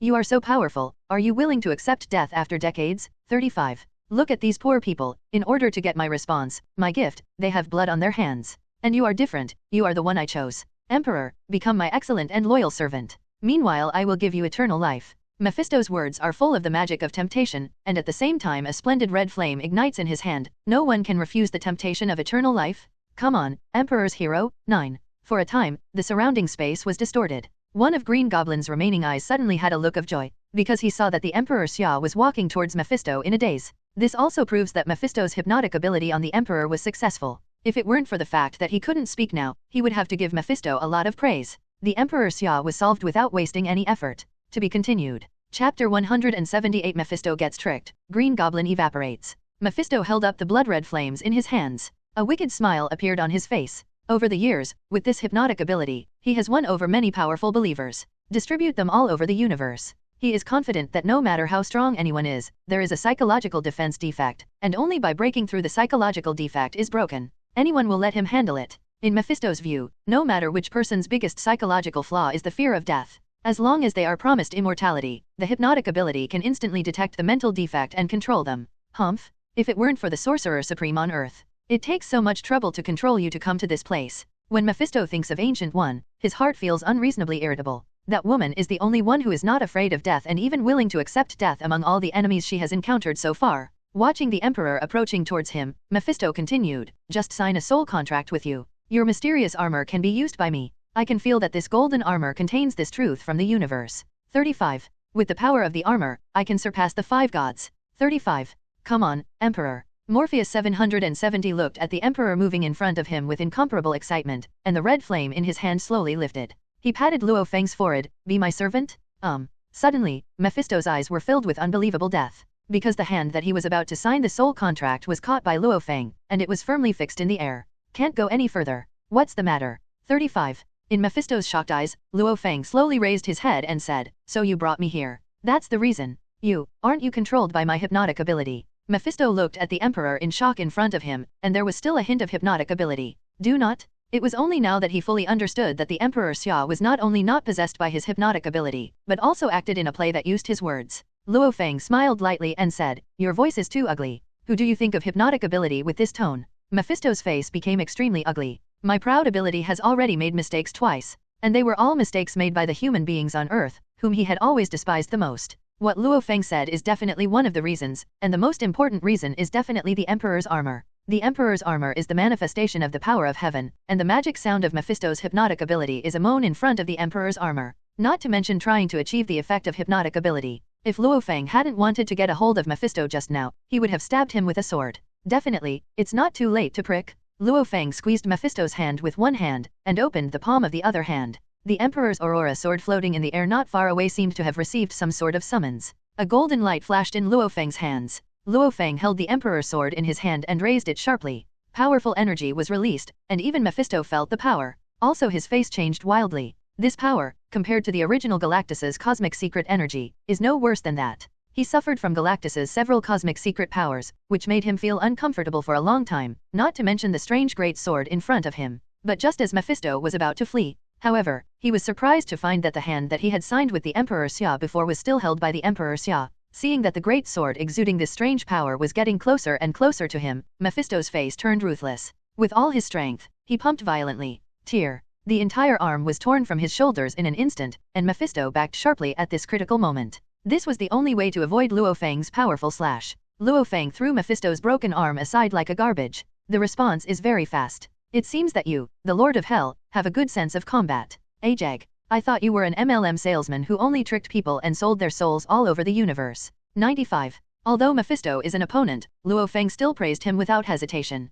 Below, Green Goblin's eyes watched as Mephisto sacrificed an arm to escape, completely confused as to what was going on. Wasn't it still good when the hypnotic ability was Emperor Man? Why did the poles reverse after only a short while? Mephisto looked at his torn arm with a very ugly face. Although it will regenerate itself, the pain is also real. Mephisto's thoughts moved, and the place where the broken arm was suddenly wriggled for a while and a new arm grew out. And the arm lost by Luo Feng also turned into a plume of red smoke and dissipated at this time. You really are garbage collectors, you don't waste anything at all. Being teased and insulted by Luo Feng like this, Mephisto was not a good-natured person. All of a sudden, there was a little fire. Emperor, don't be too complacent. I wanted you to be my servant so you wouldn't feel pain when I used your armor. Since you don't eat toast and take the penalty drink, then I'll take that armor off of you. Having said that, Mephisto stretched out his sharp tongue and licked his lips, and said bloodily, then discard you in this cosmic space. Let you die in the most painful way possible. Saying that, Mephisto made a claw in one hand, and the red flames from hell began to condense on it. You'll regret your recklessness, Emperor.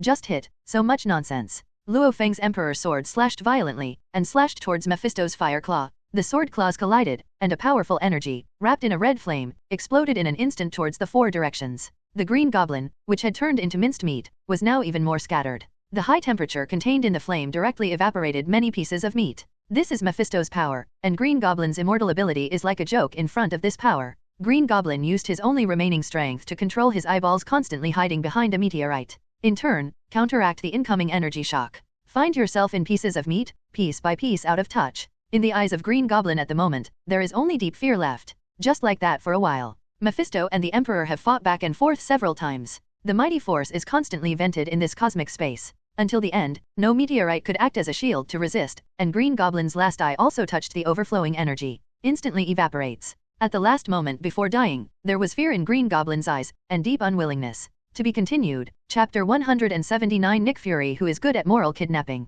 New York. Gwen swayed Cobweb back to Luo Feng's house, and the battlesuit on his body also automatically changed back to the watch in his hand when Gwen stepped into the house. Luo Feng, I'm back. As soon as he got home, Gwen told Luo Yuanfeng that he was back. At this time, the projection of the Red Queen appeared in front of Gwen and said, Miss Gwen, the master has something to go back in the morning, a trip to Dongfeng Kingdom. For fear of affecting you in Osborne Industries, let me tell you when you come back. Hearing the news that Luo Feng was not at home, Gwen complained with a disappointed face, don't tell me when you go back. Why are you in such a hurry? Pick up, pick up. When Pikachu in the room heard Gwen's voice, he ran out excitedly and jumped into Gwen's arms. Gwen hugged Pikachu dotingly, Luo Feng is not at home, you can stay with me these few days. With Luo Feng's explanation in advance, Pikachu nodded wildly willingly. Gwen patted Pikachu's head, then put the information in his hand on the table beside him. Queen of Red, sort out the information on this, and project it for me to see. Understood, Miss Gwen. Inside the living room, Gwen sat on the sofa and looked at the data projected by the Red Queen. In addition to the introduction of several members of Avengers, the rest is naturally about the theft of Loki and Tesseract. Does this thing called Tesseract really have such terrifying energy? Gwen really didn't quite believe that a small square thing actually contained terrifying energy that could destroy the world. The information compiled by the Red Queen for Gwen is not as simple as what Hill gave to the Red Queen. It also found some information on S.H.I.E.L.D, as well as information on each of the members of the Avengers. And in this one, Gwen only had contact with Tony. Join the Avengers. According to the information, if Gwen is willing to join the Avengers, he can bring a designated location tomorrow. Someone will take her to the mothership of SHIELD. Gwen glanced at the empty house and said helplessly, if only Luo Feng was here. Ask him for his opinion.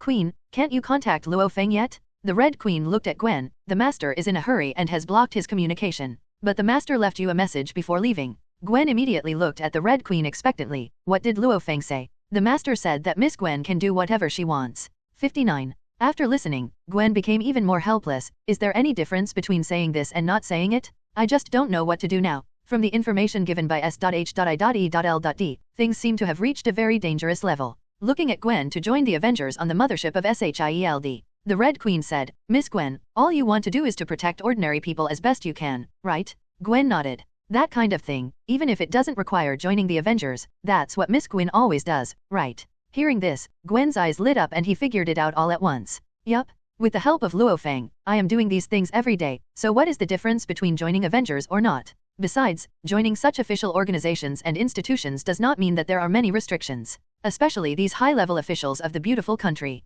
A friend and partner to work with when they need you, when the benefits of the relationship outweigh the costs. On the other hand, if something goes wrong, the first person to take the blame must be the Avengers who are busy with their predecessors. Queen Red, you are right. I can do my own thing on my own. There's absolutely no need to worry about S.H.I.E.L.D, Avengers. Looking at Gwen, who wanted to understand, the Red Queen smiled and continued, and this guy named Nick Fury. A bit mean. Gwen also smiled. I didn't notice it at first, but I thought about it just now. Nick Fury wrote directly in the material, the harm that Loki would do if he took Tesseract. 55. And then I was only given one option, and that was to join the Avengers and save the world. It is very clear in the information that if Gwen wants to save the world, he will be taken to the S.H.I.L.D. headquarters tomorrow at the designated location. Going to the S.H.I.L.D. headquarters is equivalent to joining Avengers by default. Throughout that profile, Nick Fury gave Gwen only one choice. Either join Avengers and save the world. Either this has nothing to do with you. In fact, Nick Fury is exactly what he thinks, and wants to use this opportunity to psychologically force these people to join Avengers. Because he believes that these superhero will not die without help. After thinking for a while, Gwen said, in Luo Feng's words, this is moral kidnapping. After the red, dispose of these materials. Then help me pay attention to S.H.I.L.D. and that movement called Loki. Report to me as soon as there is a problem. 35. 0 Ask for flowers. Understood, Miss Gwen. With that, Gwen glanced at the house. Without Luo Feng, it would be a lot boring here. Xiaokayu, let's go home first. 39. Pick up. Pikachu pointed to his room and ran over. After a while, he came out dragging a small school bag, and Gwen saw through the gap that the small school bag was full of snacks. And the battle suit I made for Pikachu earlier. You glutton. Okay, let's go. When Gwen left, the projection of the Red Queen disappeared, and the whole house suddenly darkened. Only one laboratory remained lit. The projection of the Red Queen also immediately appeared in the laboratory. A new spider battlesuit stands on the platform in the center of the lab. The surface of the battlesuit, on Gwen's original pink, white and black classic, has a few more sinuous black stripes. 0. The black stripes meander all the way to the back. 4 metal-shaped new equipment like spider legs were also derived from the back. The Red Queen glanced at SU number 6 on the platform, and then called up the design drawings and various experimental data in front of her. The experimental data are all up to standard. Begin the ultra-long-range transmission experiment. The other side. On the territory of Country D, a middle-aged man with blonde hair was holding a cane. Walking out of the airport, I looked at this unfamiliar environment in front of me. The corner of the middle-aged man's mouth raised a tricky smile. Then, the middle-aged man pressed the earphone in his ear. Barton, I'm in Country D. Everything went according to plan. On the other end of the headset, Hawkeye's deep voice came out. Understood, sir. I'll send you the location of that banquet right away, and your whereabouts will be revealed to S.H.I.L.D. inadvertently. 5. It is expected that at 8 o'clock tonight, the people from S.H.I.L.D. will arrive at the scene to arrest you. Okay, I'm looking forward to their arrival. The middle-aged man glanced at the cane in his hand, and there was an inconspicuous blue light at the top. At this time, he looked up at the sky in the distance. Thor, you should have discovered my whereabouts long ago. Asgard. Heimdall murmured something. Thor, standing on the broken pile of Bifrost, looks very complicated, but he can return to Earth. It was very exciting news for him. The Father of God, grant me the power of the Dark Cube. Thor's whole body, the horse rose like a Bifrost light, and then disappeared in place in the dazzling light. Individual. Chapter 180. Aren't you afraid of death? S.H.I.L.D. Mothership. Nick Fury stood in front of the podium and ordered to the men below, get ready to take off, guys. Under the control of a group of technicians, huge amounts of propellers on both sides of the S.H.I.L.D.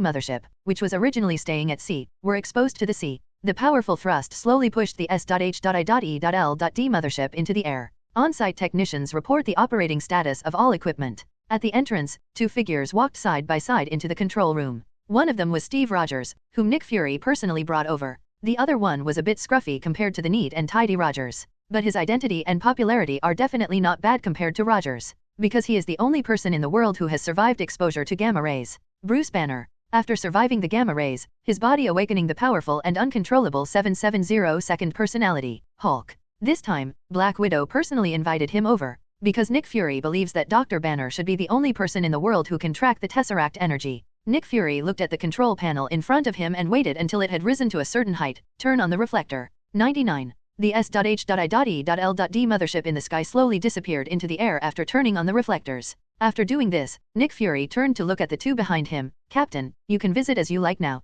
Rogers nodded, and at the same time took out a $10 and handed it to Nick Fury. This is a small bet between the 2 of them. When Nick Fury asked Rogers to come out, he told Rogers that the world was developing more than he believed. Rogers didn't believe it. The 2 bet is $10. Nick Fury collected $10 and walked over to Dr. Banner. Doctor, thank you very much for coming. After struggling for a while, Dr. Banner shook hands with Nick Fury and said, thank you for your kind invitation. Seeing Dr. Banner's reluctance, Nick Fury didn't say much. Although he verbally promised him that he would continue to live in seclusion after this matter was over, how could it be so easy to get on his pirate ship? Excuse me, how long shall I be here? 39. Wait until we get back the Tesseract. 35. Nick Fury answered. Banner nodded and said, just this time, let's start. It's like wanting to leave S.H.I.E.L.D. early. For Banner, the only people he had avoided during his escape were the people from the beautiful country. As a top scientist at the time, he knew too much about the dirty side of this CF.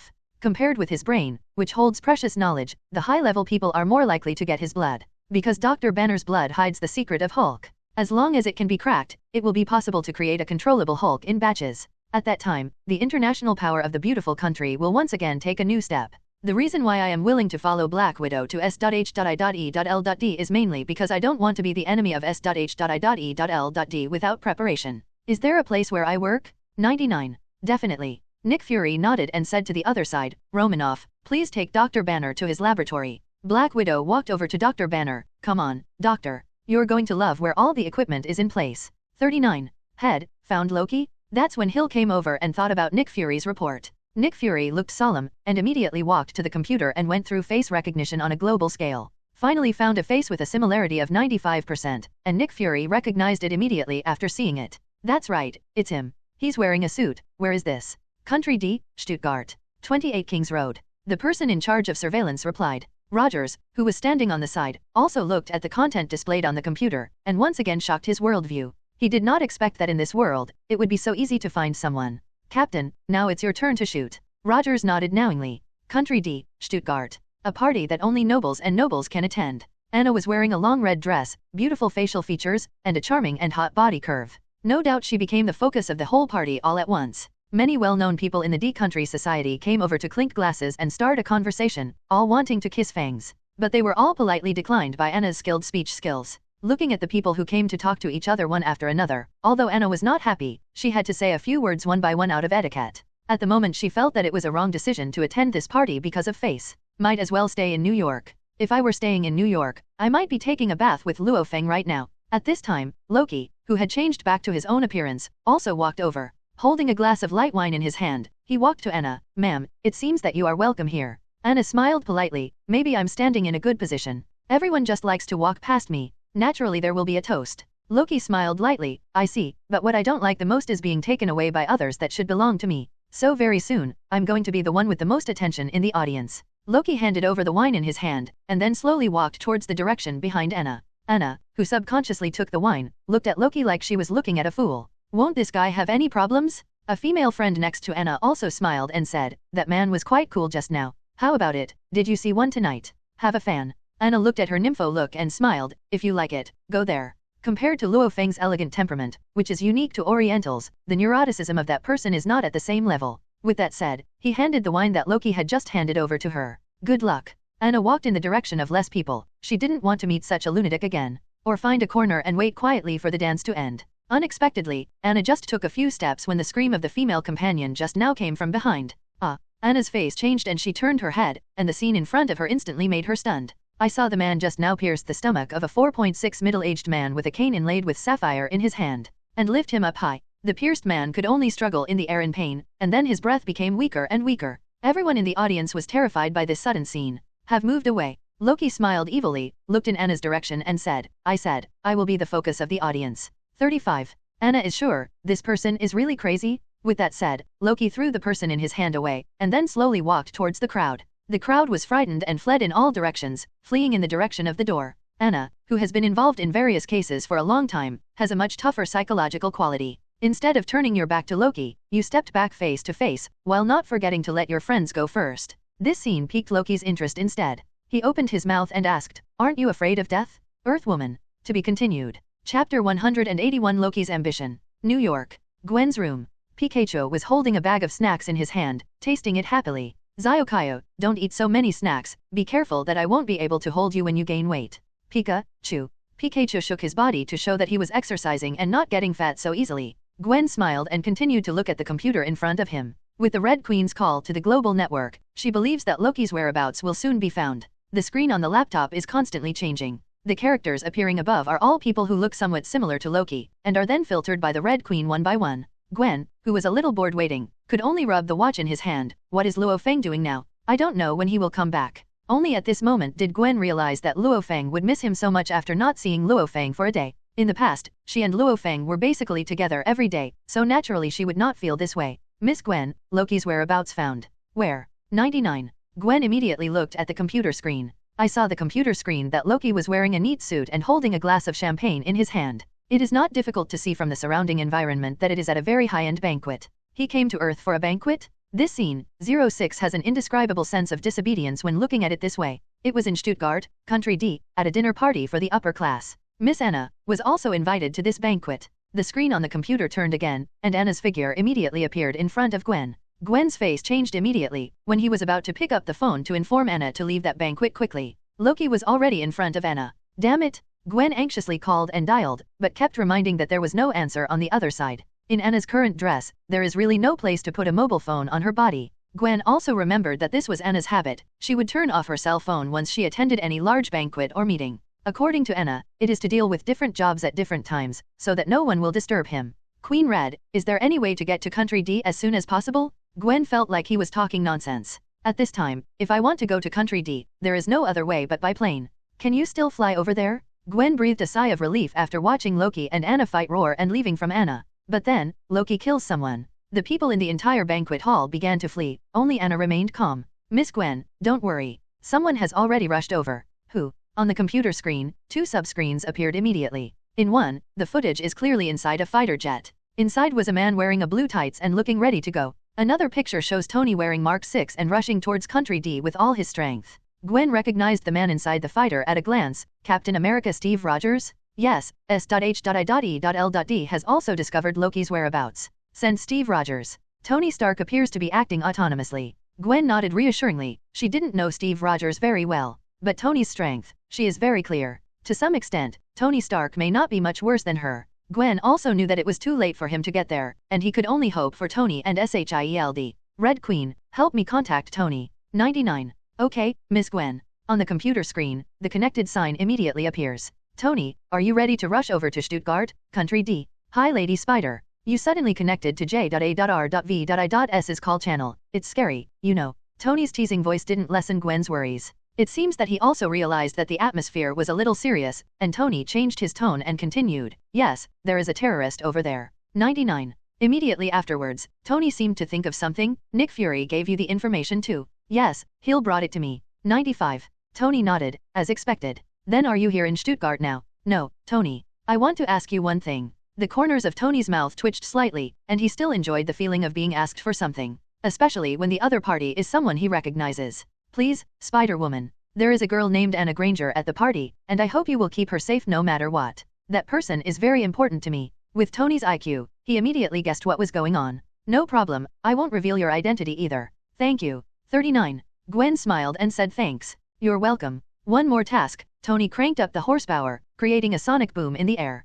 Go all out for the banquet. Outside the hotel, the people at the banquet ran outside in panic, but no matter which direction they ran, there will always be a Loki in a god outfit blocking the way. At the same time, the person who runs in the front will be stabbed to death, which will deter everyone. Soon, everyone was surrounded by Loki. At the door of the hotel, Anna frowned as she watched the scene in front of her. Having seen the battle between the Emperor and Green Goblin before, this scene is much inferior. But it also proved that the person in front of him was definitely not an ordinary human being. Are you mutant? Loki looked cruel. Don't associate me with you lowly humans. 35. The mind scepter in his hand lifted Anna's chin and continued. However, I appreciate you very much. Women of Earth. I need someone to witness how I conquer the Earth and become the king of the Earth by my side. Since he was a child, he was always under the pressure of Thor, and everyone around him cared about Thor, and no one paid attention to him. It also created the character of Loki now. He needs more than 770 admiring eyes, and he wants to let everyone know his name. He wants to be the king of the Earth, and the biggest reason is to get revenge on Thor. Do you think I'll do these things for you?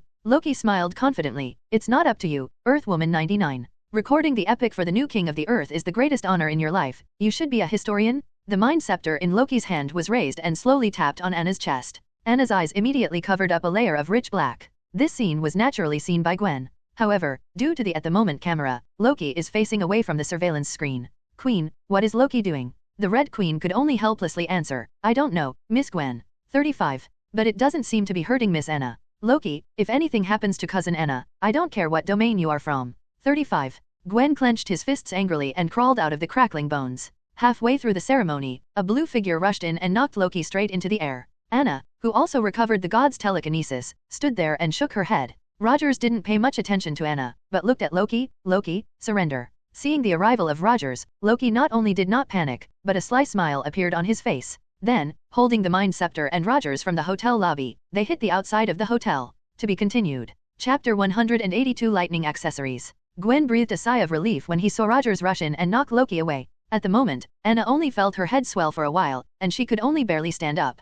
Gwen looked at Anna and immediately asked, Tony, are you coming? 99. I'll be there soon. Want me to pick a cool debut music? When you arrive, please check for Anna, what Loki seems to have done to her just now. No problem. 39. Tony wasn't at all surprised that Gwen knew what was happening at the scene. After what happened last time, Tony knew that Spider-Man had an AI butler no less than Jarvis. Above the hotel, where is a fighter jet hovering. And the person who piloted this fighter was Black Widow, who came with Rogers. Is this the magic of God? Looking down, the number of Loki has increased, surrounding ordinary civilians. Is that the way Asgard dresses? It looks a little bit dirty. Black Widow ruthlessly complained about Loki's appearance. At this moment, Loki has changed back to his big horn costume. Bang! The huge amounts of impact immediately caught Black Widow's attention. Looking in the direction of the voice, Rogers and Loki were already fighting together. Although Rogers' physique is much stronger than that of ordinary Earthlings, it is still slightly inferior to giants of Jotunheim like Loki. Plus Loki has the psychic scepter in his hand. During the battle, Rogers always felt that there was always a depression in his heart, and he couldn't use his full strength.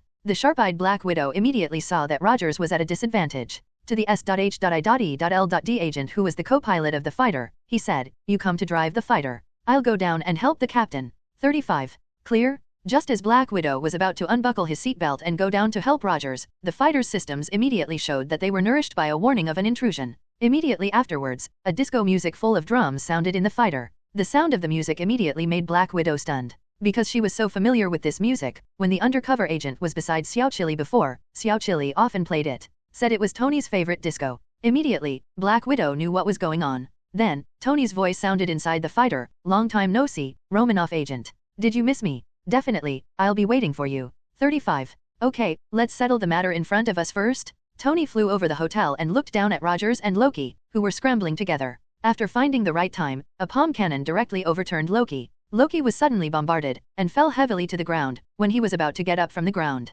he saw Iron Man standing in front of him. All the weapons on his body were full. Now, lay down your weapons and surrender. Loki raised his hands very cooperatively, and the divine costume on his body slowly faded. Rogers walked over to Tony at this point. Tony's profile, Nick Fury had already shown him. Rogers has little interest in being Iron Man or billionaire or super genius. The only thing that caught Rogers' attention was that he was the son of old friend Howard Stark. Tony looked at Rogers and said politely, Captain? 55. Want to buckle it up, I still have things to do. Rogers didn't ask more, just nodded. After restraining Loki, Tony rushed into the hotel and saw Anna sitting in the corner. Anna Granger. Anna was sweating coldly on her forehead, and she nodded subconsciously when she heard someone call her face from roar. J.A.R.V.I.S. Scan Miss Anna's physical condition with X-ray. Okay, sir. Sir, Miss Anna's body is fine, she must have been a little frightened just now. At this time, Anna regained her senses and saw who was coming. Tony Stark. Yes, it's me. A friend asked me to look after you. 99. Do you need me to call an ambulance for you?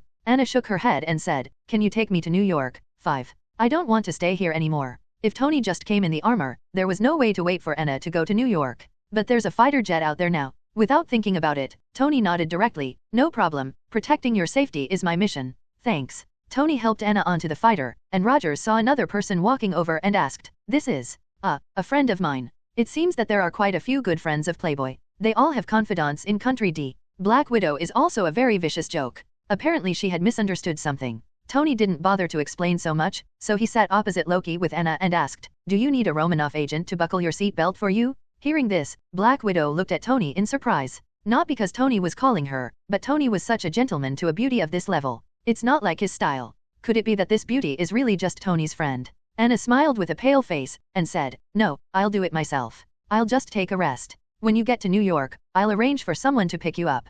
35. Just tell the driver where you want to go. Anna nodded, and then leaned on the side a little tired and fell asleep. Loki, who was sitting across from Anna, didn't say a word but just smiled plainly. Captain, have you found out the whereabouts of the Rubik's Cube? Rogers shook his head, he's been silent since he got on the ship. 35. With that said, Rogers lowered his voice and said to Tony on the side, I always thought it was a little easier tonight. Tony understood what Rogers was saying. Never mind him, he's in our hands now. If you want to ask about tesseracts downstairs, you should leave it to Ludanto, who is an expert in interrogation. Braised egghead?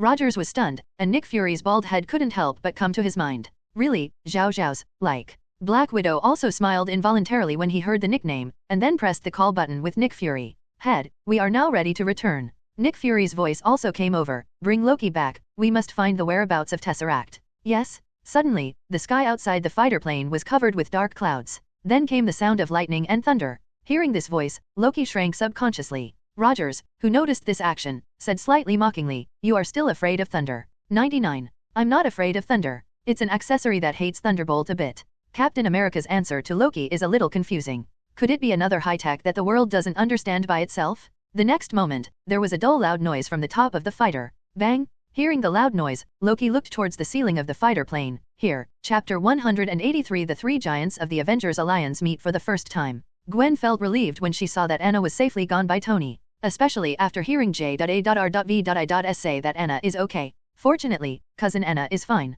Gwen let out a long sigh of relief, and was completely relieved. Now Gwen is on the SHIELD fighter, with Captain America Rogers and Iron Man Tony. Security can be described as a full state. The Red Queen, I'll keep a close eye on Loki when they get to SHIELD. Continue to track down the whereabouts of Tesseract. Gwen was talking, when the Red Queen hadn't answered yet. There was a knock at the door. Gwen, are you in the room?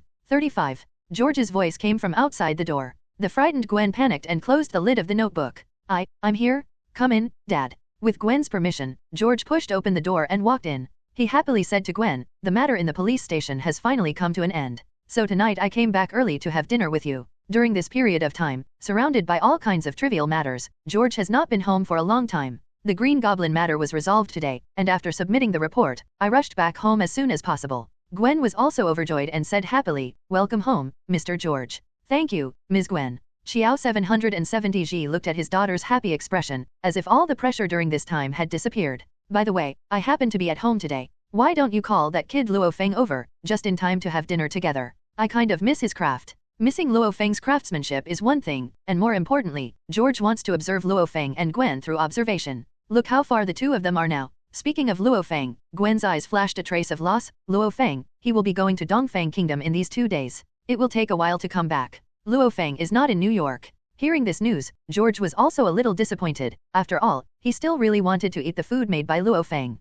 It seems that he also noticed that Gwen's mood was a little lost, and George continued, "Let's go down to eat. Your mother cooks everything you love tonight." This is, George noticed Pikachu in the corner, frowned and said, "Gwen, didn't I tell you?" Gwen was stunned, not knowing what George was talking about. George looked at Gwen's reaction and shook his head with a sigh. Still the uneasy daughter. "Didn't I tell you that things like dolls should not be put, egg, together with snacks or something? It's easy to hide from some little bugs." When George was about to walk over to help Gwen clean up, Gwen immediately grabbed George. "Dad, Mom called you just now. Did you hear it? Come down quickly, lest my mother be in a hurry. Just leave it to me here." 99. George looked downstairs. "Okay, hurry up and pack up and eat." After George went downstairs, Gwen quickly closed the door. "Fortunately, I almost let him touch Pikachu again." Pikachu in the corner also wiped the sweat from his forehead and breathed a sigh of relief. "Ziokayo, go back to bed later." 99. "You know, I'm going downstairs now. Pick up.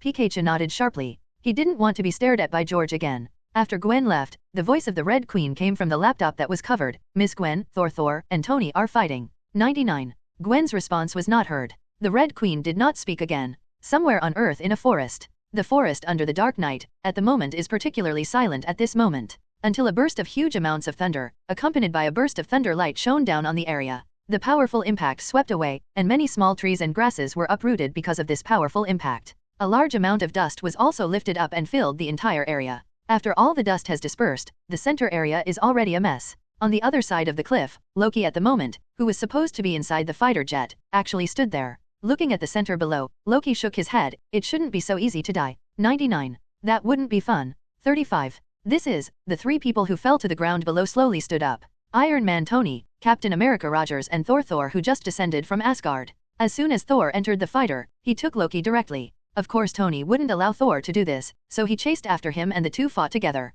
In the end, Rogers stopped the fight and delivered a powerful blow from Thor with his vibranium shield. This has the scene that swept the quartet just now. This is also the first time that the three giants of their Avengers alliance have met. Thor looked at the two mortals in surprise. He never expected that he would be tied with the two mortals. He also understood in his heart that there was an element of his underestimation of the enemy in it. But even once again, Thor still doesn't feel like he has a 100% win rate. Is it over? When we're done, let's go back to S.H.I.E.L.D to talk. The equivalence of the conversation is based on the equal strength of both parties. At this moment Thor was not as impulsive as he had been at first, and could only nod his head. No problem. 35. Black Widow also lowered the fighter at this time. Inside the spaceship, Loki sat on the small bench again without saying a word. Because of the conflict just now, the other three remained silent at the moment, and no one planned to speak first. And Anna, who has been slightly sober. Anna didn't speak much either, and her whole body was in a trance. Black Widow looked at the somewhat awkward interior of the cabin, and opened his mouth to ease the embarrassment. Thor, if you can pry Loki's mouth open now. 99. Let him tell the whereabouts of the Tesseract, maybe things will be easier. Hearing this, Thor looked at the silent Loki and continued to ask, tell me, where is the Tesseract? Loki shrugged, now I really don't know where my subordinates took them. 99. Barton is not your subordinate. Black Widow said immediately. He is very loyal to me, even if I want him to die now, he will not frown. 95. Black Widow clenched the steering wheel in his hand, trying to suppress the anger in his heart. If it weren't for the fact that Loki was originally an important clue, Black Widow would have shot him now. Loki, you've run out of chances. Why don't you want to be honest? Loki didn't even want to reply to Roger's question. Tony on the side saw Roger's deflated, and said very viciously, maybe he thinks there is an age gap. After all, you are quite old. Rogers looked at the vicious Tony, and heard Thor add, our brothers are hundreds of years old. What about you? Hearing this, Tony and Rogers fell silent at the same time. Soon, the S.H.I.E.L.D mothership gradually appeared in Black Widow's field of vision. Head, the prisoner has been pressed. Prepare for air prison acceptance. Thank you for your hard work. Bring people in. I'll be waiting for you in the command room. Friends, get ready to descend. Under the operation of Black Widow, the fighters slowly stopped on the deck of the S.H.I.E.L.D mothership. To be continued. Chapter 184. A slap doesn't make a sound. Gwen's house. Because of George's return tonight, it is rare for the family to sit together for dinner again. After eating, George took Gwen and the mother and daughter to chat about some recent events. Before long, it was too late. Gwen, go take a shower first. You have class tomorrow. 35. Gwen nodded, then I'll go take a shower first. After saying that, Gwen got up to go to the bathroom. George also said at this time, Gwen, when you take a shower, remember to take off your jewelry. George pointed to his wrist. Gwen also looked at his wrist subconsciously and saw his liquid battlesuit disguised as a watch. Got it, Dad. George's principle is very strong, and Gwen will naturally not go to such a small thing. Taking advantage of the situation, he took off the watch from his hand. Gwen's mother rolled her eyes at George. That consciousness is only understood by George, who has already gone home and is still so old-fashioned. George also realized that he seemed a little too harsh. Mama Gwen said, give it to me, Gwen. You go to the bathroom first, and I'll help you take this to your room. No, just leave it here. 99. I'll put it on when I get out. Gwen put the watch on the table and walked towards the bathroom. When the sound of the bathroom door closing came, George sneakily picked up the watch on the table. Look carefully around. Gwen's mother on the side said angrily, what are you doing? Looking at my daughter is like looking at evidence. George replied subconsciously, this is indeed like a piece of evidence. After speaking, he raised his head and met his wife's murderous look. George immediately coughed a few times and continued to explain, have you ever seen your daughter wear a watch before? No. Mother Gwen shook her head. She's suddenly wearing a watch now, so it doesn't mean that the watch was probably given by someone else. Gwen's mother reacted at once, Luo Feng. Saying that, he grabbed the watch from George's hand, and nodded with satisfaction after looking at it, it's a good watch. Then he pointed to Sang and cursed Hui and continued, it's still someone Luo Feng who knows how to do things. Unlike some people, who stay home all day long and often come back empty-handed. George was taken aback. All of a sudden, I wanted to slap myself, take that watch, and talk so much about it. Humph. I'll help my daughter get back to the room. After putting it away, Gwen's mother came to the bathroom door, listened to the sound of running water and said, Gwen, I will put your watch on the table in your room for you. Wait a minute and pay attention to yourself. 35. Okay, Mom? Gwen, who was bathed in the water, slowly said, I wonder if Cousin Anna is back in New York? Wait a minute to ask the Red Queen. At the same time, a high-end business car was parked in the 13th block, below the apartment where Luo Feng used to live. The driver was none other than Tony's driver, Happy Hogan. After Happy stopped the car, he determined the address that Anna had told her. He had been here before. Miss Anna, take a look at this place. In the back seat, Anna lowered the window to look at the apartment building in front of her, and nodded, this is it. What a coincidence, I have a friend who also lives here. The friend in Happy's mouth is naturally Luo Feng. The two were on the way to Tony's dinner last time, but they had a good conversation. Anna smiled and nodded, and said, this is my friend's old house. He doesn't live here now. I happen to have the key, so I came here to stay for one night. We'll talk about the rest tomorrow. Happy nodded, and then very skillfully handed out a business card of his own. My name is Happy Hogan. 99. If you need anything tomorrow, you can always call me. Anna took the business card very politely, thanked her, and got out of the car. Looking at the familiar apartment in front of her, even Anna herself didn't understand why she came back here, instead of going to Luo Feng's new home. It seems that he subconsciously asked Happy to come here, because he was too tired. Anna didn't think much about it and went upstairs directly. Although he experienced the Magneto incident last time, he was later requisitioned by the police and ended. Luo Feng still asks someone to clean it up again. Although it has been unoccupied for a while, the house is kept clean and tidy. After opening the door and entering Luo Feng's house, Anna felt a sense of security in her heart for no reason. Luo Feng, Gwen.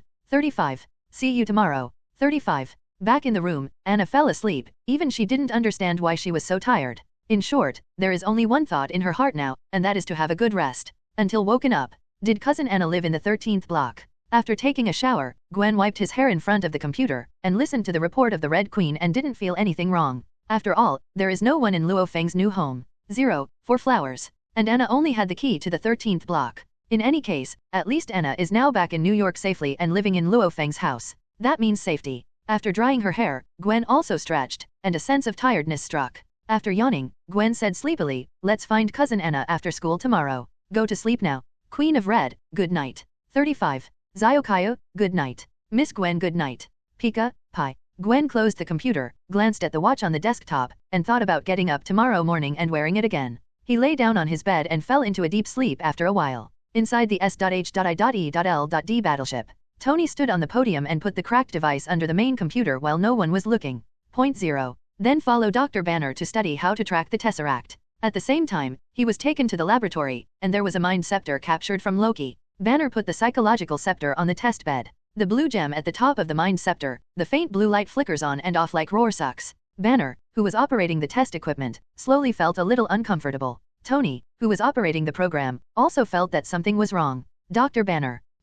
Banner looked at Tony curiously. Tony continued, have you ever felt that this place, a little depressing? Tony, who couldn't think of an adjective, could only say this. Banner smiled, yes, after all, this is the S.H.I.E.L.D. agent organization. It's weird not to be depressed. Tony nodded, as if it made sense. Then he stopped thinking about it, and waited for J.A.R.V.I.S to crack S.H.I.E.L.D's internal system while operating. In his opinion, the Tesseract will be taken away by Loki, and S.H.I.E.L.D must have an unshirkable responsibility in this regard. Because Tony had already discovered it in Howard's notes, as long as he didn't specifically activate Tesseract. That thing is a square stone that glows. So Tony felt that it must be what S.H.I.E.L.D did with Tesseract that would cause Loki to successfully teleport. Although the phrase a slap can't slap this was originally a 6-sentence. But it's perfect for S.H.I.E.L.D. Here, Rogers also walked in. To be continued, Chapter 185 Who Will Win? The next morning, when Gwen woke up and went downstairs to wash up, he found that George was still going to work at the police station today. George saw Gwen coming downstairs and said, it's been a long time since I took you to school, and I happen to be free today. Send you to school. Gwen smiled and nodded, thank you, Dad. Gwen's mother came over with breakfast and said, don't hurry up and prepare, your father has a lot of work to do. 5. Just waiting for you. Gwen stuck out her tongue in embarrassment, and immediately ran to wash up. Don't be in such a hurry, the biggest case has been solved, and the others can be followed up. Anyway, I'm also the head of the police station, so I'll be fine if I go later. Mama Gwen gave George a rolling look, you just spoil her. Don't worry, today's New York, I believe it will be a quiet day. George casually looked at the newspaper in his hand. As everyone knows, at the moment is above the 10,000-meter altitude. The S.H.I.E.L.D. aircraft carrier showing its form, at the moment several engines have been destroyed, is yearning to breathe fire. If the rescue is not timely, the entire 770 air carrier is at risk of falling. Tony and Rogers did their best to save the engine. Otherwise, once the gigantic S.H.I.E.L.D. mothership falls, it will be a huge amount of disaster. On the other side, an angry roar came out. Due to the influence of the psychic scepter, Banner has transformed into the Hulk. After a fierce fight with Thor, Hulk, who was attacked by the fighter, immediately diverted his target. He jumped up from the hatch and jumped onto the fighter jet. With the destruction of the fighter, Hulk also fell from a height of 10,000 meters and disappeared. Thor, who was standing outside the hatch, watched the Hulk fall, hesitated for a while, and turned back to the S.H.I.E.L.D.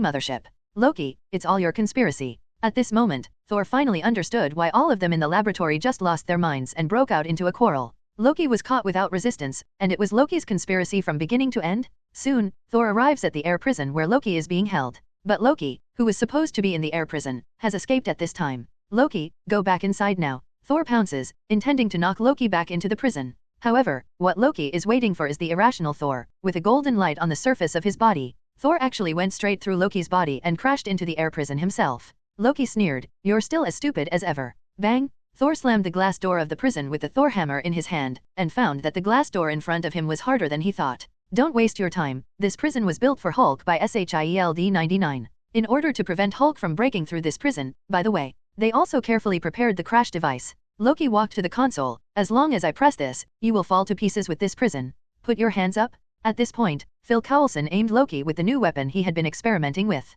At this time, I don't know the power of the weapon developed by Tesseract, but if you want to try it. Loki could naturally feel the powerful power contained in the weapon, and raised his hand very obediently. "Take Thor." Before Phil Coulson could finish his sentence, Thor shouted, "Phil Coulson, get out of the way." But it was too late, and Loki appeared behind Phil Coulson at some point. The psychic scepter went straight through Phil Coulson's chest. Mortals are so fragile. Loki directly tossed Phil Coulson aside and looked at Thor in agony in the prison. Press the red button. Below the prison, it was immediately empty. The entire prison fell with it. Look at the still fragmented S.H.I.E.L.D. mothership, and the Avengers scattered by their own schemes. Loki smiled contentedly. Next, there is still no one who can stop him. Selvig has also arrived at the Stark building at this moment. As long as he opens the portal of the Space Gem, the Chitauri Legion will come to Earth. At that time, he will also rely on this army to conquer the Earth and become the king of the Earth. "Sir, we can go now." A controlled S.H.I.E.L.D. agent came running and said to Loki, "Where's Barton?" "Captain Barton.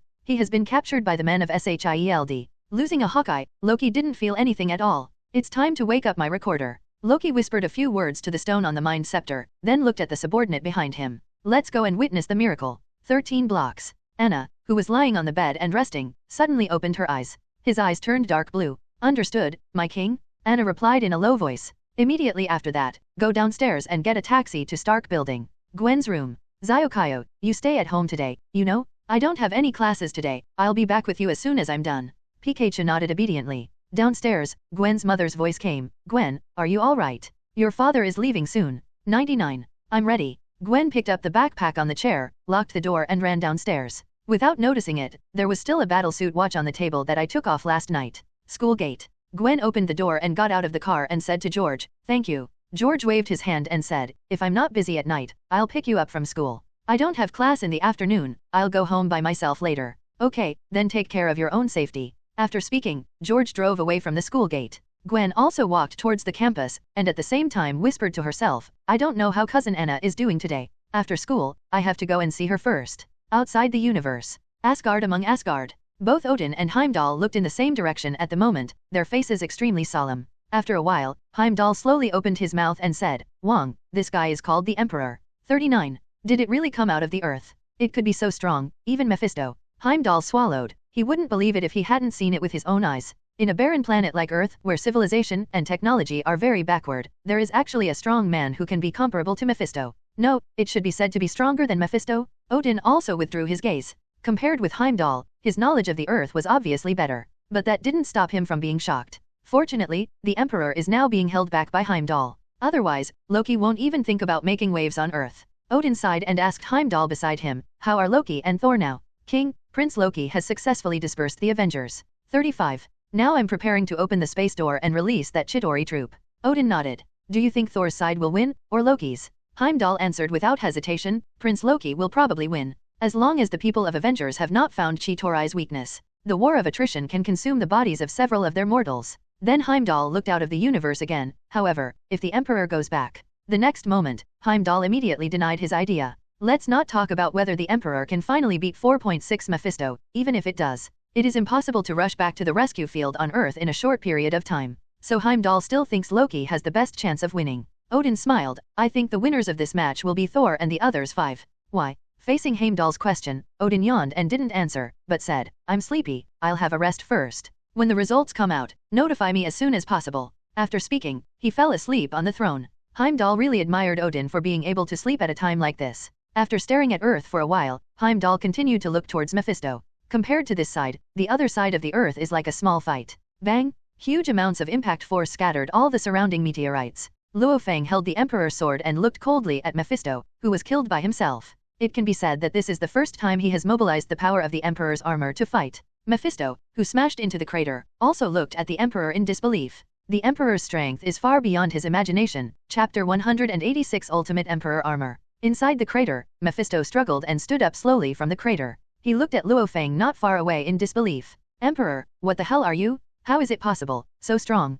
As the Lord of Hell, one of the oldest aborigines in the universe. To say that he is a god would be an understatement. Mephisto is very confident in his own strength, especially after he defeated Galactus, one of the 5 gods. He has always been confident that as long as the gods do not appear, he can walk sideways in the entire universe. But what he never expected was that he would be deflated twice in succession on the earth he despised the most. Forget the first ancient one. After all, she also borrowed power that does not belong to this dimension. But what happened to the Emperor in front of him? He had been beating him from start to finish, if it wasn't for the ability of immortality and regeneration. Almost killed by a sword several times. Originally, Mephisto's plan was to lure the Emperor into outer space so that the Ancient One wouldn't hurt him. When he absorbs the power of Emperor Xia, his strength will be able to rise to a higher level. 06 at that time, go back to Earth to solve the damn Ancient One. But now, it seems that I think everything is too simple. It seems that if you don't come up with some trump cards, you won't be able to eat the Emperor's hero. Mephisto, is your strength like that? Luo Feng looked at Mephisto in the crater and said with a smile. In fact, Mephisto is already strong enough, at least the strongest opponent Luo Feng has encountered so far.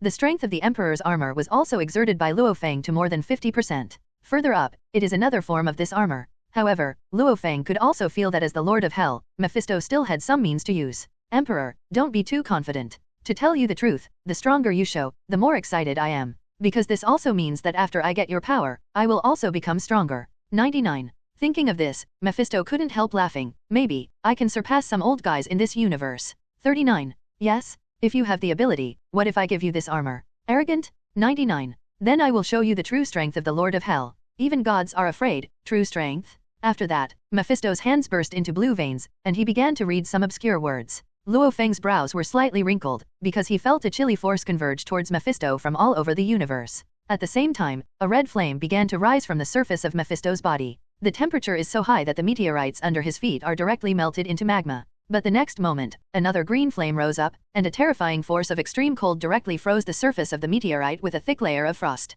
Two extremely conflicting forces meet and integrate in Mephisto. Around this piece of cosmic space, a thick white mist slowly rose up. Feeling the increase in Mephisto's power, Luo Feng also smiled excitedly. Mephisto, you really didn't disappoint me. I can finally test the true strength of the Emperor's armor. Speaking of time travel to the present, what is Luo Feng's unhappy mouth? That is, after obtaining the Emperor's armor, he has never met an opponent who can fight happily. Let him try the ultimate power of the Emperor's armor. Now, Mephisto does not appear. Emperor, you will be tough when you die 5. Next, get ready to enjoy your hell. Mephisto's voice at this moment became very mournful, like a terrifying evil spirit from the depths of hell. Luo Feng saw that Mephisto's figure in the weapon was constantly rising. Knowing that in the end, Mephisto, originally a normal person's file size, turned out to be as tall as a skyscraper. At the moment Luo Feng, in front of Mephisto, is like a little human. Not only has Mephisto's body become enormous, but his appearance has also undergone some changes. On both sides of his head, there was a gloomy face on each side. The red face on the left shows a frantic laughing expression, the green face on the right shows a painful expression after being tortured. The original Mephisto has completely turned into a big white face. Imperial man, I want to make you feel the horrors of hell before fully draining your power. 35. Mephisto saw clearly the position of Emperor Xia in the fog, and the big hand on the left instantly shot out the position of Luo Feng with countless firelights. The terrifying high temperature even distorted the surrounding space. Because the speed is too fast, Luo Feng is a little too late to hide now. The fire calligraphy letter on the belt flew out, and the Emperor's sword in Luo Feng's hand absorbed the power of the letter. It was also instantly covered with a layer of fiery red power. Emperor, demon ceiling slash. The infinitely large slash slammed into Mephisto's giant hand. A terrifying heat wave instantly erupted around the impact point. The meteorite fragments left by the previous battle were all evaporated and vaporized in an instant at the moment of encountering the heat wave. A terrifying blow directly vaporized all the substances within 100 miles around. If at the moment Luo Feng and Mephisto were fighting on Earth, I'm afraid it won't be long before the Earth becomes a dead star. At the center, Luo Feng's figure retreated a few steps, and Mephisto's giant hand also forced him to retreat. Ha ha ha. Emperor, is this your greatest strength? It's so fragile and vulnerable. 39. Mephisto's laughter even made waves of sound. 770 I can give you another chance, sign a soul contract with me, and then surrender to me. Luo Feng held the Emperor's sword and looked up at the huge amounts of Mephisto. The corners of the mouth under the armor inadvertently raised slightly. If Mephisto could see Luo Feng's face now, You will definitely see at the moment Luo Feng not only does not have the slightest fear and nervousness, the opposite is a look of excitement. Mephisto, the battlefield you chose is really good. Mephisto looked at Luo Feng suspiciously, and his expression suddenly changed, because he saw that the Emperor's body was full of golden light, and a more powerful force came from the Emperor's body. Immediately afterwards, the Emperor's body was constantly growing. After just a while, it grew to the same file size as him, and all over his body, he exudes this indescribable powerful force. And the armor on that body has also undergone some changes. A more domineering feeling. What power is this? Mephisto is really unacceptable. The Emperor Xia became so powerful in a few roars. You must know that although his current state is powerful, it is not without a price. But the Emperor in front of him is as simple as eating and drinking. Luo Feng smiled lightly and replied, "This is my second form, the ultimate Emperor armor?" To be continued. Chapter 187 The Arrival of the Chidori Legion. SHIELD. In front of the podium, Nick Fury held a stack of bloodstained hero cards in his hand. From time to time, he looked at the intensive repair work on the deck. After the rescue of Tony and Rogers, the S.H.I.E.L.D. mothership is now almost guaranteed to hover in midair. Now on the way back to the sea. On the side, Hill, who had finished commanding the repairs, walked over and looked at the bloodstained hero card in Nick Fury's hand. He knew those cards too, because Phil Coulson showed her off more than once. These are collected by Phil Coulson growing up, and he has always treasured them in his locker. According to Phil Coulson, he also wants to be a superhero who can save the world. Among the cards in the collection, there are several about Captain America. Head, if I remember correctly.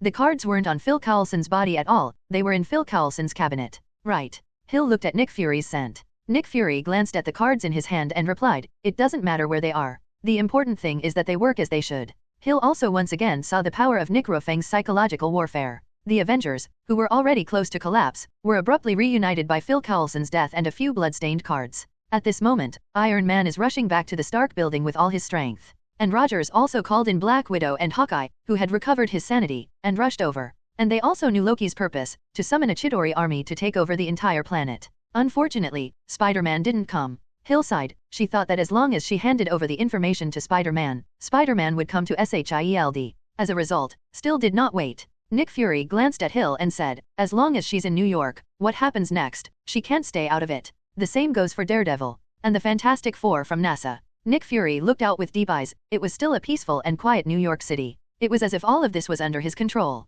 Then he said, "Do you also think it's despicable that I took advantage of Phil Coulson's death?" Hill lowered his head and said nothing. Being watched by Nick Fury made Hill feel an unprecedented pressure and could only say, "Head, no. Rather than Phil Coulson's life, we should pay more attention to Loki's movements. Degree 99. Because he is an existence that could destroy the Earth at any time." 35. Nick Fury passed the bloodstained card in his hand to Hill with a flat expression, and then said softly, "Start the Tahiti project." Hill's head jerked up, his face changed constantly, and he said, "But, Head, that plan. Besides, is there any other way you can save Phil Coulson? His half-dead body has been transported, and I want you to take charge of the project." After thinking it over and over again, Hill nodded solemnly. "As soon as Loki is done, you can leave immediately." As soon as he finished speaking, a bald executive from S.H.I.E.L.D. ran over and said solemnly to Nick Fury, "Director, urgent meeting. I knew that these guys wouldn't let me go so easily." Nick Fury shouted as he walked towards the conference room. "During my meeting time, all affairs of S.H.I.E.L.D. will be handed over to Hill Agent. Stark Building." After a period of setbacks, Tony finally flew to the top of the Stark Building with the half-disabled Mark 6. On the rooftop to go, Selvig has the drive unit for the Tesseract ready. Energy is constantly being injected, and the Tesseract is activated. "Dr. Selvig, please stop your actions immediately." Selvig turned around, looked at Tony in midair, and said proudly, "It can't be stopped. The device has been activated, Tony." Tony immediately raised the palm cannon in his hand, and the energy converged towards the device. Unexpectedly, there was an extra layer of pure energy shield around the Tesseract, which directly blocked Tony's palm cannon. The burst of power overturned the nearest Selvig to the ground. "Sir, this is a pure energy shield. We can't break it. It has been seen, JARVIS. Tony looked into the room and saw Loki in a magical costume, holding a spiritual scepter in his hand, looking at Tony in midair with a half-smile. Tony said to J.A.R.V.S, "Start Plan B and prepare for Mark 7. "Understood, sir." Tony landed on the landing point, and the damaged Mark 6 on his body was also removed piece by piece with the help of JARVIS.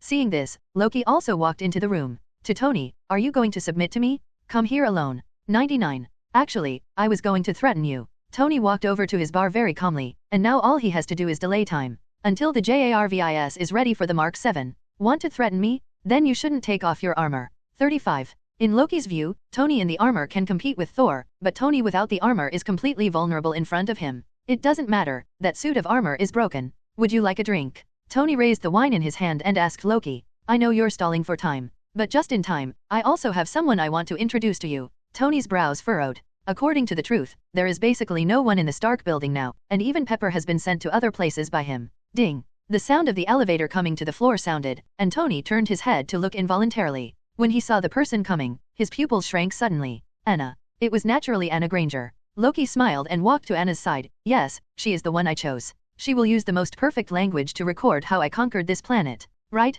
Anna? Yes, King. Tony looked at Loki, thinking of Anna's unusual relationship with Spider-Man. You'll regret this stupid thing you did. Stupid thing. Loki points out to the sky. Asterisk I have a Zatori Legion. What else can you do to stop me? 35. Avengers that have been defeated by me? We have the Emperor. Tony blurted out directly, the name. Then he added, and Hulk. The Emperor. Loki was completely unimpressed by the name. But it didn't matter anymore. He walked quickly to Tony. The spiritual scepter radiated this light, and clicked on Tony's chest. You also become my slave. 5. Who knows, it has always been a scepter of the mind of Bailing. At the moment when it touched Tony's chest, there was no other reaction at all except for a metal crash. Loki is confused. Tony didn't know what was going on either. Loki tried to use it again, and the situation was the same. How could this be? This is normal, man. There are many reasons for the impact. It may be psychological. It may be. Before Tony could finish his sarcastic words, Loki lifted him up and threw it out the window, smashed towards the street below. It was at this time that the Mark 7 flew out directly from inside. And just now Tony pretended to go to the bar, in fact, to put on the infrared calibration bracelet, which can be properly worn with Mark 7. Loki stood in front of the floor-to-ceiling windows, watching Tony fly in front of him again. Zhao Zhao's. Tony looked at Loki in front of him and said angrily, you've angered another person. His name is Phil Cowlson. Boom! A palm cannon blasted Loki away, turning to look at the Tesseract device. But at the moment it was too late, and the device carrying the Tesseract turned quickly. A beam of light that penetrated the sky and the earth shot directly into the sky. Immediately afterwards, it was as if a hole had been pierced in the sky, forming a huge circular space door. On the other side of the space gate, countless Kitarui soldiers have been waiting for a long time. As soon as the space door opened, they drove their chariots and attacked the earth. Tony immediately soared into the sky, and all the firepower covered it. But Chitori's soldiers were too many, and they poured out like locusts crossing the border. And this scene, the whole New York City people saw. Outside State University, Gwen, who had just finished the morning class, walked out of the school gate and was about to go to the 13th block. Spider telepathy crazy warning. Gwen immediately turned to look at the sky in the distance, and a blue beam of light shot up into the sky. Immediately afterwards, a huge space door appeared. Chapter 188 Scene number 6, Scene no 6-1. More and more people are paying attention to the huge space gate over New York. Within a law firm, Lawyer Ma, Daredevil, is handling his own case, and since Kim Bing's downfall, he has also relaxed a lot. With more rest time at night, I finally stopped working with dark circles under my eyes. However, at this moment, he felt an unprecedented sense of crisis. Immediately afterwards, the shocking voice of the assistant came from the direction of the window. Oh, my God. 35. What happened? There. The assistant described what happened to him, and Lawyer Ma knew that something very important must have happened. Get off work early now. 35. Go home now. Where has the assistant experienced such a scene? But the boss said that he was off work, and naturally he left the law firm in a hurry. Lawyer Ma also got into the small room and put on his Daredevil suit. After feeling the surrounding environment, I identified a direction and ran out. At the same time, inside the NASA Space Agency, the three of Reed are experimenting. Since he obtained super ability, Reed began to study how the mutation in several people is all about. Is it related to cosmic ray storms? Therefore, he placed a large number of devices capable of detecting cosmic rays in this test area. Suddenly, the entire laboratory was wildly fluctuated by the value of cosmic rays. How is this going? Are cosmic ray storms approaching Earth? Reed displayed his super ability like a rubber man, and quickly operated every computer, trying to find out why. But the next moment, Stone Man Ben broke in and slammed down a button beside him. Immediately, sparks burst forth. The other three invariably looked at Stone Man Ben. The big thing is bad, you look outside. After the hood of the laboratory was slowly opened, the scene in front of him made everyone present froze in place. What happened? Invisible female Susan looked at the sky, the huge space door, and seemed to be spitting something out. Reed was the first to react, quickly calling up a working surveillance camera. Soon, an astonishing scene appeared in front of them. I saw the huge amounts of space gate, a group of creatures that I don't know what to call, and their common feature is riding a thing similar to a chariot. That tank can also shoot laser weapons. Tony, what are you doing with a plane? 99. Reed noticed at a glance that directly below the space door was the Stark building. And it seems that Tony is the only one at the scene now. Anyone with discernment can see it. Isn't this scene an alien invasion of the Earth? Reed, what are we going to do now? The Human Torch looked at Reed. In the team of Fantastic Four, Reed is not only responsible for his mind, but also exists like a captain among the four. Without saying a word, Reed took off his white coat. The blue tights on his body are exposed, and a 4 is tattooed on his chest. Does this even need to be said? Aliens invaded the Earth, definitely to surround the Earth. In a small corner of New York, Xavier's school stands here. Jean pushed Professor X to the door, and followed X-Men to look at the changes in the center of New York City. Come on, let's go and see what's going on. Wolverine can be said to be the person with the highest sense of justice in the X-Men. Now that the urban area is changing, he also feels unprecedented danger. The other X-Men nodded, agreeing with Wolverine's proposal. But what everyone didn't expect was that Professor X, who had always supported X-Men's actions, actually opened his mouth to stop it. You don't have to go, you all stay in the academy today. Facing Professor X's obstruction, Wolverine Logan asked inexplicably, why? You don't need to ask too much, just remember that I won't hurt you. Remember, whoever goes today will not have to come back. 99. After speaking, Professor X gestured to Jean. Jean also wondered for a while, but returned to her room with Professor X without asking any further questions. Logan, are we still going? Cyclops watched Professor X leave, turned his head and asked Wolverine. Wolverine replied nonchalantly, you don't think that since the last time the professor came back alone, a lot has changed? Several people heard it, thought for a while and nodded in agreement. It's better not to go out, I believe the professor has his reasons for doing so, and we haven't been very well received outside recently. Beast's Rare IQ Online. In Professor X's room. In front of the windowsill, Professor X looked at the space door in the center of New York City, and picked up a satellite phone with a complicated look. At the same time, he did not forget to use the power of telepathy to set up a barrier in his room, so that no one else can hear it. After Professor X made a call, he said, Guo Wuking, I have followed your instructions and won't let X-Men stir up the water. On the other end of the phone, Guo Wuking's calm voice came out. Well done, Charles. 35. As soon as Nick Fury steps down from S.H.I.E.L.D, then I can get X-Men into SHIELD. You will also get the most legal status. Thank you, Your Excellency. Outside State University. In one corner, Gwen quickly took out a pair of headphones from his backpack and put them on his ears. Ajag. Queen, what happened? Miss Gwen, Loki used the Tesseract to open the space door and summon an alien army. Attempt to take over the Earth. Gwen's face suddenly sank, and then he asked, where's Cousin Anna? Miss Anna appears to have been under some kind of mind control magic by Loki that night. 55. Now she's also in the Stark building. That night, Loki's actions were really weird, but J.A.R.V.I.S later checked it out. Gwen didn't think much of it. Unexpectedly, it was still in the end. After the read, analyze the best route to go. Gwen touched the hand with the watch with one hand, ready to equip the liquid metal battlesuit. But he found that his wrist was empty. Oops, I forgot to bring my watch when I went out in the morning. Since wearing that watch, due to the optimal comfort designed by Luo Feng, Gwen often forgets the existence of the watch. So much so that Gwen didn't notice that he didn't wear his watch this morning. If you usually swing cobweb to class, maybe you can find it. But this morning, I came to class in George's car and didn't use the spider battlesuit at all. There's no other way, I can only go back as fast as possible. Miss Gwen, the center of the battle is in the Stark building. Queen of Red, SU number 5 was put at home by me. I have to go and take it out before I can pass 5. For the first time, Gwen felt that her carelessness was such a delay. Miss Gwen, please go to the Stark building with confidence. SU number 6 is already on its way. What? 35. Luo Feng's house. The door of the laboratory slowly opened, and the virtual projection of the Red Queen was outside the laboratory. As the door of the laboratory opened, 2 small jet drones were slowly pushed to the door. An infrared ray swept across the 2 drones, and the voice of the Red Queen also sounded. SU number 6, SU no 6-1 has been checked. Transfer started. The 2 small drones, with their tails spewing blue flames, flew straight up into the sky and rushed out of the laboratory. One of them flew in the direction of Gwen. Another flew in the direction of Gwen's house. On a roof. Without cobwebs, Gwen, the fastest way is to leap between the roofs, and the strong physical fitness will undoubtedly be revealed at this time. Looking at the location in the city center, Gwen's expression changed again. I saw a huge amount of black creature like a whale, full of mecha-like equipment, swim out slowly from the space door. The whole sky is like its ocean.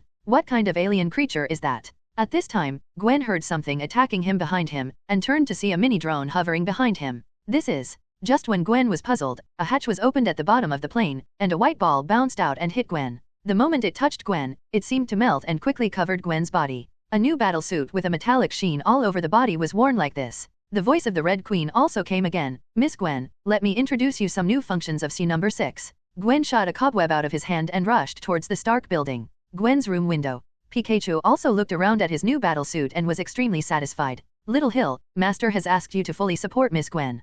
Pikachu. Pikachu jumped from the windowsill, jumped onto the fuselage of the mini-drone, and flew quickly in the direction of Gwen. To be continued. Chapter 189 The War Begins. NYPD. Inside the director's office. George is dealing with some documents that have been backlogged in the past 2 days. Apparently George prefers to deal with these precinct-handed papers than the big cases before them. At least not so tired. It seems that today is another day when you can leave work early. Just as George said these words, a huge amount of muffled sound came from above his head. George raised his head suspiciously and looked up to the top of the building. He thought something happened to his colleagues upstairs, but immediately a police detective slammed into his door. With an ugly face, he said, "Head, something has happened. Aliens have invaded Earth." "What are you kidding me?" George immediately stood up from his seat and looked at the detective. "Today is not April Fool's Day. Such a joke is not funny at all." Immediately afterwards, the detective took out his mobile phone and played a video for George. This was shot downstairs in the Stark building. "I saw an unknown creature that began to destroy the buildings in the center of New York. Some rode chariots like motorcycles, while others held laser guns.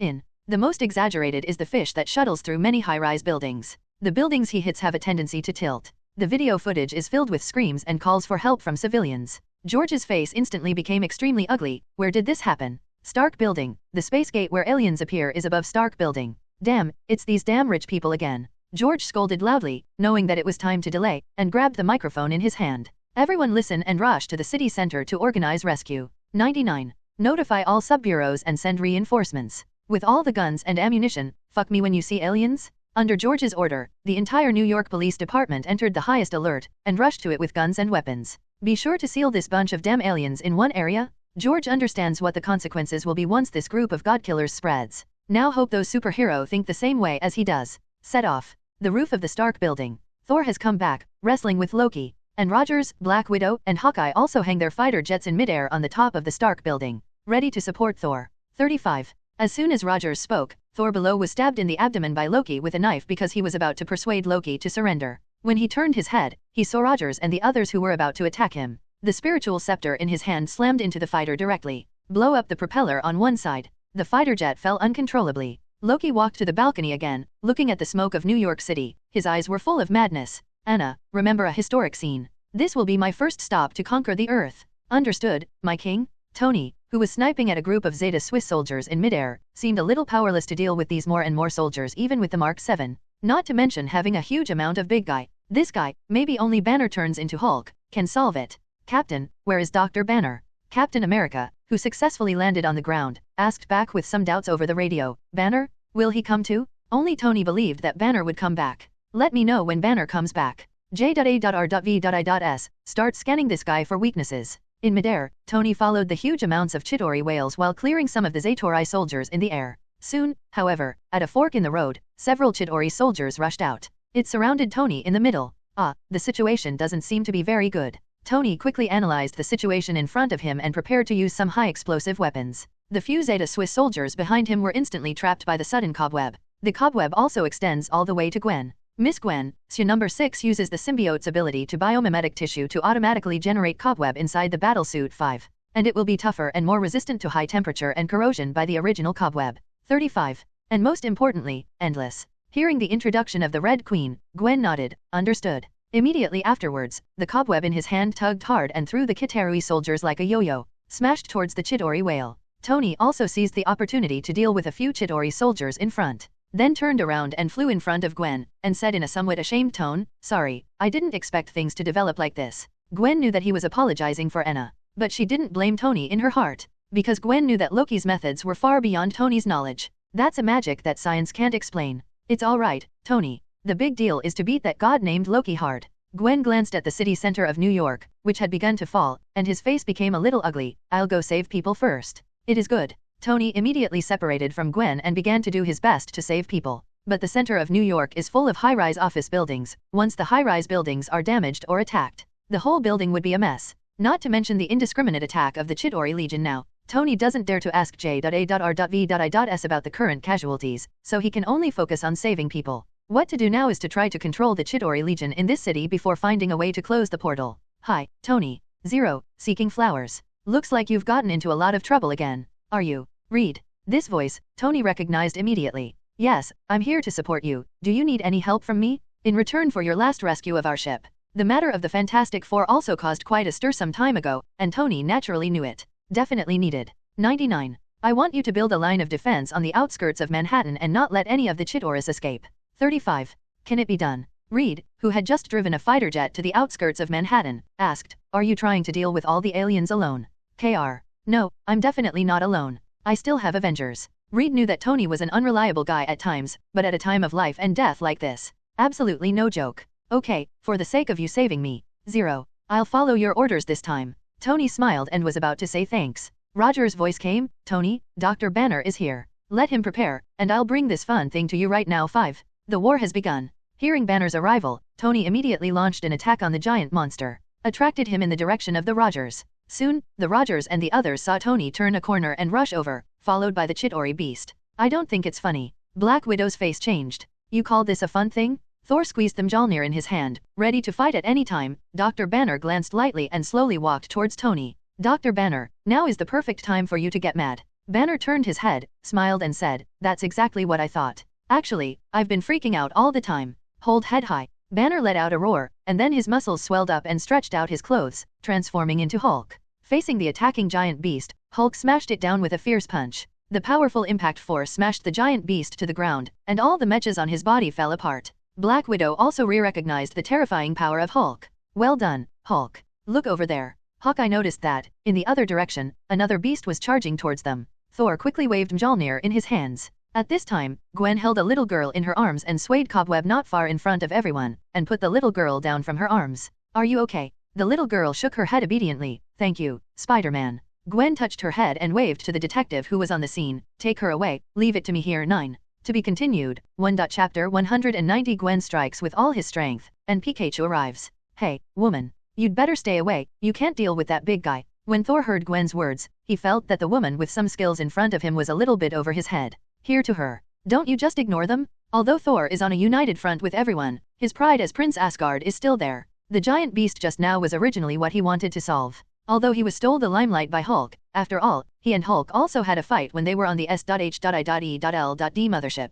It can be regarded as a recognition of the strength of Hulk. But this Spider-Man who suddenly appeared is nothing but a woman with super ability. Iron Man is getting ready to come forward and make peace. He knew Gwen and Thor's tempers. If 770 quarreled, it would mean that no one would let anyone else. You're from Asgard too, and Loki is your brother. Gwen looked at Thor, and the Red Queen immediately called up Thor's basic information. Thor doesn't deny it either. Yes, he's my brother. I tell you, if anything goes wrong with Anna, I promise Loki will pay. 35. Oops. Tony knew he couldn't stop it. Hearing someone threaten Loki, Thor's temper instantly turned up. Only by you. Loki is an Asgard, and even if he makes a mistake, only Asgard can judge him. Stop arguing. We have other troubles right now. Rogers immediately stood up and said, our priority now is to solve this thing first. 5. The beast flew closer and closer. On the other side, Hulk was already in a state of rage, ravaging the previous giant beast. It is obvious that he will not be easily obedient until he is finished venting. Thor instantly turned the Mjolnir in his hands. Seeing this, Gwen also shot Cobweb and pulled it towards a tall building.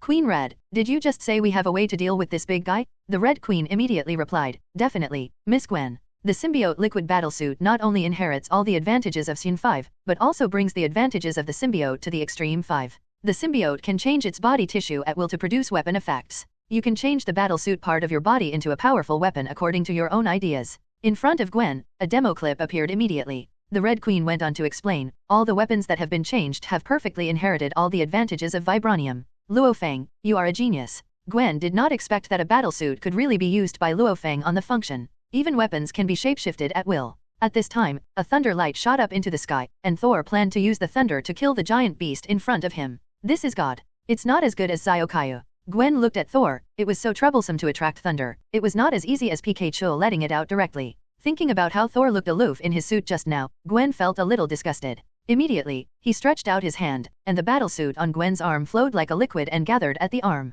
Soon a giant silver hammer was formed. Tony below looked at this scene in disbelief. What technology is this? Nanotechnology. Even Black Widow and Hawkeye were dumbfounded. In the data they collected, it seems that Spider-Man does not exist such a method, right? Or in other words, it has been there, but it has not been used before. Rogers was also surprised. Spider-Man, it seems that the information given by Nick Fury is still a bit one-sided. Is this also New Age technology? For this question, several other people directly chose not to answer. The sledgehammer in his hand condensed successfully. Gwen smiled in satisfaction, jumped directly from the surface of the building, and then discussed the silver sledgehammer in the air. Violently smashed towards the giant beast below. The Red Queen also cooperated to control Scene number 6, and 4 black spider legs grew out behind Gwen. At the joints of the spider legs, bursts of fire instantly shot out towards the rear. A strong thrust was formed, smashing Gwen directly from the sky to the ground like a meteor, and the silver hammer smashed heavily on the beast's head. Suddenly the minced meat flew. Boom! The force was so great that it directly smashed a big hole on the surface of the road, and huge amounts of impact force swept away. The blown rubble flew. In the smoke and dust, the arrogant giant beast lay on the ground like a dead fish. And Gwen, like a proud victory, stood on its shattered head. Thor then fell back to the ground, standing beside Rogers. Although he didn't want to admit it, he still said, "She is indeed qualified." Such a blow, Thor doesn't think even he can do it himself. Not only her, but even Gwen herself was a little dazed, since she obtained the spider super ability. This is the first time that I have used all my strength. In the past, she only knew that her strength would be great, but she didn't expect it to be so great. Hulk and Gwen caused a huge movement before and after, attracted most of the Zeta Swiss soldiers in Manhattan. You know, the Chitauri Legion shares a brain. The two giant beasts here lost their lives at once, and the brain center immediately knew that there were powerful enemies here. Therefore, most of the Zeta Swiss soldiers were gathered to attack. The strength of the Chitauri Legion lies in the fact that as long as the brain center is still there, it can constantly produce soldiers with a source of energy. Many times, they do not defeat the enemy, but destroy the enemy to death. Faced with so many enemies, Gwen also understands that now is not the time to be angry with Thor and want to get close to Loki. It can't be done without fighting together. Unless, perhaps only the Emperor could do it, Gwen thought. Gwen and Tony and Rogers and others formed a circle. At the moment there were Chitauri soldiers on all sides. The two corpses below seemed to ignite the anger of his 4.6s. They grinned and roared towards the Avengers in the center. Hulk responded without showing weakness, roar. Pick up. Mound. The original chilling atmosphere was directly destroyed by a cute shout from the horizon. Everyone else looked at the sky in confusion, only Gwen looked up at the sky in surprise, Ziokayo. Everyone saw a mini drone that had been jumping down like a big mouse. He landed in front of Gwen in an extremely standard landing position, and then jumped gently onto Gwen's shoulder. The similar dress made everyone understand that this was Spider-Man's pet. Okay, everyone is here now, Tony said. Captain, start assigning tasks. To be continued, Chapter 191 5 Shadows Will Kill. The King, the superhero of Earth and Prince Thor, do not know the weakness of the Zetas. In that case, their odds of winning don't seem to be great. 35. Heimdall saw that all the superhero on Earth that resisted the Chitauri Legion appeared.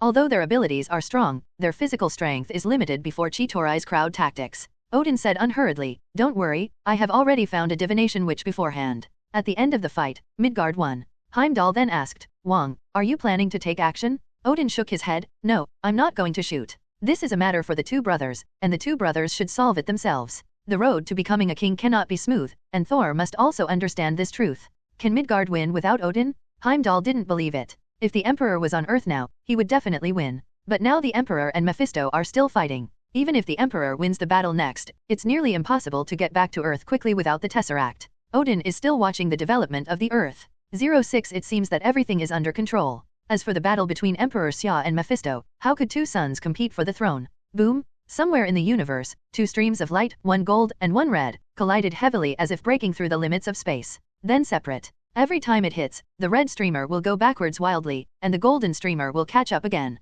No, it's impossible. How can the power of hell I have invoked can't beat you? Mephisto at the moment felt extremely aggrieved at the moment. Obviously he had entered the strongest form. It was in this form that Galactus was defeated. But why, in front of Emperor Xia, was actually suppressed. Hashtag. It's not even as good as just not changing. But now Mephisto can no longer think too much, because Luo Feng has come to him again. Holding the Emperor's sword in both hands, he slashed straight at Mephisto. An understatement of the sword, but Mephisto felt an aura of death on it. Lord of Hell, felt the breath of death. If this is said, he, the Lord of Hell, will not need to mix in this universe in the future. The Emperor? Mephisto has never felt this way. The power on his body was mobilized as if he didn't want money, and a red-blue energy shield was formed in front of him. At the moment when the shield was good, Luo Feng's sword also slashed. Click. The energy shield only blocked for a second, and then began to make a shattering sound. The aftermath of the powerful force even bounced Mephisto away, flying upside down towards a desolate Death Star behind him. At the moment of landing, the surface of the Death Star was directly smashed into a huge amount of crater, raising huge amounts of dust.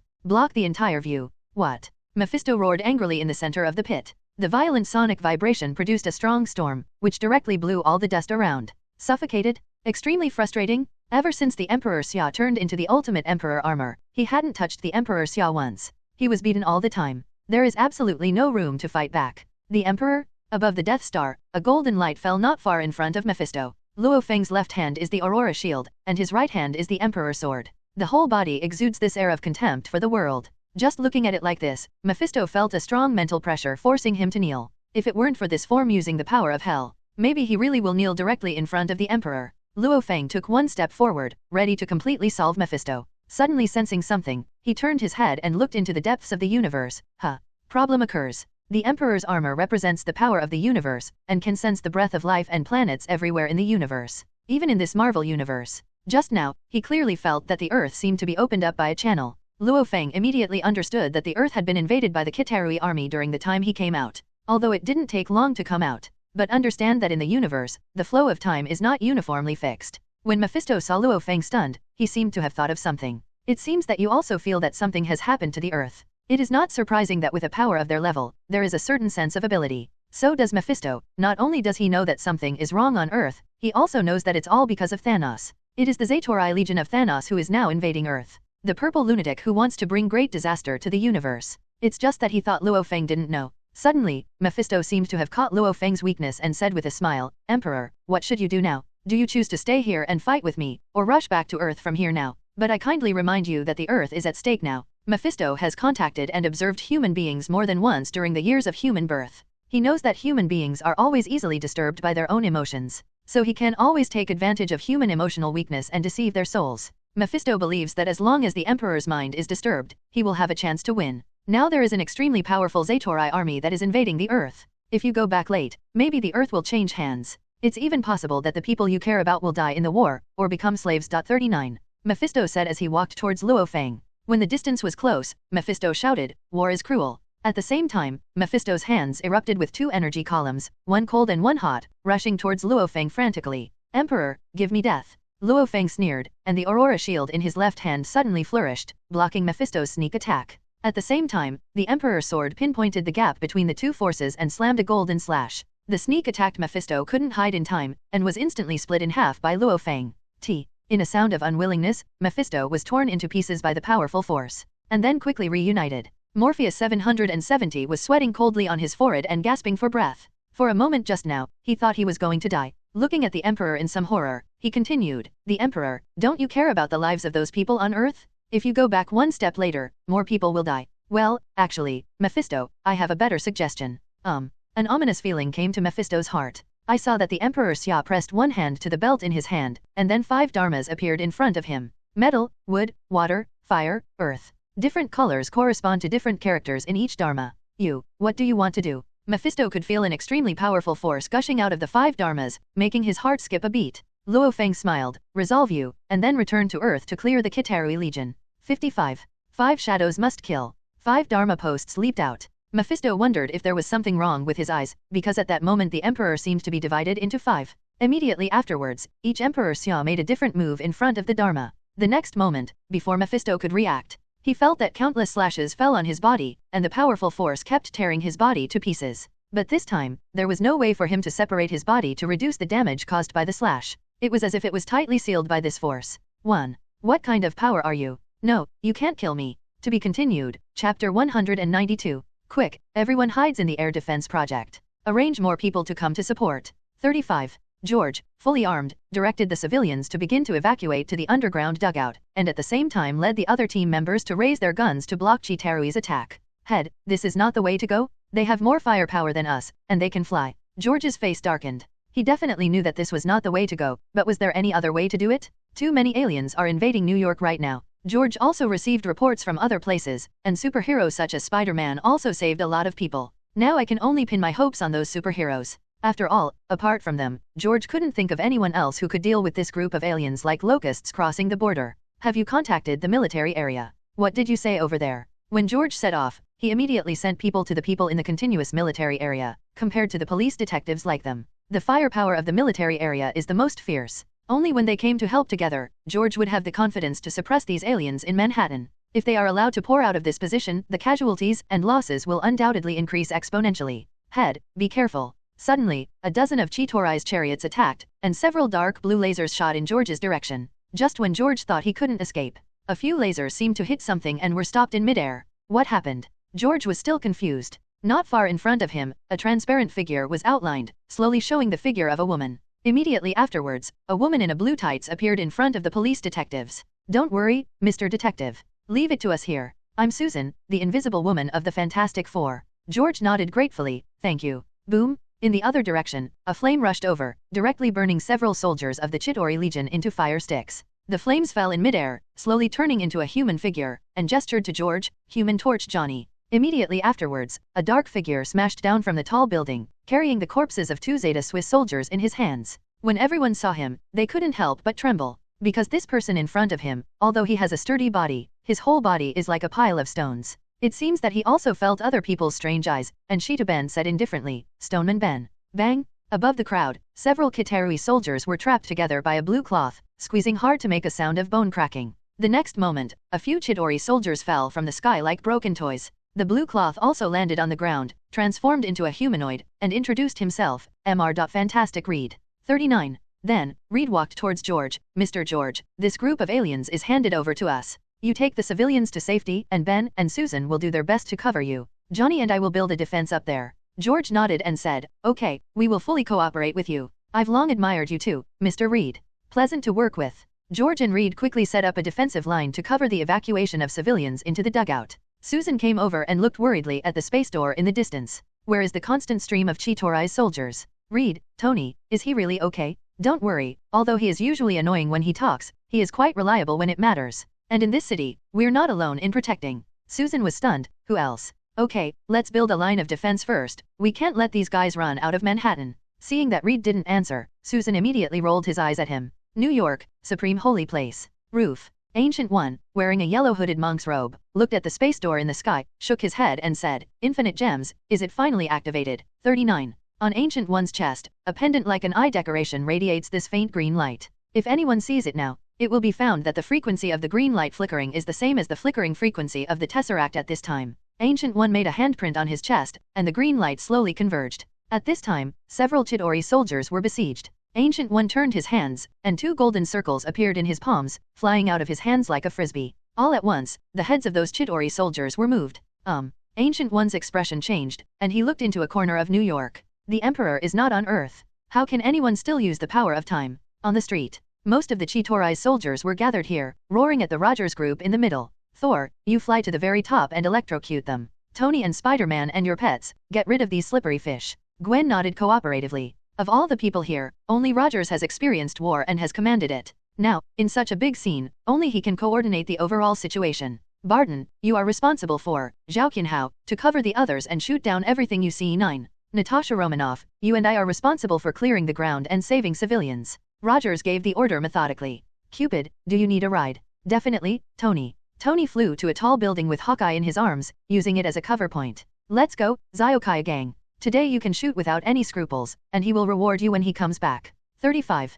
Pikachu knew that Gwen was referring to Luo Feng. Nodding happily. Finally, Rogers looked at Hulk. Hulk panted and turned his head to look at Rogers. Use all your strength. Smash it. Roar. Hulk roared and jumped straight to the most densely populated position of the Zetas. Chapter 193. S.H.I.E.L.D. Mothership. Hill stood on the podium. I kept looking at the data that came back from all over the place, and the various rescue plans that were being implemented. Sir, the troops from the military region will be here soon. All the rescue teams were also dispatched. The casualties and losses cannot be estimated for the time being. 99. Listen to reports from subordinates. Hill's face was gloomy. In a way, the disaster this time was their S.H.I.E.L.D's dereliction of duty. If they hadn't insisted on working on Tesseract, this might not have happened at all. She finally understood why Howard suddenly stopped Tesseract's research. Maybe Howard just discovered that once Tesseract is turned on, there will be unimaginable disasters. What about our people? Send everyone who can fight and use fighter jets. Be sure to hold this group of damn aliens in Manhattan, and don't let them escape.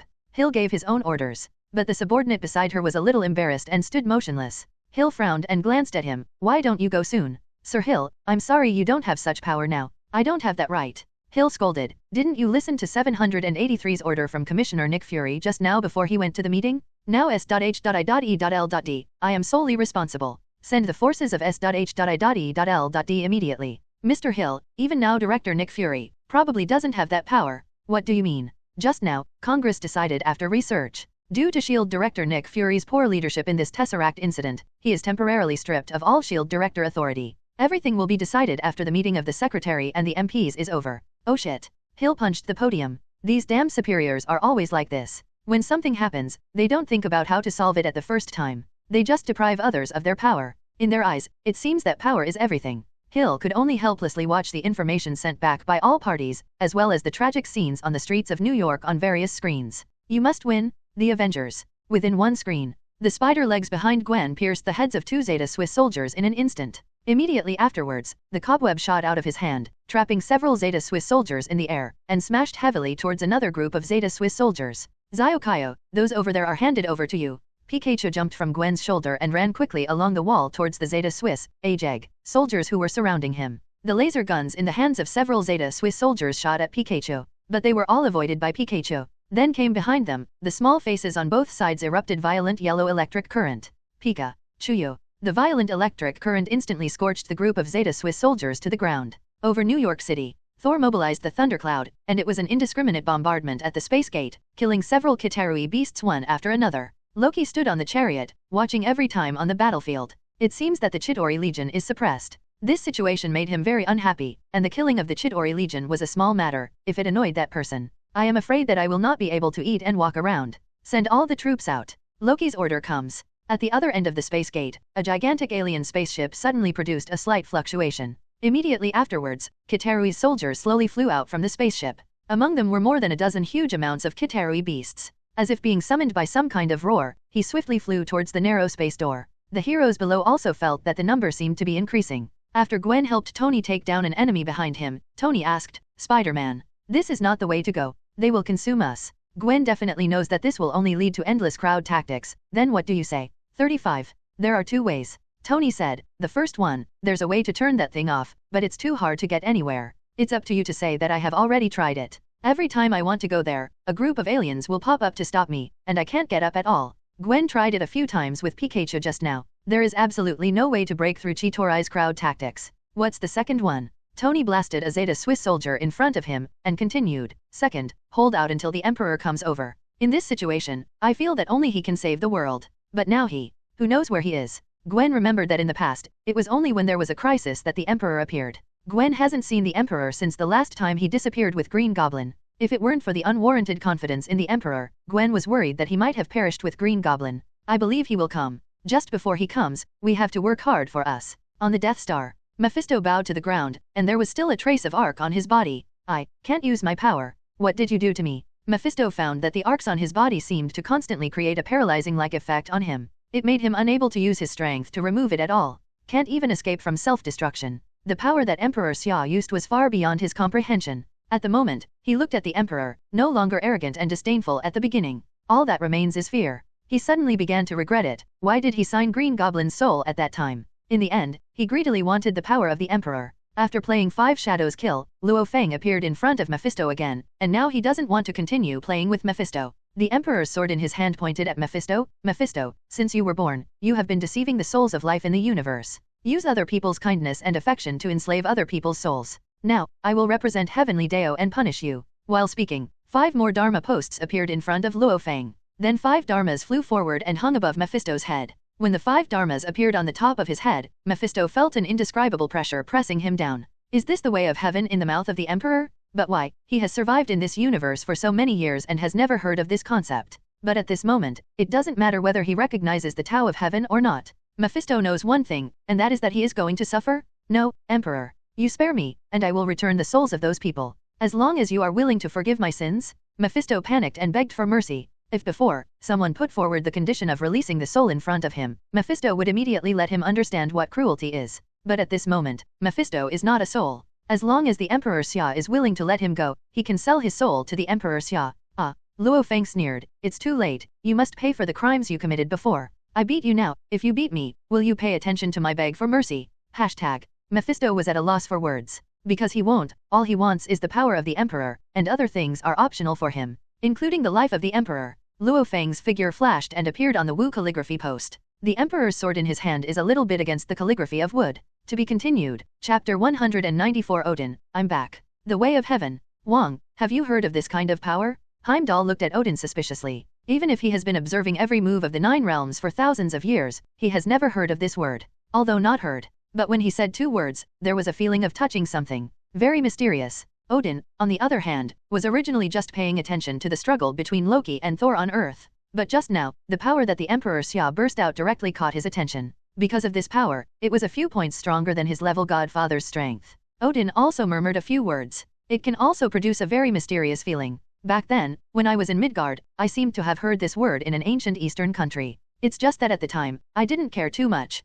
Odin frowned, thinking about something, and suddenly thought of a possibility. Is that also the name of a certain god? But aren't there only 5 creation gods in total? It is clear to Heimdall that there are 5 creation gods in this universe. They existed with the universe at the beginning of the universe. They are eternity, infinity, annihilation, death, and the planet devourer who was defeated by Mephisto. Among them, the planet devourer can be said to be the weakest existence among the 5 gods, and is also jokingly called the shame of the gods. And every god will also choose some spokespersons to let them travel in the universe. Observe the universe instead of the gods. But among these 5, there is no god called Heavenly Deo. Odin just shook his head without much explanation. Because this universe is not as simple as what Heimdall sees, even he does not dare to say that he fully understands the true appearance of the entire universe. Among them, there is an existence that is above the 5 creation gods. For example, to manage the order of the universe, even the creation gods have to bow their heads in front of the court of life. Seeing that Odin was unwilling to explain, Heimdall stopped asking. Because he also understands that some things are better not to know.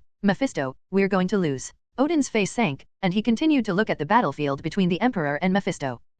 What is this time? After the Emperor cut down the wood calligraphy post, Mephisto was surprised to find that some green vines had grown from the ground of the Death Star. The vines climbed up his body. It was tightly wrapped around him, making him unable to move. This is a Death Star? Why can the Emperor directly let the Death Star grow plants with such vigorous vitality? As a first-class existence in the wizarding world, Mephisto can be sure that what the Emperor is using is not magic. Could it be that this power is the way of heaven that he cannot understand? The wood calligraphy book trapped Mephisto in place to ensure that Mephisto did not have the ability to escape. With a wave of the Emperor's sword in Luo Feng's hand, the water calligraphy letter flew in front of him. Waterhide, 9. Immediately, countless icicles fell towards Mephisto like raindrops, and the terrifying power of extreme cold directly extinguished Mephisto's hellfire. Is Mephisto has another kind of extreme cold power, and also feels a biting cold. No, my hell, still give me strength. Mephisto was horrified to find that his connection with hell had been disconnected from an unknown point of time. Mephisto, don't waste your time. Since you hit my 5 shadows, I cut off all your sources of power.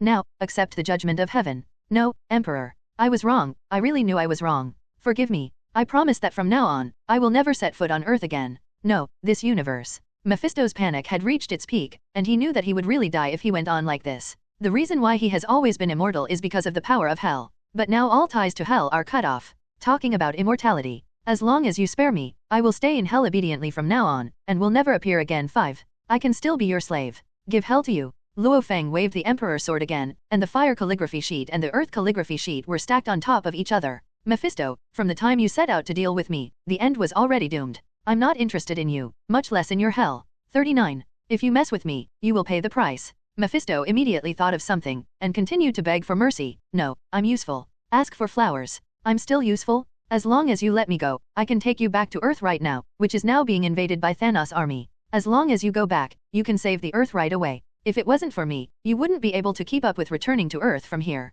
Mephisto madly put forward his own value. As long as Luo Feng is willing to forgive him, he is willing to be a bull or a horse. No, the Earth is not as fragile as you think. The fire rock. Countless flaming stones fell on Mephisto's body one by one. First, the power of extreme cold freezes the whole body, and then the power of extreme flame explodes. Mephisto had no choice but to let out a scream.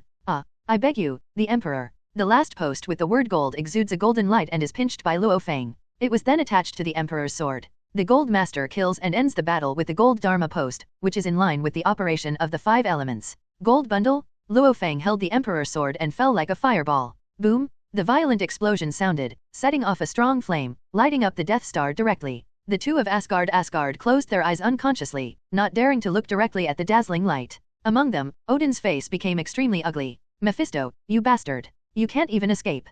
35. At the same time, Hela, sealed in hell. Feel lightness all over. Suddenly he burst out laughing. Ha ha ha. The black chains on his body also slowly turned into black mist and dissipated at this moment. Mephisto, you thought you were calculating Odin. It turns out that Odin has been plotting against you, and this seal is actually a contract made by Odin with your soul. Odin, I'm back. But the next moment, a colorful force seemed to come from across the space, and bombarded Hela's back heavily. Boom! The whole hell shook. In addition to the concussion of hell, there was also Hela's scolding. Odin, you bastard. Wait for me. To be continued. Chapter 195. Prepare to launch nuclear weapons. Roar! In the central block of Manhattan, Hulk roared and jumped directly from a tall building. On the way down, they smashed to death several Kitarui cavalrymen one after another. The powerful impact generated by falling on the ground overturned all the surrounding Zeta Swiss soldiers to the ground. Even so, a group of Zeta Swiss soldiers came to fill in immediately, with their laser guns strafing towards Hulk. The Chidori Legion's powerful weapons of destruction, capable of piercing rock directly, fell on Hulk.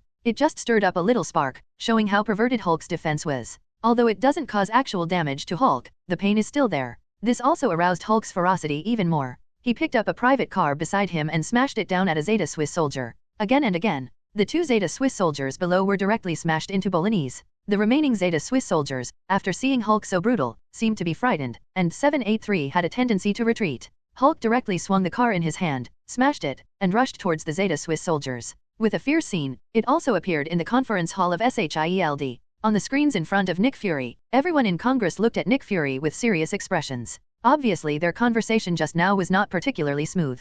After watching Hulk's battle, Nick Fury stubbornly said, "I believe my soldiers can solve these disasters in front of us. I formed Avengers at a great cost, wasn't it just for this moment?" He seems to want to prove the viability of the Avengers plan through the present scene, like Congress. But some people in Congress don't think so. Director Nick Fury, it seems that from the current situation, the number of aliens is increasing. 35. And your Avengers seem to be out of their depth. The picture on the video turned again, and a black back appeared in front of everyone. Nick Fury immediately recognized it as Hawkeye. At this moment, in the quiver behind Hawkeye, there are not many arrow feathers left. Immediately afterwards, the screen changed again, and Rogers and Black Widow faced the siege of Zitari, and the two fought each other. And both of them had more or less scars on their bodies. Compared to the others present, Rogers and Black Widow were out of breath. The number of Zeta Swiss soldiers is still increasing. "Captain, this is not the way to go. I'm running out of energy." Black Widow is fighting almost purely in body art, and now he is a little out of breath when he speaks. Rogers also knew that they had no chance of winning at this rate. Each of them now attracts a portion of Chitori's forces, leaving Chidori to fight on their own.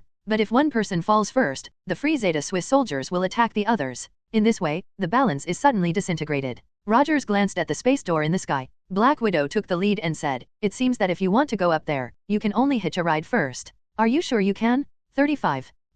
Black Widow smiled reluctantly and said, "Besides, I don't think you have any other way." Although the two cooperated for the first time, they had a tacit understanding as if they had been friends for many years. Rogers also knew that Black Widow wanted to hijack a Chidori cavalry, go directly to the top of the Stark building, and find a way to close the space door. "You're right, leave it to me here." Rogers squatted down and patted his vibranium shield. "Come on, I'll send it to you." Black Widow glanced at the flying Zeta Swiss soldiers in the sky and stepped on Rogers' vibranium shield at the right moment. Rogers shoved hard, throwing Black Widow straight up. The cooperation of this scene was also seen by Nick Fury, who looked at the members of Congress very confidently. Several people in Congress whispered, and this voice Nick Fury can't hear. Nick Fury frowned at their discussion, suddenly feeling the slightest bit of a nuisance. He knows these damned guys too well. This group of people, if they find that the situation has developed to an uncontrollable level, will definitely make the wildest decisions. After a while, everyone in Congress has also finished the discussion. The man in the middle said, "Director Nick Fury, if I remember correctly. At that time, in order to deal with the worst case, Director Carter once applied to the military region for 2 nuclear weapons to be placed on the S.H.I.E.L.D. mothership.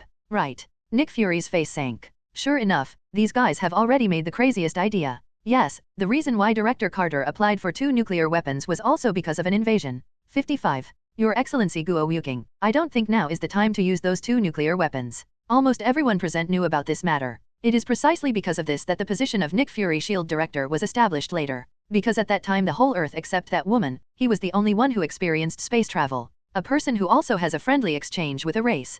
Guo Wuking looked at Nick Fury and continued, "Now, only you, S.H.I.E.L.D., are the closest to New York and have the ability to launch nuclear weapons. After discussions in Congress just now, we have decided to drop nuclear weapons on Manhattan. In turn, a comprehensive cleanup is reached." Nick Fury couldn't believe they actually planned to do this. Glancing around a congressional man, Nick Fury snapped, "I will never allow you to do this. 35. That's the most prosperous area in New York City. Don't you know how many civilians there are? Once your nukes are launched, everyone will die, including those in the underground dugouts." Guo Wuking looked at Nick Fury expressionlessly, as if he was talking about something unimportant. It would be a disaster for the whole world if this group of aliens showed up outside of Manhattan. 99. Sacrificing some people, saving the whole world. We think this deal is a very good deal. 99. Several other members of Congress also nodded in agreement. Is this a deal? You are treating so many human lives as a deal. Are you crazy? I am the director of SHIELD. I will never allow nuclear weapons to be fired. Guo Yuking smiled imperceptibly, as if waiting for Nick Fury to object to his order. S.H.I.E.L.D. When Carter and the others were established, in order to prevent excessive interference in the military and political circles. 55. It is indeed said that the director of S.H.I.E.L.D. has independent power and cannot accept our orders. Nick Fury nodded decisively. It's good to know, now S.H.I.E.L.D. is still me. However, also to prevent abuse of power by the SHIELD director. 99. As long as the Congress votes unanimously, we can remove you as SHIELD director. Everyone, what do you see? Nick Fury's already dark face is now 4.6 octaves darker. Gloomy like water. If it was before, he would not have to worry that Congress would collectively oppose him. Because it seems that Congress is a whole, in fact, each of them is also intriguing. The existence of S.H.I.E.L.D. every one of them loathes. But both want S.H.I.E.L.D. to help them with the others. So there has always been a delicate balance between S.H.I.E.L.D. and members of Congress, but not now. The Chidori threat to them has far surpassed the importance of SHIELD. As predicted, all members of Congress raised their hands in agreement to dismiss Nick Fury SHIELD Director.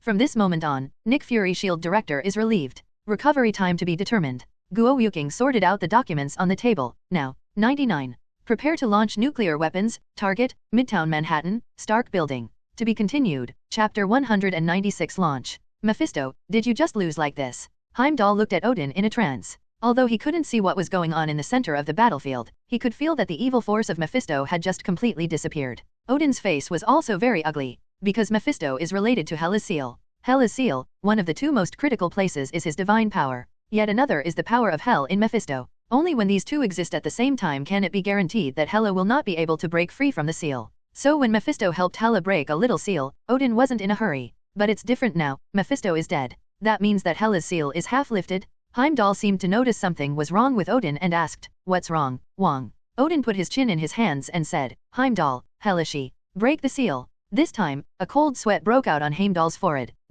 How is this possible? Wong, stop joking. Odin glanced at Heimdall 06, do you think I'm joking? Wong, but the seal is not. Then Heimdall seemed to have thought of something, and looked at Odin in surprise, you used that magic. Odin nodded, then continued, Mephisto, I didn't expect to die so easily. 39. You can't even escape. Odin sat on the throne, fists clenched. It seemed that it was not Odin who was defeated, but him. Heimdall continued, so what do we do now? If Hela breaks the seal, she should return to Asgard soon. By the time, Heimdall didn't dare to go on. The fierceness of Hela back then was vivid in his mind. The war with the giants of Jotunheim that year, if Hela was not there, I am afraid that they would have lost the Asgard domain. Also because of that battle, Hela also won one more title. Goddess of Death? It can be as famous as the death of one of the 5 creation gods. It's enough to see the giants of Jotunheim's fear of Hela and the absolute recognition of Hela's strength. To know that even Odin, his title of God King is self-proclaimed. It's still limited to the Asgard god's domain. After leaving the Asgard's god's domain, no one will respectfully call him king. Odin also knew what Heimdall was worried about once Hela returned to Asgard. The whole of Asgard will be reduced to her control. And Odin, it's a mortal situation. The rest of the others have only 2 outcomes, surrender or die. Odin was also panicked, so he kept an eye on Hela's seal. Heimdall, take it easy. 99. In Mephisto's soul, I cast an allotropic magic. 55. If Mephisto died abnormally, the powerful attack he received before his death would also affect Hela at the same time. Hearing this, Heimdall looked at Odin in disbelief. Suddenly I remembered a word I heard on Midgard before, which seems to be very suitable for Odin now. Old silver coins? He didn't expect that Odin would keep so many backers. It is Mephisto that has been pitted again and again. If Hela's seal hadn't been broken, he wondered if Mephisto's death might have something to do with Odin as well. The Emperor's final blow is so powerful, will Hela even? Heimdall made a neck wipe. Odin rolled his eyes at Heimdall. If Hela was so easy to kill, he wouldn't have tried so hard to seal her in the first place. Won't. The Emperor's attack was so strong that the magic of the same position collapsed. Only 70% of the power was sent to the past. Then Hela now? Odin nodded, that's what I want you to do next. Hela has escaped from Hell with serious injuries. 35. You can't run too far, it should be on Midgard, you search for her location with all your strength. 359. Heimdall immediately replied solemnly, understood. When Thor and Loki's business is over, it's Hela. Odin turned his head to look in the direction of the earth. Hela, you are still too persistent. 35. Luo Feng's body slowly shrank back to its original shape. Below the Death Star, the explosion has ended. At the center of the explosion, there was a small red flame swaying in the wind, as if it might be extinguished at any time. It turns out that this is the body of Mephisto, but unfortunately it has been destroyed. Luo Feng flicked his hand, and the flame was completely extinguished after shaking a few times. Immediately afterwards, Luo Feng sensed it again. In this direction? Luo Feng pressed the belt, and a blank golden dharma appeared behind him. Light and Shadow Horse. 35. As Luo Feng's voice fell, a domineering dragon head slowly protruded from the center of the golden dharma. Immediately after that, it flew out at a very high speed and circled around Luo Feng a few times. It kept making bursts of buzzing sounds, as if very happy. Luo Feng smiled lightly, got on the Light and Shadow Horse and said, let's go back to Earth. Luo Feng slammed the accelerator with one hand, and the Light and Shadow Horse burst into a strong engine hum in an instant. It was directly replaced by a golden streamer and flew forward. Afterwards, it directly smashed the space and went towards the Earth at a high speed. S.H.I.E.L.D. Mothership. Hill, who was operating in front of the podium, suddenly heard the announcement. Nick Fury has been dismissed from his duties, and the recovery time is to be determined. Now, prepare to take off the nuclear transmitter. Launch target, Midtown Manhattan, Stark Apartments. As soon as these words came out, there was an uproar inside S.H.I.E.L.D., who was already nervous. Hill immediately shouted, all quiet, continue to support Manhattan. Afterwards, she immediately left the podium and entered the weapons room. After that, the bazooka ran towards the conference room. As soon as I got to the door of the conference room, I heard a sign with Nick Fury swearing in the street, fuck. Then, as soon as the door to the conference room opened, Nick Fury ran out towards the deck like the wind. When he saw the bazooka in Hill's hand, Nick Fury boasted, well done. Soon, the two came to the deck. 2 fighter jets have arrived on the flight runway carrying nuclear weapons. Nick Fury immediately aimed at one of them, but only at the power part of the wing. Because if attacked to other locations, if you accidentally detonate a nuclear weapon, then it's not Manhattan that suffers, it's their SHIELD. After aiming, the bazooka in his hand was fired directly. The rockets dragged the long tail and directly blew up one of the fighter jets. The other one has already taken off, flying towards downtown Manhattan. Seeing that he couldn't stop him, Nick Fury immediately pressed his earphones. Tony, can you hear me? Tony, say, I'm busy right now. Now there is a nuclear weapon that is flying towards you. We must stop it. Chapter 197. Welcome back, Master. Pikachu. Pikachu jumped up from Gwen's shoulder, and all of the Zeta Swiss soldiers who rushed down from the sky were all electrocuted, falling from the sky like garbage. Returning to Pikachu on Gwen's shoulders, gasps also began to appear. Even Gwen, since she got the spider ability, has never felt tired. Also slowly a little powerless up. If it weren't for the Red Queen and Spider Telepathy's support, Gwen would have nearly missed a few times. Gwen stuck to a tall building and looked at a few Zeta Swiss soldiers flying in front of him. His face also became a little ugly. These guys are fighting more and more. 35. Miss Gwen, the other side of the space gate should be their base camp. If there is no way to close the space door, or directly blow up the base camp, the simulation of this battle resulted only in defeat. 35. After listening to the Red Queen's words, Gwen immediately asked, is there any way to close the space door? 99. The energy barrier for Tesseract is still under analysis. It will take a while. When Gwen jumped, he cut off a few Zeta Swiss soldiers in front of him with the big sword transformed from the symbiote battlesuit. How long will it be? 5 minutes, and Miss Gwen for another 5 minutes. You have to get to the top of the Stark building during this time. It is good. Gwen continued. Tony, where are you now? I'm anxious with this group of ungrateful aliens. Do you have any orders? Ms. Spider-Man.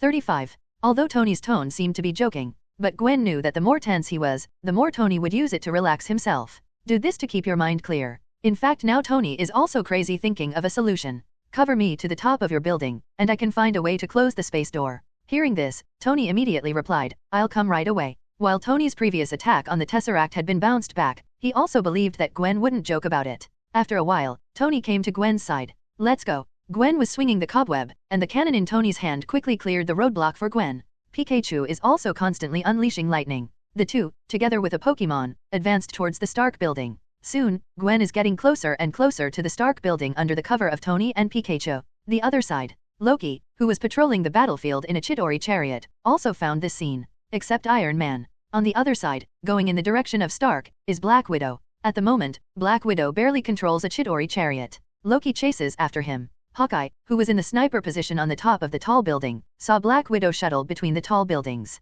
He immediately asked, Xiao Na, what are you doing? Barton, please take care of the soldiers behind me. Hawkeye took a look and found that behind Black Widow was Loki, who was hated by mind control. Not yet reported. Aiming at Loki with a full bow in his hand, happy. Call out. A black arrow came out of the string, and just as Loki flew by, it came right in front of Loki. And Loki is not an ordinary person. He took the arrow in his hand as soon as he raised his hand. He smiled non-committally at Hawkeye in the distance. Just when he was trying to pretend to tell Hawkeye that mortal arrows were useless against him, Hawkeye smiled faintly, as if he had calculated that Loki would catch the arrow he shot. Then press lightly against the position of the bow handle. Boom! The arrow in Loki's hand burst into flames, engulfing Loki and the Chidori chariot. Although the power of the explosion couldn't hurt Loki, it was enough to overturn him and slam him back to the roof of the Stark building. At this time, Gwen also landed on the top floor swinging the cobweb, looking at the device that activates the cosmic magic. But soon, she was attracted by another figure, Anna, 35. When Anna saw Loki fell to the ground, she ran over to help Loki up. Wong, are you alright? 99. Loki shook his bewildered head and looked at his hand. Where's my scepter? The two eyes looked around at the same time, and found that at the moment scepter fell on the balcony of the next floor. Miss Gwen found a way to close the space door. The scepter used by Loki, the energy above and the energy of cosmic magic belong to the same energy. The psychic scepter can directly penetrate the energy barrier. Gwen also immediately looked in the direction of the mind scepter. Then another voice came. Black Widow also found a way to close the space door after successfully jumping out of the car, and Professor Selvig who released his mind control. Spider-Man, Loki's scepter can close the space door. Bring it here. I know. Gwen spit out the cobweb in his hand, glued it to the psychic scepter precisely, and then pulled it hard. The mind scepter came to Gwen's hands. Loki's expression became a little panic when he heard that the space door was about to be closed. He knew that without the Chidori Legion, his battle ability would not be able to make waves here, and even be beaten by a lot of heroes. You must know that they are now full of hatred for themselves. Must find a way to stop Spider-Man? Spider-Man, give me the scepter in your hand. Loki reached out and demanded from Gwen. Gwen looked at Loki. Your plan, it's over soon, wait for me to close the space door. It's you next. Just as Gwen was about to send the psychic scepter down, Loki shouted, you know this woman, don't you? When you saw her just now, you called out her name. Gwen's face instantly turned ugly. What do you want to do? Loki is worthy of being the god of conspiracy and trickery, and he thought of a way to deal with it in just an instant. He looked at Gwen with a wicked smile. The people under my control are the most loyal to me and carry out my orders 100%. 39. Shall we try? Before Gwen could speak, Loki said, Anna, jump off here. Got it, King. Anna turned to the side and ran towards the edge of the rooftop with all her strength. No, Gwen yelled, but to no avail. Now Anna will only obey Loki's orders. Black Widow and Selvig below also looked at this scene angrily, but nothing can be done. Just as Anna was on the brink, Loki snapped his fingers. Anna obediently stood on the edge of the Stark building and jumped off the Stark building, just one step away. Now, give me the scepter. Gwen squeezed the psychic scepter in his hand and looked at Loki resentfully. Luo Feng, what should I do now? At the moment, Gwen felt powerlessness flooding her body for the first time, and all she thought of was Luo Feng. If Luo Feng was here now, what would he do? But the current situation did not allow her to think too much. Loki, I hope you'll keep your word? Gwen threw the spiritual scepter in his hand towards Loki directly. With Anna as a hostage, Gwen didn't dare to use the symbiote battle suit to do anything on the psychic scepter. Black Widow below looked complicated when he saw Gwen throw out the mind scepter. I don't know what I'm thinking about, Zhao Qinhao. Loki took the spiritual scepter and said with a wicked smile, good boy. Then, it launched an energy shock at Gwen. Gwen immediately raised his hands, and the symbiote battlesuit instantly shapeshifted into a shield. Block all that energy. Thanks to the special physical properties of vibranium, the damage of such a shock to Gwen is basically zero. Loki also saw that he couldn't hurt Gwen. Leaving Gwen on this rooftop will only cause trouble for himself. Since you are so obedient, let me give you another gift. After speaking, Anna, who was standing on the edge of the rooftop, took another step forward. At this distance, Gwen is completely too late for rescue. But he still rushed out. No. At the same time, the sky above the Stark building actually shattered like a mirror. A starry sky like the space gate is revealed. Immediately after, a golden light flew out of it and rushed towards Anna below. It all happened so fast that no one could see what was going on. Only the Red Queen immediately connected to Luo Feng's network. Welcome back, Master. Chapter 198. The matter is more serious. J.A.R.V.I.S. How much energy is left? 99. 30%, sir. J.A.R.V.I.S. replied, at current usage, your energy can only last for 15 more minutes at most. Tony frowned and looked at the armor's energy value display. This is also the first time since he became Iron Man that the energy of the arc reactor has been consumed to this level. The last time I dealt with Iron Overlord, it was entirely because I took a defective product. This time, arc reactor not only used new elements, but even the Mark armor has been improved dozens of times. Even so, the energy of the arc reactor is bottoming out. It can be seen that this war has consumed Tony. Arc reactor is still like this, not to mention the rest of the others except Hulk. That's all mortal. Is anyone tired? 99. Tony asked his might, pretending to be relaxed. But only the sound of their fighting rang in their ears, and no one had time to answer Tony's question. It was because of this that Tony's heart sank to the bottom. Spider-Man, Natasha Romanoff. You must make it. 39. We can't last long. For now, one can only hope for Spider-Man and Black Widow already on top of the Stark building. 783. The palm gun in Tony's hand, coupled with the hot weapon of Mark 7, slanted towards the group of Zeta Swiss soldiers beside him. Energy is also being consumed like crazy. Soon from 30%, 25%, 20%. In the end, in order to save energy, Tony gave up his mobility and chose to fight the Zetas on the ground. Because of this, he was accidentally attacked from behind and smashed to the ground heavily. The electronic screen in front of him trembled. Sheet? Will these dim aliens play us? Tony could only defend and deal with the Zeta Swiss soldiers beside him. With the armor, the Zetas want to really hurt Tony without taking the Mark 7 apart. But even so, the damage received by the armor and the shock of the feedback also shook Tony's internal organs and felt uncomfortable. If it weren't for the release of some medical gas in the armor to stabilize it, Tony would have spit it out in the armor now. Battlefields everywhere, not just Tony. The departure of Gwen and Black Widow caused the pressure of others to increase in invisible. Roger's abdomen was also burned by Chitori's laser gun because he couldn't dodge. Watching Zeta Swiss soldiers flocked to Hulk, and the attack worked. On the surface of Hulk's body, dark green blood was visibly oozing out. Hawkeye, who had been on the commanding heights, also used the last explosive arrow to escape from the commanding heights because his bow and arrows were exhausted. At this moment, he can only turn the bow in his hand into a throwing stick and fight and retreat with a group of Chitori soldiers. It can be said that the scale of victory still seems to be tilted in Loki's direction. Definitely, the worst is still happening. Tony, who was fighting with all his strength, suddenly heard Nick Fury's voice. Yes, I am. After listening to what Nick Fury said, Tony looked in the other direction anxiously. J.A.R.V.S also marked Tony right away. Sir, nuclear weapons are approaching the Stark building. Nuclear weapons are launched using a closed system, and there is no way to intervene to change the trajectory. At the moment of life and death, Tony immediately thought of a solution. J.A.R.V.S, how much energy is there? 12%, sir. A moment of inattention caused Tony to be pinned to the ground by a few Zeta Swiss soldiers. Tony made a quick decision, put all your energy on flight. 99. J.A.R.V.S seemed to have guessed what Tony wanted to do, and immediately persuaded, sir, but then. Now, hurry up. Okay, sir. With the injection of energy, Tony instantly soared into the sky and got rid of the control of the Zetas. It flew in the direction of the nuclear weapons launch. Emperor, it seems that I can't wait for your rescue this time. In Tony's mind, the Emperor is strong, but if he faces nuclear weapons, Tony felt, even the Emperor, maybe you can only do it yourself. Click. In the direction behind him, a crisp shattering sound came. But Tony didn't have the age to see what was going on at the moment, and flew at full speed in the direction the nuclear weapon was coming from. The roof of the Stark building. Space is broken. A streak of golden light shot out, and under Gwen's unrecovered eyes, it rushed straight to Anna. Just now, what happened?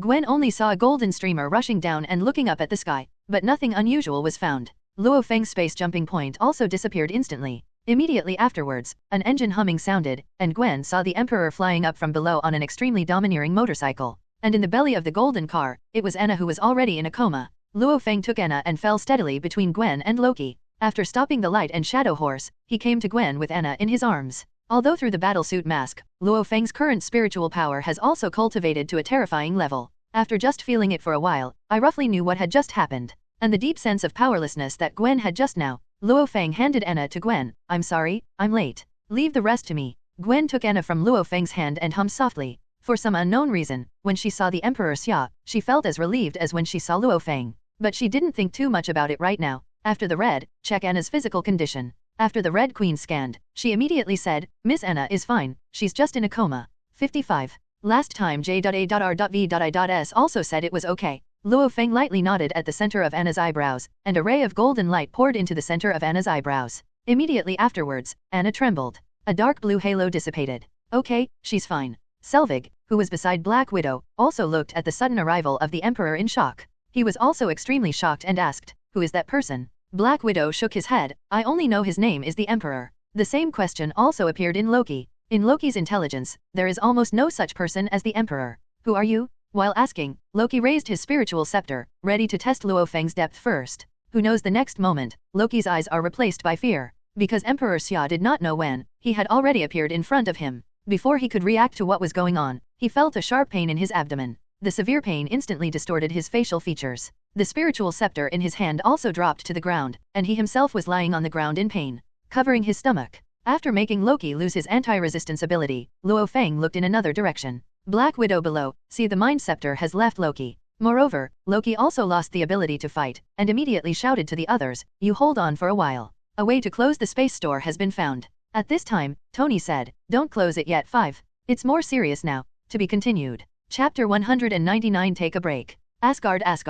Odin watched the war progress on Earth, after Luo Feng defeated Mephisto and left. He was always restless. With the strength of level Godfather, he has not felt this way for a long time. Even Odin himself doesn't know, it's because Hela got out of trouble. Or because the Emperor is on his way back to Earth? After thinking for a while, Odin stood up slowly. Heimdall, I'm going to Midgard myself. 35. You keep looking for Hela's trail. Heimdall's face changed immediately when he heard that Odin was leaving Asgard to go to Earth. King, if you are gone, what if Hela goes back to Asgard? If she were to return to the land of Asgard, it would be very possible. Although Hela is now seriously injured, Heimdall is well aware that once Hela re-enters Asgard's realm, any of her injuries can be recovered in an instant. Because her divine power comes from Asgard, it is no exaggeration to say that once Hela returns to Asgard, she will be invincible. With Hela's ingenuity and ability, Heimdall had to wonder if she might be turning a tiger away, trick Odin to leave Asgard. Odin also knew what Heimdall was worried about, and immediately shook his head. Don't worry, Hela won't be back in a short time. I'm more worried about Loki's safety now.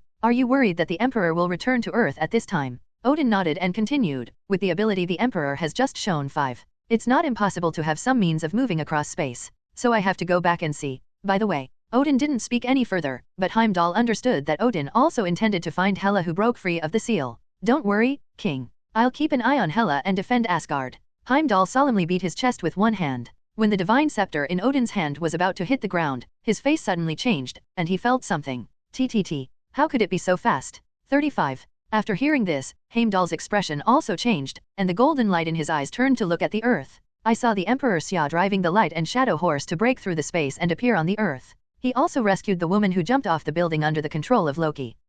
How is this possible? Heimdall doesn't believe it either. In this universe, except for the space gem, there is actually a movement speed faster than their Asgard magic. Odin's face changed uncertainly, and before Heimdall could continue to speak, the divine scepter in his hand slammed against the ground. A colorful magic circle was carved out on the ground. Immediately afterwards, a rainbow-colored beam of light rose up, engulfing Odin in an instant, sending Odin toward the earth. Loki, Thor. Heimdall is also worried about the safety of their two brothers. Originally, if Loki was defeated, Thor's character would definitely send Loki back to Asgard to Odin. Odin will only mean to give a seemingly serious punishment, but it is actually innocuous. Because after all, it is the son who has been raised by himself for many years, and he has committed a big thing on Earth, who will care too much when he arrives in Asgard. But if the Emperor is on Earth, Loki is in the hands of the Emperor. That's another story. Earth. After returning from Luo Feng, Queen Hong also captured Tony and their communication channel. In other words, Luo Feng could hear their conversation clearly. A nuke was flying in their direction right now. Master, there is a closed and independent system on nuclear weapons, and there is no way to intercept it. 5. It's moving fast this way right now. Once the Stark building exploded, the entire Manhattan area, including the surrounding area, would be left without bones. Hong Ho explained to Luo Feng. The Red Queen did not tell Gwen in advance about this incident, because the Red Queen also knew that it would not help to tell Gwen. Instead, it will affect Gwen's performance in battle. That would only backfire. I see, you start the medical system at home and let Gwen take Anna there. Although the control of the mind scepter has been lifted, Anna's body is still a little weak. Do a thorough inspection. Understood, Master. Luo Feng glanced at Loki who was lying on the ground in pain, sneered, and looked at the spiritual scepter on the ground. As soon as the hand moved, the spiritual scepter was sucked into Luo Feng's hand. Through the Emperor's armor, Luo Feng could clearly see that there was a small yellow gem in the big blue gem. And that is Mind Gem, one of infinite gems. Emperor, we need your scepter to close the door. 95. Otherwise, the whole Earth will suffer. Luo Feng glanced around, and went to Manhattan, New York, which had been destroyed. He said lightly, there is no need to be so troublesome. 35. What's the meaning? You can rest for a while, and leave the rest to me. 99. Listening to Luo Feng's confident and arrogant tone, Black Widow's face also became a little unhappy. You mean, you're going to deal with these aliens all by yourself? Black Widow just finished speaking. Iron Man's voice sounded in the earphone. Romanoff agent, who did you just say? Ask for flowers. The Emperor. An arrogant fellow. Black Widow said dissatisfiedly. Who knew that on the other end of the earphone? Tony laughed out loud. Yeah, now I can safely send this nuclear weapon into the space door. Wait, Tony. What did you say you wanted to do? Black Widow asked immediately. She didn't expect Tony to have such a dangerous idea. Carrying nuclear weapons into the space gate? The rest of the Avengers also heard Tony's words. Rogers also pressed his earphones and shouted, Tony, is there no other way? For now, yes. There is only one way, otherwise it would be a disaster for this thing to fall anywhere on the Earth. Rogers angrily hammers a Zeta Swiss soldier to death. After so many years, the senior management of Beautiful Country has changed so many times, but the way of doing things has not changed at all. Still so disgusting? It was Tony, who had such dedication. Not long ago, Rogers had been questioning Tony in S.H.I.E.L.D. about what Tony would be after taking off that armor. Tony's action was to slap him hard in the face. Are you so sure that the Emperor's Knight can help us? Hawkeye asked as he fought. Before Tony could answer, Black Widow said first, wait, the Emperor is gone. What? What does it mean to be gone? Rogers couldn't believe that someone Tony trusted so much was gone. Is it an escape? Black Widow didn't know how to explain, and could only say, I don't know, where he was standing with the scepter just now. It disappeared all at once. 35. Without the Mind Scepter, even the space door can't be closed now. The Chitauri Legion is constantly pouring into Earth. Only Gwen, who was holding Anna, believed that there must be a reason for the Emperor's departure. Miss Gwen, bring Miss Anna home after the war. 35. A medical room is being set up to do the most comprehensive examination for Miss Anna. 5. Gwen nodded and placed Anna gently on the sofa indoors. I see. Then he turned his head and looked at Loki, who stood up trembling with cold sweat on the ground. I found him. 35. Tony successfully found the nuclear weapon, and was about to use all the energy on propulsion to hold the nuclear weapon and enter the space gate. A hand rested beside Tony's shoulder. You're out of energy, take a break. Leave it to me here. To be continued. Chapter 200. Gwen re-engraved the famous scene, even more ruthless. Tony didn't know when Luo Feng appeared behind him, and also know that his energy is about to run out. At this moment, in addition to being glad that Emperor Xia came to rescue, he was also glad that he and Emperor Xia were not enemies. Otherwise, the person who died would definitely be him. This nuclear bomb is too powerful. The only way to place it is to send him into the space door. Tony believes in the strength of the Emperor, but the one in front of him is a nuclear weapon. Wherever it explodes, nothing grows, a disaster on Earth. In fact, Luo Feng didn't want to stop Tony from giving up his life, because in the end he would still fall through the space door. Caught by Hulk. But that is the plot of the movie that Luo Feng knows. Just now, according to Queen Red's calculation, with Tony's remaining energy, there was no way to send nuclear weapons into the space gate. Outside the space gate, the nuclear weapon will explode. Although this can to a certain extent alleviate the devastating suffering caused by nuclear weapons. But the first to bear the brunt of the 783 Stark building will be collapsed in an instant. While Gwen and the injured Anna were still there, Luo Feng naturally wouldn't sit idly by.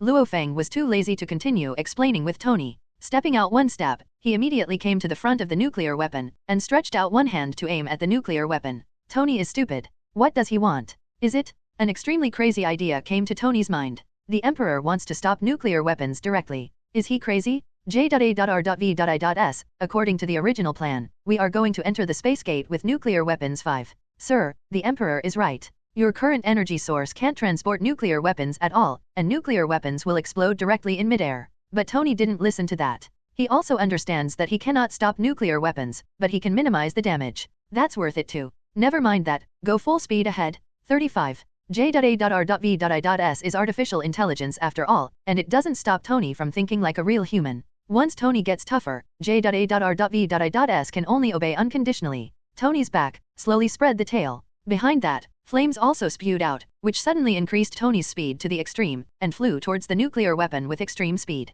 Be sure to catch up. However, no matter how fast Tony was, he could only watch the nuclear weapon collide with Luo Feng. No, in front of Tony's eyes, the nuclear weapon burst into countless flames the moment it touched the Emperor's palm. J.A.R.V.I.S. immediately controlled the Mark 7 to stop. Tony also subconsciously put his hands in front of him to cover the dazzling light. But then, the expected Big Bang impact did not happen. Tony slowly lowered his hand and looked in the direction of the Emperor. I saw that the flames that had exploded were slowly being compressed back. It's like a balloon full of gas, and the gas is being slowly released at this moment. What kind of technology is this? Is it the reverse of time? This scene also completely refreshed Tony's three views. Is there such a cross-generational technology? As a science madman, the first thing he can think of is the scientific explanation method. The scene in front of him also looked like it was reversed. As the flames dwindled, Tony saw the Emperor again. The flame after the explosion of the nuclear weapon was condensing towards Luo Feng's palm at this moment, until it becomes a tennis ball file size. Luo Feng held it up, and Tony also came to Luo Feng's side and said in shock, "What should I do now?"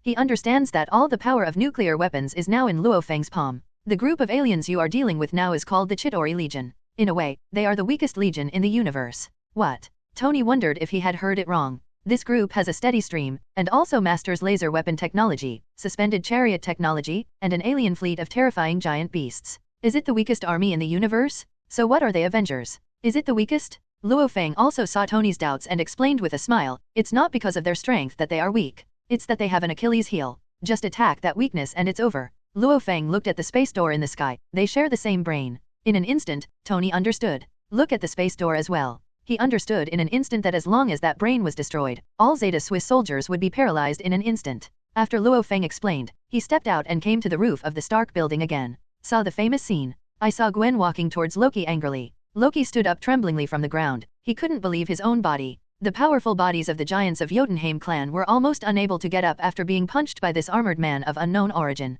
To know that their bodies can even survive in space, you can see how tough it is. But in front of the man named Emperor Xia, he was no different from an ordinary mortal body. Loki had just stood up, just as he was about to take a deep breath to calm down his body. Just heard pissed. Then his feet seemed to be stuck to something. Look down. Loki recognized Cobweb at a glance, and looking down Cobweb, he saw Gwen holding the other end of Cobweb with both hands. In an instant, Loki felt a surge of unease. Gwen said slowly, "Just now, didn't you look like you didn't keep your word? Stop, I'm a god. Don't give Loki a chance to finish." Gwen pulled hard, and Loki's body instantly lost his balance. Immediately afterwards, Gwen threw Loki up like a whip and smashed it to the ground. After smashing to one side, he slammed it down again. After going back and forth a dozen times, Gwen released the cobweb, and the battlesuit on his body turned into a giant hammer, which jumped high and smashed it directly. Bang! There was a big hole in the ground. Loki in the pit felt like his bones were about to fall apart, and could only groan in pain. Below, Black Widow also felt extremely relieved and said, "Well done, little Spider-Man."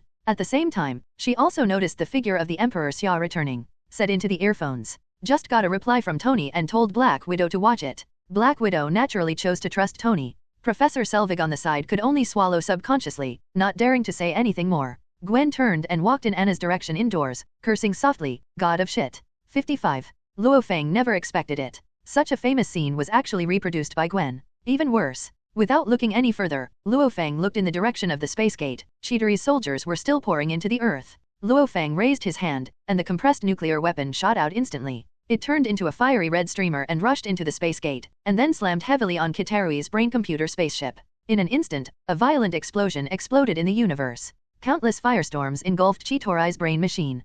4.6 The Zeta Swiss soldiers in midair fell one by one like dumplings. Luo Feng teleported and came to Tesseract's side, without the help of the Mind Scepter. Reach out with one hand and directly break the energy shield of Tesseract. Take the Tesseract inside. The space door in the sky also slowly closed the moment the Rubik's Cube left. The aftermath of the explosion therefore did not spread to Earth. Black Widow sat on the ground tiredly, and said to himself, "It's finally over." Luo Feng holds the Tesseract in one hand and the spiritual scepter in the other. It's not over yet. There is another righteous master who has not received the punishment he deserves. Below, the people who were being beaten looked at the Zeta Swiss soldiers beside them, their eyes lost their light and fell directly. Success. Rogers breathed a sigh of relief and sat casually on the curb, breathing heavily. At this point Tony came over and asked, "Need a ride?" To be continued.